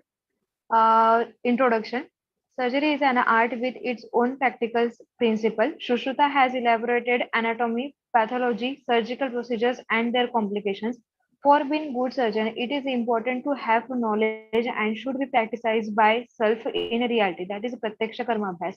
Sir Ashley Cooper, President of the Royal College of Surgeons, said that without dissection, there can be no anatomy, and that anatomy is our palate star. Without anatomy, a surgeon cannot do anything, certainly nothing well. Thus, in ancient times, these surgical training were performed over vegetables, animal, or day-to-day things. Those were easily available. There are 8 types of surgical procedure, that is Ashtavidha Shastrakarma described in Ayurveda, and many others fascinating parasurgical procedures like Agnikarma, Sharkarma, Basti described by Sushruta. So next. Thus, in Yoga Sutra Adhyay, he has illustrated the surgical training of Ashtavidha Shastrakarma along with parasurgical procedure for hand-on training on various objects that are similar to human body composition. Sushruta has stated hand, that is hasta, as a main principal instrument in surgery because for operating instrument only hand is used. Without hand one cannot operate the instrument. In ancient era, Sushruta has explained the surgical training technique so as to train the scholar perfectly to perform the surgical practices. Ashtavi Karma includes 8 different types of surgical procedure, that is Chedana, Vedana, Lekhana, Vedana, Eshana, Aharana, Vistravana, Sivana, which are practiced nowadays also. First, Chedan, which can be correlated in according to the modern science as an excision. For this, we will carry out our yoga on a bottle gourd fruit, pumpkin, or watermelon and cucumber, one which is shown in the picture below also. And for this, the Shastra which will be used for carrying out the Chedan karma will be the Mandalagra, Karapatra, Vriddhipatra, Nakashastra, and Mudrika. And diseases for which the excision can be carried out are excision of a tumor, cyst, fistula, pilonidal sinus, foreign body, and hemorrhoids. Utkartan and Parikartan are also practiced over the objects. This training procedure helps us to estimate how to hold the instrument and what amount of a strain should be applied. Second, Vedana, which is correlated with the incision. For this, the yoga used is urinary bladder, mud or water-filled leather bag and a bottle, one which is shown below. Here, the leather bag filled with water. And for this, the Shastra one which will be used will be the Vidhipatra, Nakashastra, Mudrika, and Utpalpatra. And it is used in a disease for abscess filled with pus, and during surgery we take an incision. Here, on basis of the consistency, content, and the extent of a disease, which has been stated by the Sushruta, has a similarity with the training object. Third, Lekhan Karma, that is scrapping or exfoliation. For this, the yoga one will be used will be the hair skin of a dead animal, one which is shown below in a image. And for this, the Shastra will be carried out will be Mandalagra and a Karapatra. And for the diseases, it is used in a disease diphtheria, Medosh Granthi, epiglottis, and Masakandi. In a Kushta, that is leprosy, having characteristic of a skin like immobile, hard, and circular, should be treated with the fomentation followed by Lekhan Karma. So, by practicing Lekhan Karma on a hairy skin, what amount of pressure should be applied while performing the scrapping can be assessed. Fourth, Vedan Karma, which is puncturing. For this, the Yoga Karma will be the vein of the dead animal or the stalk of a lotus, one which is shown below, having the post so that we can carry out the Vedan Karma through this. And for this, the Shastra Karma will be Suji. And diseases will be the hydrocele, ascites, and the vessels containing foreign body. Siraved is nothing but a Vedan Karma of a Sira is done in many of the diseases like Vata, skin diseases, and localized pain. In Shalyatantra, Siraved is mentioned as a Ardha Chikitsa, so it is important for surgeon to have knowledge regarding Vedhan Karma. Asian, which can be correlated with probing. According to modern science, for this the yoga was carried out on a moth-eaten wood or hollow bamboos or the dried bottle gourd and the stalk of a lotus. And for this the Shastra will be used will be the Ashani. By the action of Anuruman, we will carry out the Asian karma or the probing. And this is for which we will do the Asian karma will be the sinus, fistula, and this is having tract. These procedures help us to find out the length of a track along with its direction. By means of probing, we can assess that whether the sinus is having another endpoint or it is a blind end. So, according to the Ayurvedic literature, it is useful in a Nadi Brana also, one which is shown in a below picture where the probing is done in the case of the fistula. Sixth is Aharan, which is also extraction. For this, yoga was carried out by extracting the tooth of the dead animal or the seeds of the jackfruit, one which is shown below in a picture, and on the pulp of the bilva. And Shastra will be the Padishantra and Dantamukhi. And diseases for which the iron can be done will be the Danta Sharkara, urinary calculus, exuda from the nose, ear, tooth, and the foreign body. In Ayurvedic literature, Buddha Garbha has been created briefly described briefly along with the complications. In such a condition, Aharan is the only principal measure suggested by Sushruta. Here, the extraction of a tooth is done. Then, seventh is Vistravan, one which can be correlated with the drainage. Here, the yoga was carried out by the wax-covered plank of a shalmali, which is shown below in a picture. The stalk of the shalmali tree. Then, Shastra use is the suji, Kushayantra, Sharari Mukha, Antarmukha, and Trikurja. And disease is cavities like abscess, air-filled cavities, fluid, or the pus-filled space. Drainage is the most important step. If drainage is not done, there is a chances of recurrence at the same site or in its periphery. Here, drainage of abscess is done in a below picture. Sivana, one which can be correlated with suturing. Yogya was end of the two pieces of cloth and the skin of a dead animal, one which is shown below. And Shastra was Suchi. And this is one which, for which the Sivan Karma is carried out is a close operated site or incised or a lacerated wound. It is done in case of the incised wound elective surgery. There are 4 types of a Sivan Karma described in Ayurveda like Gofanika, Rujugranthi, Velitaka, Tunna Sevni, which are practiced nowadays also. Here, suturing of a wound is shown. Next is bandaging or a Bandhan Karma according to the Ayurveda. It was demonstrated on a different body part of the dummy body structure made up of the cloth and mud. There are 14 types of Bandhan Karma described in Ayurveda. It is correlated with the bandage that is important for preventing further contamination of a wound after elective surgery, infected wound, etc. Karna Sandhi Bandhan has been described by Sushruta along with its type, and also it was practiced over the skin and muscle of the dead animals. It is useful in bifurcation of the ear locule. It is of the cosmetic purpose importance. Agni Karma and Shar Karma. These are carried out over the end of the skin of the dead animal. Agni Karma and Shar Karma are useful in various diseases, and it has been given special importance as Sushruta has described in a special chapter. The diseases which does not get cured with the Shar and Jaloka Karma, those diseases can be treated with Agni Karma. In Agni Karma chapter, different points and sites are given for specific diseases by which Agni Karma should be done so as to have remarkable results. Shar Karma is a predominant parasurgical procedure among Shastra Karma and Anushastra. It is useful in a disease like fistula, sinus, maggots, etc.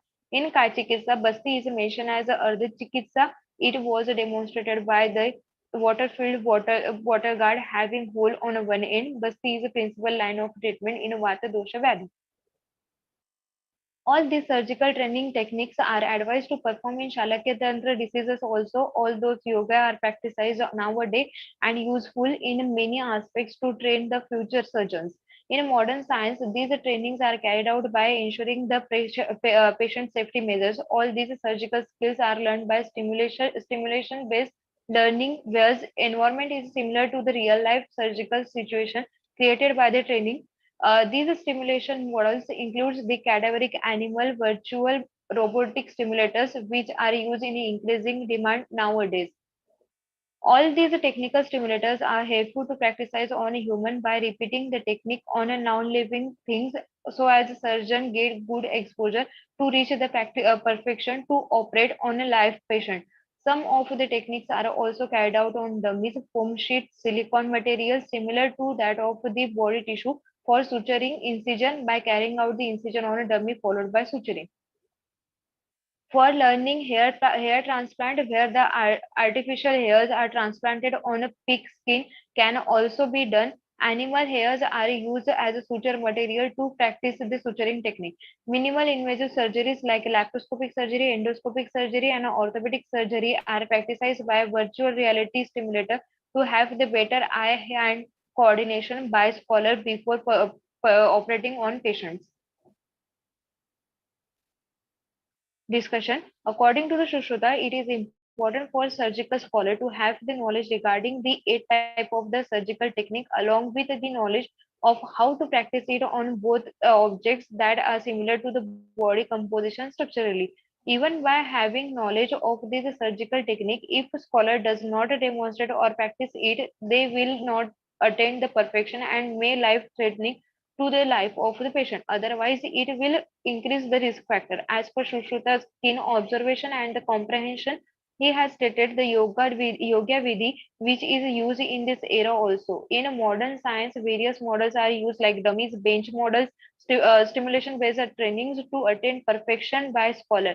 Minimum invasive surgeries are carried out by virtual reality stimulator to acquire better eye-hand coordination while live surgery. In this way, in ancient time and in modern science era, surgical training technique has been given more importance to attain the perfection and minimize the risk during live surgery by scholar. So the conclusion will be Yoga Vidhi is a preliminary comprehension chapter which helps scholar to achieve the excellence marks in a surgical world. Without this, it is not possible to perform surgical practice on a live patient in safe and a regulated environment. As per the ancient, along with the modern science, for being a good surgeon, it is important for scholar to perform this surgical practice technically for minimizing the risk and overcome the operative procedures and post-operative complications. Thank you. These are all the references from which I have collected the text overall. Thank you, Doctor.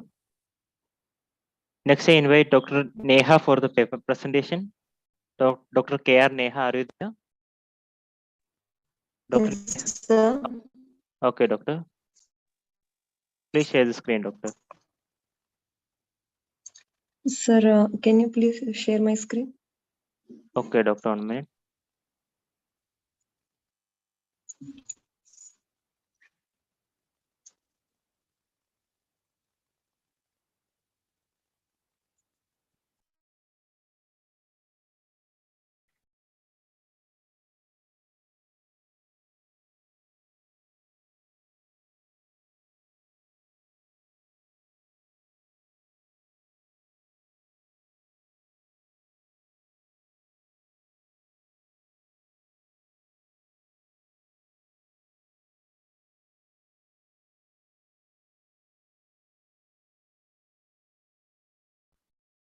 Dr. Neha, please start the session, Doctor. Okay. Hello, everyone. I'm Neha from first year PG KATIGATA department. My topic is Kriya Kala Vivechana. Next, contents. Next slide. Contents, introduction, nirukti, definition, importance, types, and its treatment aspects. So, introduction. Understanding the disease and its stage of pathogenesis was probably explored for the first time in Ayurveda in very comprehensive way. Ayurveda lays emphasis on early diagnosis of the pathogenesis to prevent the development of diseases. So, for this stage of pathogenesis, I described a series of abnormal activities successively developing to various stages in span of time in Kriya Kala. One thing is clear, disease manifest without the involvement of three doshas. Hence, aggregation of doshas became root cause for all the diseases. Next, nirukti is kriya plus kala, kriya kala. Kriya means kriya ke anena also asmiva means it refers to the action or chikitsa. Kala means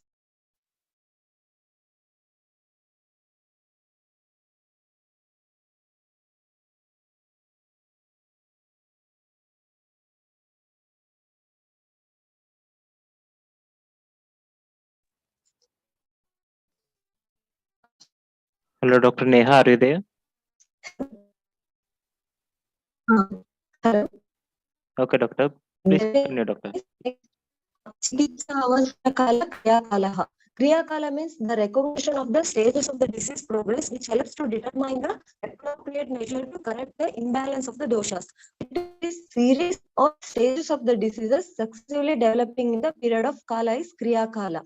Next is importance. It gives us the knowledge of diagnosis and the level.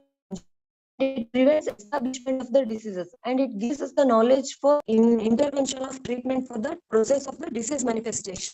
And its types in classics, there are two main types are explained in classic. That is Rutukriyakala and Vyadikriyakala. First one is Rutukriyakala. Rutukriyakala has three stages: Chaya, Prakopa, and Prasara. And it gives the normal physiological variation of the doshas in their respective seasons. So this Kriyakala is called as Prakruta Kriyakala or Swastha Kriyakala because this normally tends to accumulate in the body in particular seasons. So here, by practicing proper Rutucharya, we can easily get rid of the diseases.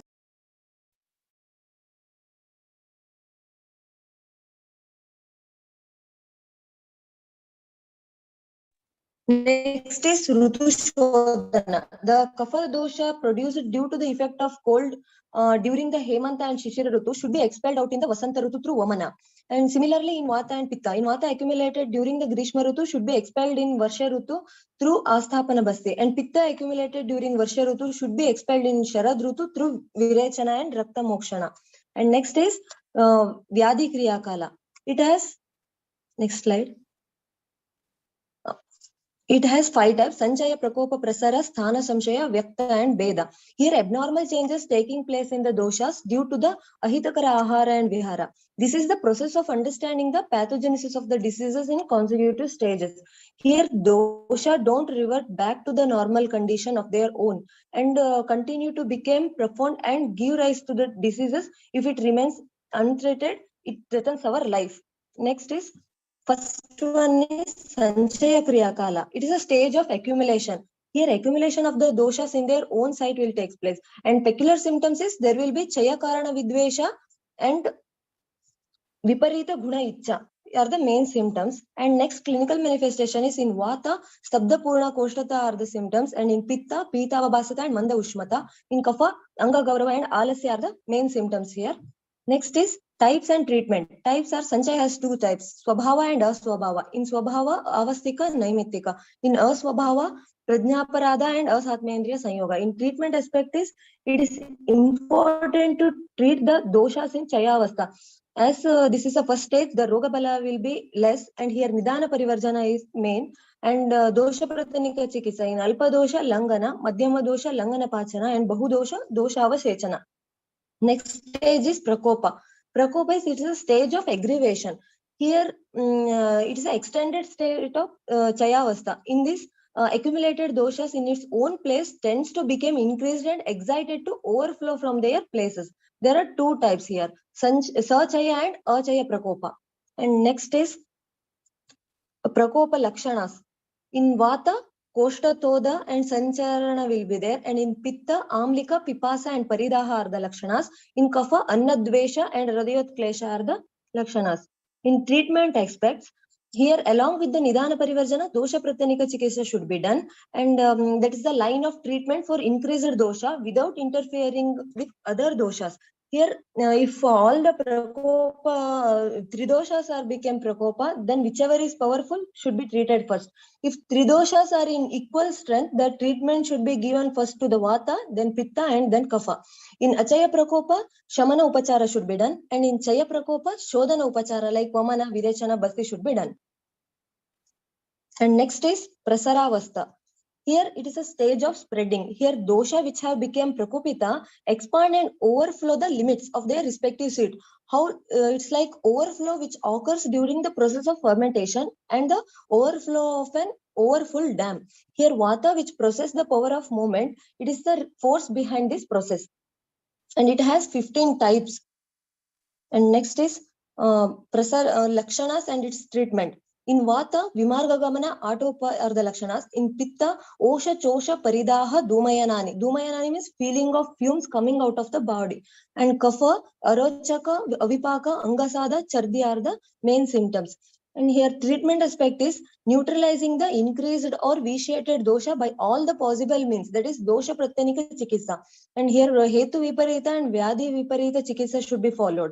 And as here tiryagata dosha will be there, so it should be bring back to the koshta and then should be eliminated.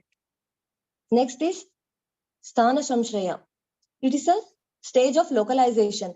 Here it is an extended stage of Prasaravastha wherein Prakupita dosha spread all over the body. Once they find Kavaiguna in the Srotas, they invade and accumulate there to produce the Vyadi.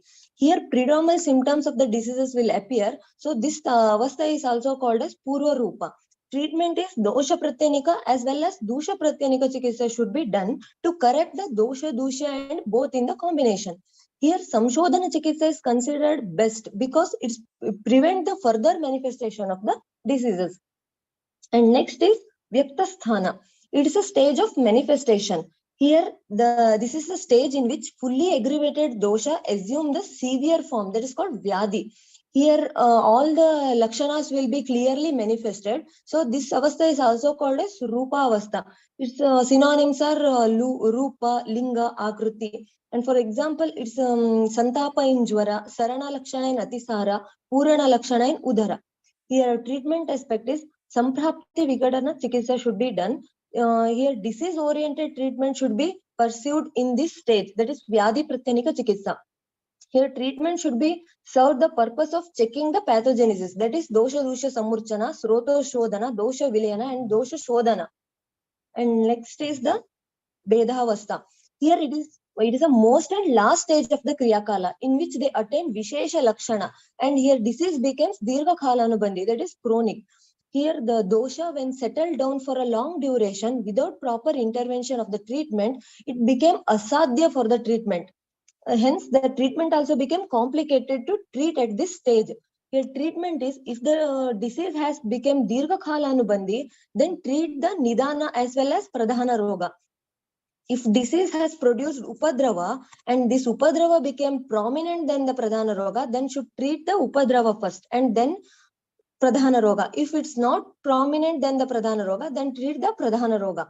If the manifested Vyadi act as Nidhanarthakara Roga, then the preference should be given to the new disease and treated accordingly. This avastha can lead to the Vyadi Mukta if treated properly at the right time, and if not, it leads to the Marana. So just before finish, early diagnosis of the diseases forms the key to the unravel the secret of the effect and comprehensive treatment. A physician who thoroughly knows and learns the Shatkriya Kala will able to not only make proper and accurate diagnosis of the disease, but also will be able to detect the disease at the earliest. So on the other side, it also responsibility of the patient to keep track of the subtle pathological changes takes place in the body, not to neglect these indications. Thank you. Thank you, Doctor. Next, I invite Dr. Divashree Kailas for the paper and poster presentation. Dr. Divashree, are you there? Yes, sir. I'm available. Shall I share my screen? Okay, Doctor.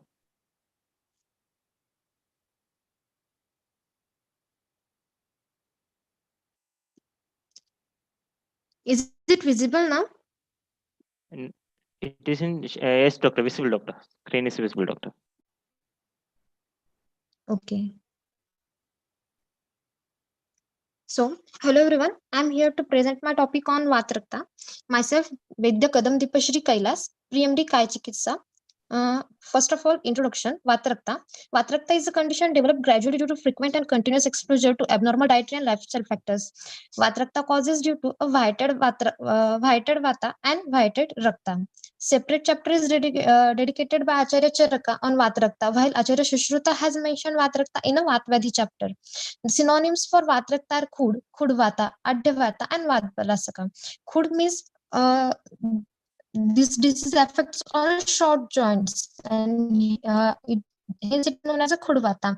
Adyavata, it occurs on wealthy persons due to their lethargic lifestyles, and Vatbalasaka, it is occurs due to the covering of Vata and hence known as Vatbalasaka.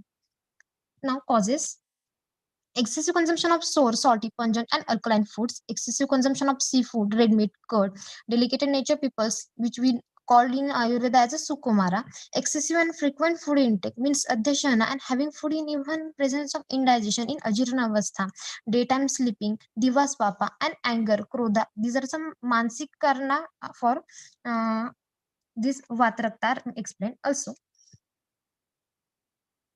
Now in pathogenesis, Consumption of some causative factors mentioned above, and also traveling with leg dangling causes vata and blood to become invited, and blood becomes more viscous due to the vata drushti, and vital vata and blood begins to circulate throughout the body through veins, and then these vital rakta blocks the passage of vata, interferes with the function of vata, and this contaminated blood gravitates toward the foot, and due to व्याधी स्वभाव अंगुष्ठमूल ठिकाणी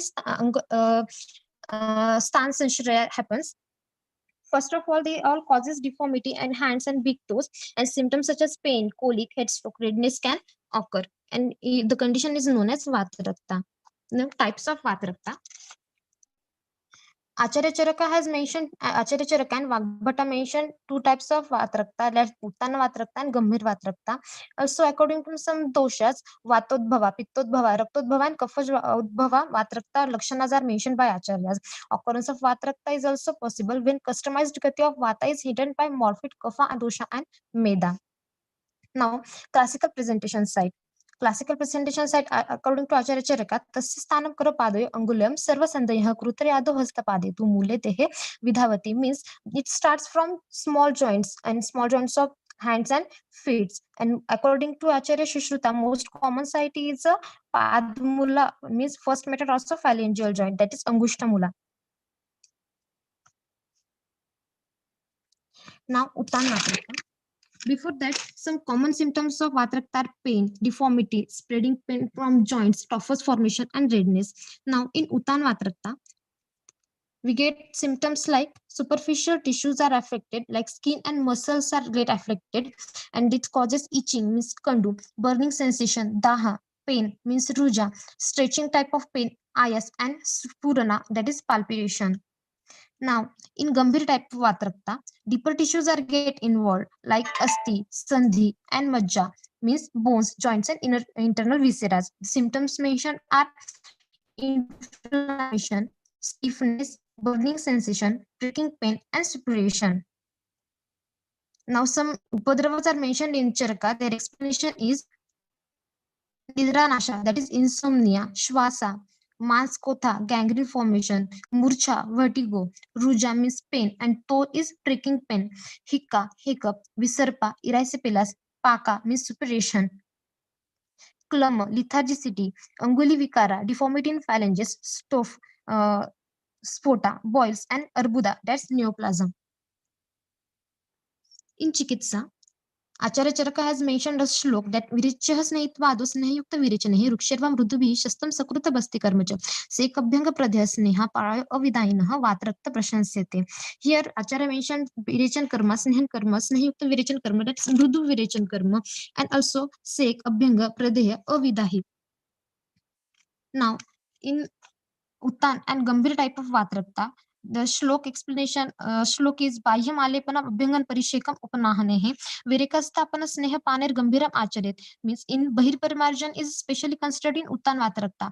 Alepan, Abhyanga, Avgaha, and Upanaha can be applicable for Bahir Parimarjan Chikitsa. For Alepikana, means application of ointment, we can use Chatudhauta Grutta. For Abhyanga, means massage, we can use Pindatel. Fumigation, Nimbapatra can be used. Upanaha, application of poultice and Pindatel can be used. And in Gambhir type of Vatrakta, Acharya has mentioned Shodhan Chikitsa, like Virechan, Basti, Raktamokshan. Since Gambhir Vatrakta falls in Madhyam Rog Marga Vyadhi, it is a very Madhyam Rog Marga Vyadhi, Shodhan Chikitsa is advised, and Basti is considered to be the best line of treatment, as Vata is a major defect in Vatrakta, and Acharya stated, Nahi Basti sam kinchita Vatrakta prashasyate. Basti is the best line of treatment for Vatdosha, and here Vatdosha is a major defect occurs, and another another factor is Raktadoshti, and for that Raktamokshana is advised according to the dosh, predominant dosha.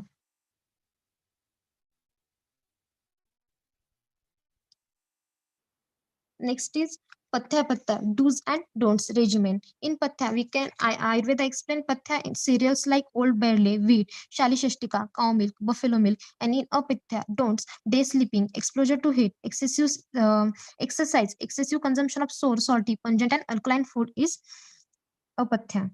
Here are some references explained. Thank you. Thank you, doctor. Shall I share my poster, sir? Sure, doctor. For my poster presentation, topic is Ajirna, indigestion. Is it visible? Yes, doctor, visible. Please continue, doctor. Okay. In indigestion, it occurs when food is not properly digested due to the slow fire, called in Ayurveda as Agnimandya. And commentator Chakradatta mentioned Ajirna. Acharya Charaka hasn't mentioned it as separate disease. There are positive factors like drinking of too much of water, intake of food in inadequate quantity with improper time, stress, anger. Also, due to imbalanced diet, divasvapa, fatty food, anxiety, fear, anger, sadness, jealousy can cause ajirna. Symptoms. Some common symptoms are loss of appetite, tastelessness in mouth, flatulence, colics. According to type, ajirna, vidagdha ajirna, and vishtabdha ajirna, there are some symptoms. Ajirna due to abnormal and it causes decrease in causes indigestion and produces symptoms like swelling cheeks and eyes, nausea. Then vidagdha ajirna, it occurs due to abnormal pitta. It occurs due to increasing fluidity of pitta. It gives agnimandya and causes digestion. Then vidagdha ajirna symptoms like sore and hot belching, excessive perspiration, giddiness, thirst, burning sensation can occur. In Vishtadha ajirna, pricking pain in abdomen, obstruction of stool, general malaise can occur due to vitiated vata, digestive secretions cannot.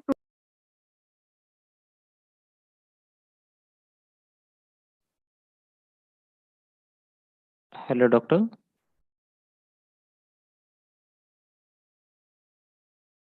Hello, Dr. Devashree, are you there? Hello, Dr. Devashree, are you there?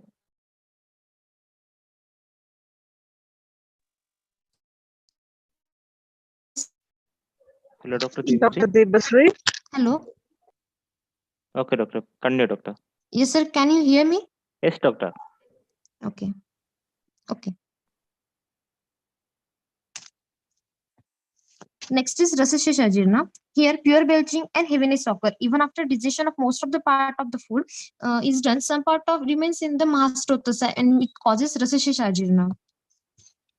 Now, in treatment, Tatrami Langhanam Karyam, Vidagdi Vamanam Hitam, Vishtabde Svedana Patyam Rasasesha Shahitacha, stated by Acharya Sushruta in Sutrasthana, 46th Shloka and 5th Adhyaya. In treatment, we can avoiding causative factors, seasonal regimen, fasting, and shodhana is advised according to the dominant doshas. Then sweet and fresh buttermilk and fresh ginger sprinkled with some salt, rock salt just before the meal are some home remedies we can advise to the patients.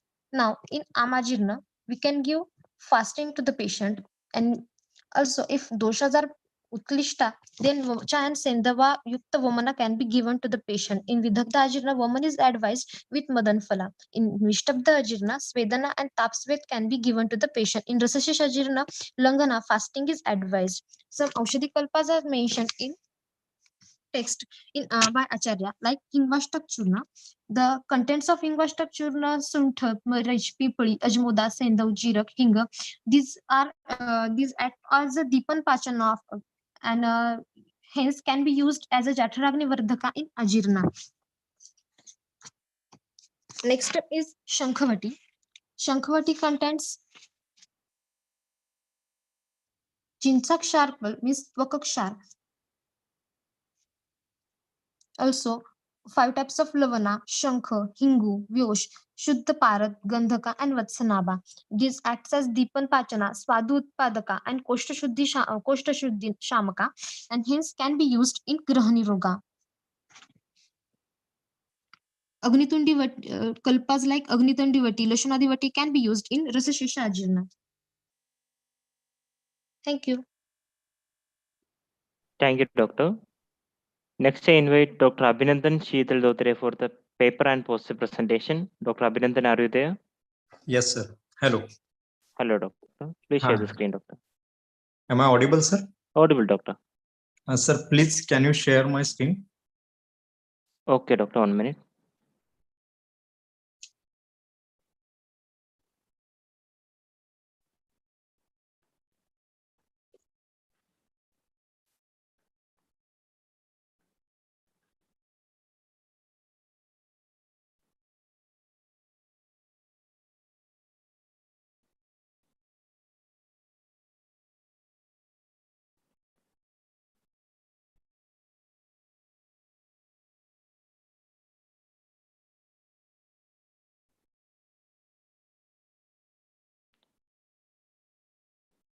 Doctor, please start the session, doctor. Yes. Good evening, sir.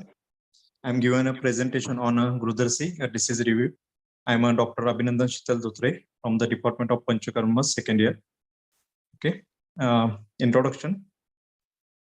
Gurudarsi is the one of the 18 Vata Jnanatmaj Vyadhis, which is described by the Acharya Charaka. The word Gurudarsi is derived from the word Gridra, that is the mane of the bird Gridra. It is suggestive, typical character of the pain and also the gait of the patient. Further, as in the disease, the patient walks like a bird Gridra and leg becomes tense and slightly curved. So due to resemble with gait of vulture, Gurudarsi term might have been given to this disease. The bird is fond of meat and eat flesh in an animal in such a fashion that it deeply pierces its beak into the flesh and then draws it out forcefully. Exactly such type of pain occurs in the Gurudarsi. In this disease, there is a abnormal throwing action of the affected leg. The Sanskrit word sati in Gurudarsi means the throwing action. The Nidan Panchak, Nidanam Purva Rupani, Rupani Upshasata, Samprapti Cheti Vidnyanam, Roganam Panchadas. The Gurudarsi knowledge of the Gurudarsi is obtained by the Nidan Panchak. The Nidan, Seti Kartavyatako, Rogotpadaka, Hetu Nidanam. The factor which initiates the disease by vitiating the doshas are known as the Karak Nidan. Since no particular positive factor of the Gurudarsi are mentioned in the Ayurvedic classics, the general causes of Vata Vyadhis are considered to be the causes of Gurudarsis, such as Ruksha, Shita, Alpa, Plavana, Veva Atipratyagare, Vishamada Upcharakcha, Dosha Asruka Shravanadapi, Langana Plavanam Atyadva, Vyama Ati Vicheshteta, Dhatunam Sankshayata, Chinta Shoka Roga Atikarshanat, Dukka Shaya Asana, Krodat Diva Swapnat, Bhayadapicha, Vega Sandarnada Amada, Abhighatat Bhojanat.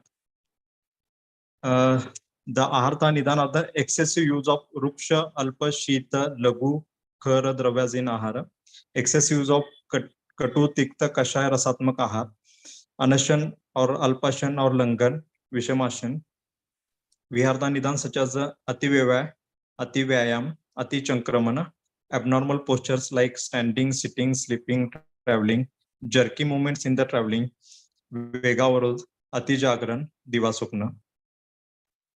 Kalata, periodic factors responsible for the Vat Prakop. Rutu changes, that is in Shishir and Varsha Rutu, there is a Vat Prakop. Daily variations like Aparana, Jirna, Ajirna, Pururupa of Rudrasi, Lingam Avektam Alpatwada Vyadinam Tatyatayatham. There is no specific Pururupa of Rudrasri explained in the classics. Pururup for Vatvadis are considered as a Pururup Rudrasi. Rupa, Pradurputam Lakshanam Punarlingam. The complete manifestation of the disease is known as a Rupa. It is explained by the Acharya Charaka. Speaka Purva Kati Prushta Ruja Janu Jangapada Kramata. Rudrasi Stamba Ruka Tod Gruhati Spandaneri Muhu. Vatat Vata Kapata Tandra Gaurova Arochaka Anvitaha. There are two types of Rudrasi explained by the Acharya Charaka, that is Vataj and Vatkapach. In Vataj Rudrasi, there is a Toda Stamba Spandana, which sometimes there is a Shirakta. These lakshanas are seen. Whereas in Vatkapach Rudrasi, the main along with these symptoms, there is Agni Mandya, Tandra Praseka, Gaurava, Arochak, etc. symptoms are seen. According to Acharya Sushruta, Parshni Pratyangulinam tu Kandara Ya Anira Ardita, Sakna Kshepam Nigronyata Rudrasitisa Smrutam. According to Acharya Sushruta, the vitiated Vat dosha afflicts the Kandara of the Parshni and Pratyanguli, producing the Rudrasi. wherein the patient finds difficulty to extending the leg. According to Ashtangrudaya, Parshni Pratyangulinam Yakandara, Maruta Ardita, Sakti Utshekapanam, Nigruanati, Grudarsi Tam Prachakshate. When the Prakupit Vadosha goes into the contra of lower limb and make difficulty to walking, sitting, etc. is called as a Grudarsi. Also, according to the Madhav Nidan, Vatajayam Bhavet Toda Dehasyapi Pravakrata, Janu Kati Uru Sandhinam Spuranam Sabdata Brusham, Vatashleshmot Bhavaya Tu Nimittam Vanni Mardavam, Tandra Mukha Prasekacha Bhakta Dvesha Tatevacha. In the Vataj Grudas is pricking pain, Sharir Vakrata, pain starting from the peak to Padanguli. And in Vata Kapaj Grudrasi, there is a Agni Bandya, Tandra Lalasrav, etc. The detailed descriptions of the symptoms. Ruk, Ruja Nasti Vina Vata. The word Ruk indicates the pain. Any kind of pain is always associated with the Vat. It expressed in the nature of the pain. Ruk Parvanam Brahmo Murcha Darshanam Tamastata Arusham Sthula Mulanam Parvajanam Cha Darshanam Majja Pradashvat. According to Acharya Charaka, it is included under the Majja Pradoshaja Lakshanas. Acharya Charak has mentioned the pain as the main symptom of the Grudrasi. Toda Suchi Vedanvat Vatha. Acharya Charak and Acharya Madhav have mentioned this symptom. It is the needle pricking sensation and mostly acute in condition. Acharya Sushruta has shown a different path. According to Acharya Sushruta and Vagbhat, pain starts from the Parshni and Anguli and then moves in upward direction. Stamba Nishkriyatvam. Stamba means the feeling of tightness and rigidity throughout the leg. Arundhata defines it as the inability to extend the limb to flex, while Hemadri interprets it as a loss of movement. Spandana him kinchit achalanam. Spandana means throbbing pain or pulsating or trembling sensation due to the stretching of the sciatica nerve. According to the Chakrapani, Spandan signifies as kampana, while Acharya Dalan explains it as a chalana, that is a certain kind of movement is felt. It is also due to vitiated vat, particularly Vanvayu. Chalaguna of the vat is responsible for spandana. Spandana is the kind of rapid involuntary movement of the leg. Saktiksha Panigra, Sakti Utshepanam Nigruhanati Grudrasim Tam Prachakshate. The movement Kshepan refers to extension. Patient of the Grudrasi is unable to extend his leg as extending the leg worsens the pains. Acharya Vagbhat opines that the Utshepana, that is lifting of the leg, is affected in the Grudrasi. Gaurava is the feeling of heaviness in the body. This occurs in a Vata Kapha type of Grudrasi, and its manifestation is due to the Guru Guna of Kapha. Patient feels heaviness particularly in the lower limb. Tandra. Acharya Sushruta and Acharya Vagbhat have given the definition of the Tandra. According to them, Tandra is the outcome of the vitiated Vata, Kapha and Tamoguna. Tandra means the footing without any work. This occurs due to the Kapha and Tamadoshas. Tandra is one of the symptoms of Vata Kapha Grudrasi mentioned by the Acharya Charak. Aruchi. It is a subjective symptom where patient fails to appreciate the taste in the mouth irrespective of the state of appetite. Comparing to Vata, Kapha has some more role in the manifestation of Arochak because Jiva is an organ of taste and seat of Bodha Kapha. Therefore, the Arochak is due to the visation of Kapha, especially Bodha Kapha. Acharya Charaka, Acharya Madhava and Bhav Prakash have mentioned the symptoms in the Vata Kapha type of Grudrasi. Upshayane Anupshay. Upshay, Ahara, Goduma Mash, Puran Shali, Patola, Vartakam, Kilata, Rasana Taila, Grita, Kshira, Tila, Draksha, Dadim, etc. Vihar. Abhyanga, Tarpana, Svedana, Nirvata Sthana, Atap Sevana, Nasya, Ushnarpavana, Basti, etc. Anupshay, Ahar, Mudga, Kalaya, Bruchali, Yava, Rajamasa, Shara, bitter and astringent taste, etc. Vihara, Chinta, Bhaya, Shloka, Shoka, Krodha, Vegavadaran, Chankramana, Annasan, Ativevaya, Jagran. Samprapti. Yata Dushtina Doshana, Yathacha Anusarpata, Nivruttira Avurti, Ramayasasu, Sampraptir Jatiragati. The whole procedure of or chain manifesting the disease starting from the vitiated doshas up to the Vyakta of the disease is known as a Samprapti. The term Jati and Agati are its synonyms. The Ayurvedic classic, there are two types of Gurudrasi have been prescribed, namely Vataj and Vatkapaj. Sampraptigata doshas involved are the Vat, especially Vana and Apanvayu, and Kaph. Doshas are Rasa, Rakta, Maus, Med, Asti, Majja, Sira, Kandara, Snayu. Srotasas included are Rasavaha, Raktavaha, Mausva, Medova, Astiva, Majjava, Srotas. Sroto Dushti Prakar, there is a Sang and also Marga Avrodha. Agni, both Jatragni and Dhatwagni are involved. Ama, Jatragni Janya and Dhatwagni Janya. Udbhav Sthan is the Pakvashe. Adhishtan, Kandras of Parshni and Pratyanguli, and speaker Kati, Uru, Janu, Janga, and Pad. Gurudrasi can be correlated with the sciatica according to modern view. The sciatica nerve, the anterior ventral rami of the spinal nerves L4, L5, and S1 to S4 from the sacral plexus. This forms the sacral plexus. This plexus is situated largely anterior to the sacrum. The sacral plexus supplies the buttock, perineum, and lower limb. This is the largest nerve in the body. The sciatic nerve arises from the sacral plexus. The sciatica, pain in the distribution of the sciatica nerve and its components, nerve root, L5 and S1. The syndrome is now accepted as a being caused by the lumbar disc prolapse. However, the sciatic nerve lesion can occur due to the pressure on the buttock or upper part of the thigh. Thank you. So there is also poster presentation is there, sir. Okay, doctor. I will share for you, doctor. 1 minute.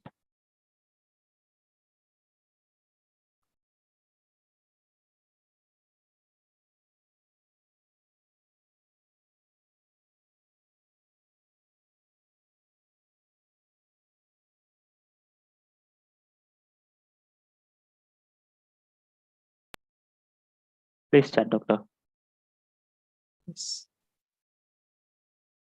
So it's not fully visible. Understand. Amvata. This disease is not explained by the Charakacharya.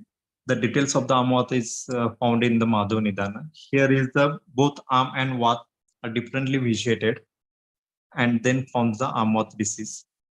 The Nidan Panchaka of Amvata, Nidan, the Mandakini Vyakti when does the Virodashan or after taking the Atisnigdha Vayam followed by Atisnigdha Ahar followed by the Vayam. Purvarupa, the Tikshna Jwara, Angagaurav, and Sandhigaurav are the Purvarupa of Amvata. In Rupa, Samanya Lakshan and Vishish Lakshanas are there. In Samanya Lakshan, there are Sarvajanik and Sandhigata Lakshanas can be described. In Sarvajanik Lakshanas, there is Angamarda, Aruchi, Trushna, Alasya, Sharir Gaurav, Jwara, Shota. Whereas Sandhigat Lakshanas are Hastapada Gulpa, Janu, Urutrika, Sandhi, Shot, and Shul.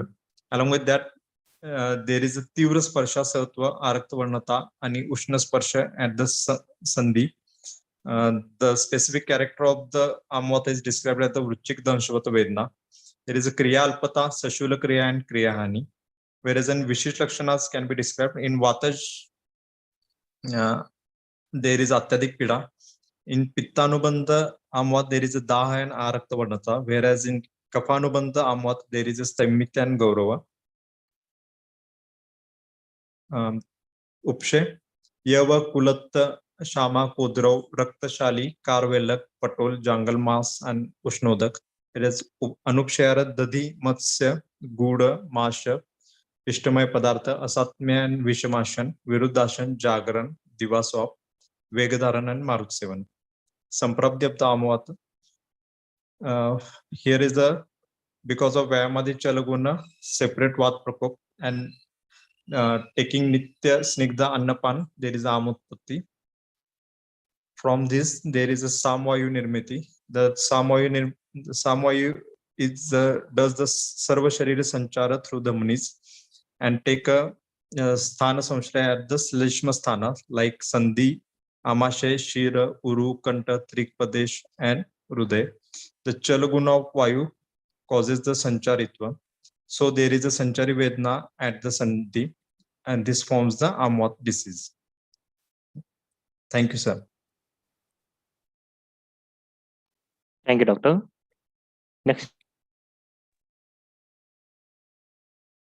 I invite Dr. Prajakta for the paper and poster presentation. Dr. Prajakta Angush. Hello, sir. Okay, doctor. Paper presentation topic is yoga for anxiety and depression. Yes. Okay. Hello, everyone. Myself, Dr. Prajakta Barkade, PG Scholar, Swastavritta Department, College of Ayurveda and Research Center, Nigri. Yoga for anxiety and depression. Introduction. Yoga is an old authority and discipline of India. Yoga uses for exercises, breathing techniques, and meditation. It increases both spiritual and physical movement. It helps you to boost your happiness and health. History. The word yoga has came from a Sanskrit word yuj. Meaning of this word is joining in union.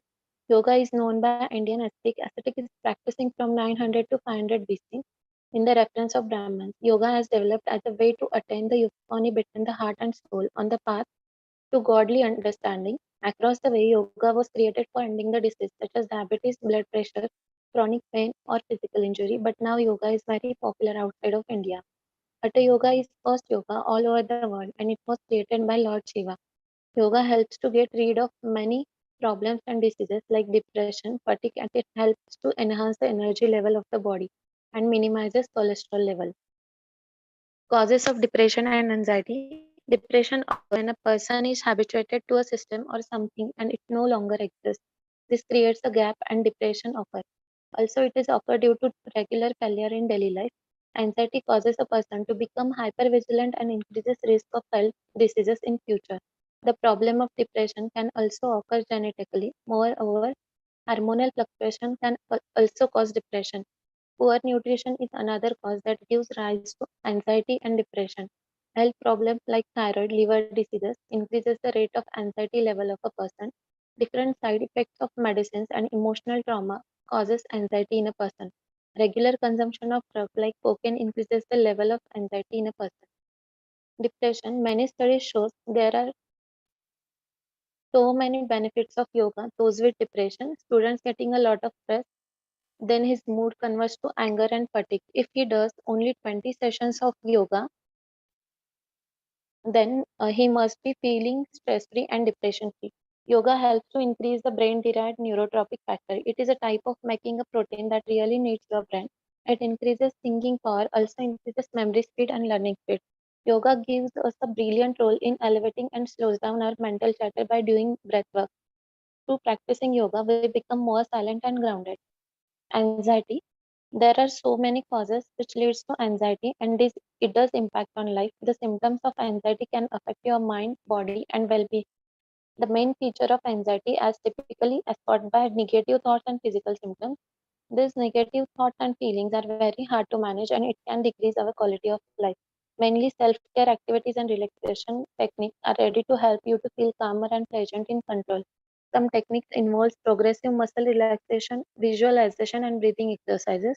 Yoga is an activity that actually surrounds all three of these common relaxation techniques. Different yoga poses that help to relieve depression and anxiety. Balasana. This pose of yoga is also called a child pose, which gives relief from excessive stress and anxiety. This pose of yoga is considered as one of the relaxing poses that helps to increase peace and calmness in mind. Setu Bandhasana. This pose of yoga helps in stretching the back muscle of the body and tiredness can be relieved. Individuals who are suffering from stress and anxiety due to excessive work pressure can perform this pose for getting relief. Urdhva Mukha Svanasana, mild level of depression and fatigue can easily be controlled by this process. Mental depression and stress on back can be relieved by the help of this yoga position. This asana can be performed in empty stomach in morning and bowels need to be empty. Regular practice of this asana helps in proper functioning of hormones and thus releases stress level. Halasana. This pose of yoga helps in reducing in mental and physical strain.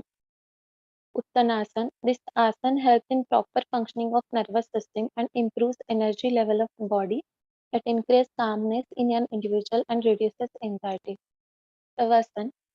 This exercise can be performed for reducing blood pressure. It is recommended that after performing different yoga poses, Shavasana need to be done. This helps in relaxation of muscles and normalizes blood flow. In modern day life, it is essential for very individual to perform different yoga poses for treating depression and anxiety. Yoga has no side effect. Yoga is an old treatment process that can be practiced regularly to keep the body and mind fit. Regular prayer, chanting, and pranayama also helps to increase blood circulation and act as a stress buster. These are the references which are taken from textbooks and online sources. Thank you. Thank you, Doctor. Next, I invite Dr. Supriya for the paper presentation on the topic Uttarvasti. Dr. Supriya, Yes, are you sir. there? Yes, sir, I'm here.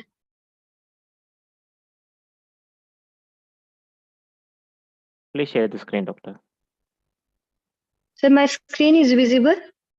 Not visible, Doctor. Wait.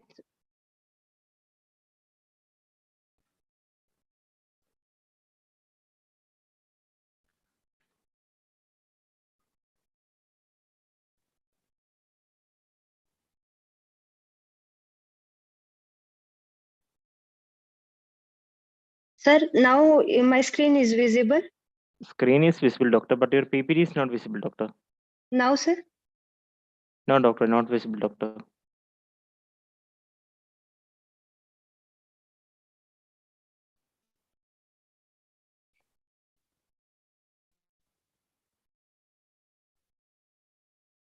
Doctor, you have any problem with screen sharing, Doctor?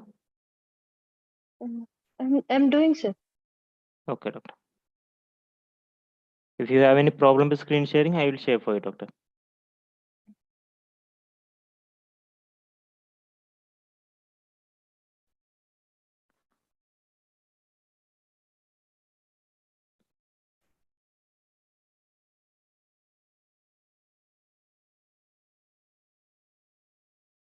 Now, sir. Not visible, Doctor.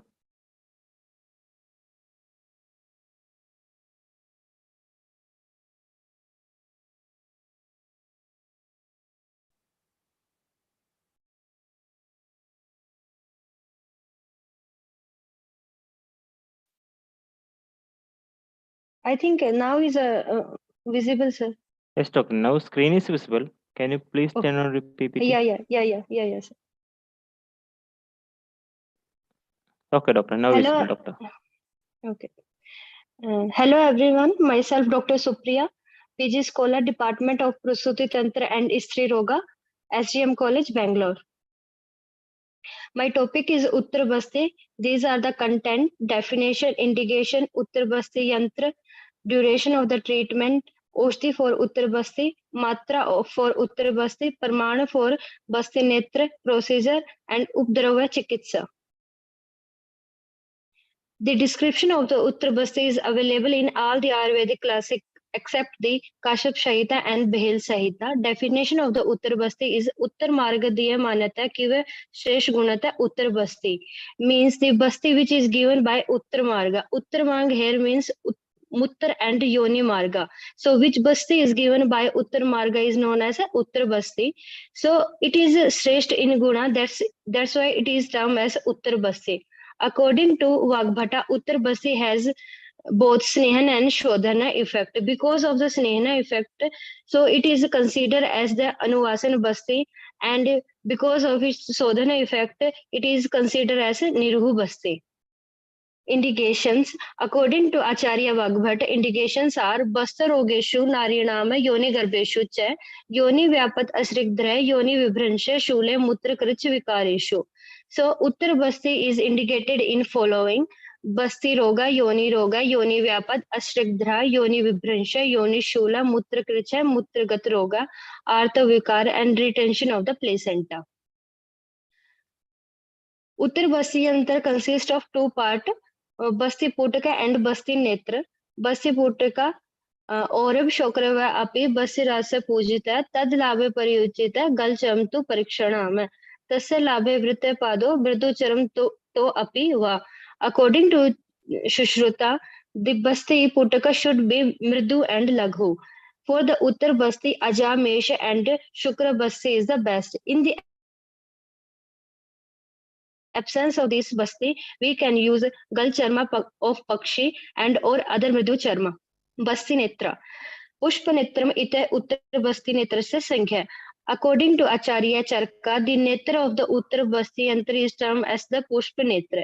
The structure of the Basti Netra, the Pushpanetra should be made with any dhatu of Hema, Rajat, Kasha and Taptu or Shisha. It should be in Shalakshana in touch and shape should be Gopuch Akarti. Slides. According to classics, Basti Putaka, Basti Netra and structure I have told. But nowadays, which instrument we use for the Uttar Basti are sponge holder, forceps, sim speculum, anterior vaginal wall retractor, Alice forceps, uterine sound, Haggis, cervical dilator, and uterine cannula and disposal syringe. Duration of the treatment. Triratram karm kurvate sneha matram vivardhayat.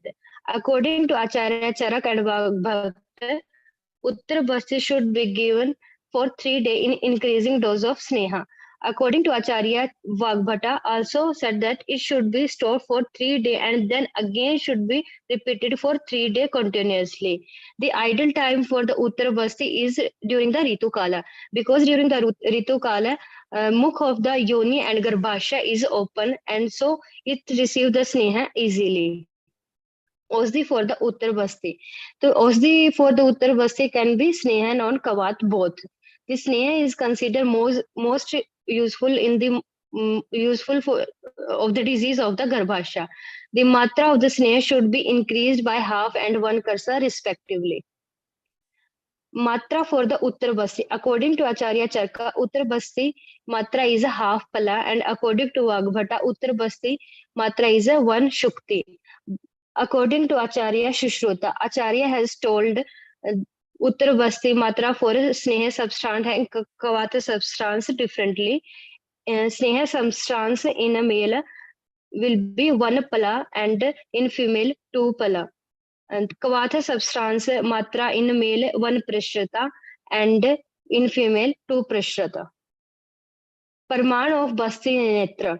According to Acharya Charaka Vagbhata Shruta, in female, Uttar Basti Netra Parman is 10 angula, and in female, according to Charaka and Vagbhata, is 12 angula, and according to Shushruta, is 14 angula. Pushp Netra Parman in female is Mudak Chidra Parman, and in male, Shashap Parman. Parman of Basti Netra to be inserted in male, in female, Yoni Marga 4 angula, in Mutra Marga 2 angula, in Bala, Yoni Marga Basti should be not given, and Mutra Marga 1 angula. In male, 6 angula Basti Netra can be inserted. Preparation of the patient. The patient should be given 2 or 3 Asthapan Basti before the plan of Uttar Basti with the purpose of Shodhana. The procedure includes 3 stages: Puru Karma, Pradhana Karma, and Paschata Karma. In Purva Karma, Abhyang, Shvedan, and Yoni Prachalan should be given. Abhyang can be done by any Vathar Tela like Dashamula Tela and Bala Tela. And Abhyang should be done for 15 to 20 minutes at the Kati Pradesha or Adhu Pradesha. After that, Abhyanga Shvedan should be done for 15 minutes with hot water bag. And Yoni Prachalan can be done by Panchvalkal Kavat and Trifla Kavat. Before doing the procedure, evacuation of the bladder and bowel followed by the bath, and light diet in the form of milk and with ghee should be given. Pradhana Karma. The woman should be placed in lithotomy position. Cervix is exposed with the help of sim speculum and anterior vaginal wall retractor. Anterior lip of the cervix held with Alice forceps, the vaginal canal, external OS, and fornix swab with the aseptic solution. With the help of uterine sound, the length of and the position of the uterus is assessed and whether OS is open or not. The OS is dilated gradually with the lubricant Haggis dilator enough to admit the uterine cannula easily. Then uterine cannula is inserted in the direction of the uterus. Then the Oshadi was injected very slowly with this syringe from the other side of the cannula. At the time of injecting the medicine into the uterus, patient is kept in head low position. Paschata Karma. head low position for the 2 to 3 hours. Pulse and blood pressure will be monitored for 2 hours. Updrava Chikitsa. After the Uttar Basti, if there is Garbhasha and Mutra, then Basti of the Shita Kavat prepared with Madhuk, Sharkara and Madhu Mishra should be given. Basti of a Shita Kavat prepared with the Chira Vriksha with the Chira should be used. Thank you.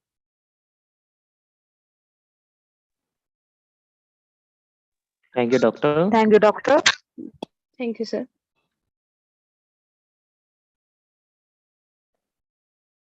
Dr. Vinita, are you there? Hello, Dr. Vinita, are you there? Okay, we are come up to the end of the session. I would like to invite Dr. Aishwarya for the conclusion. Dr. Aishwarya. Thank you, Dr. Kapil. Am I audible? Audible, doctor. So we are going to end our today's session, and before that, I would like to express my sincere gratitude to all our panel. And once again, I congratulate all the participants for your active participation. And tomorrow will be the final presentation. And we'll meet soon. Good night, all.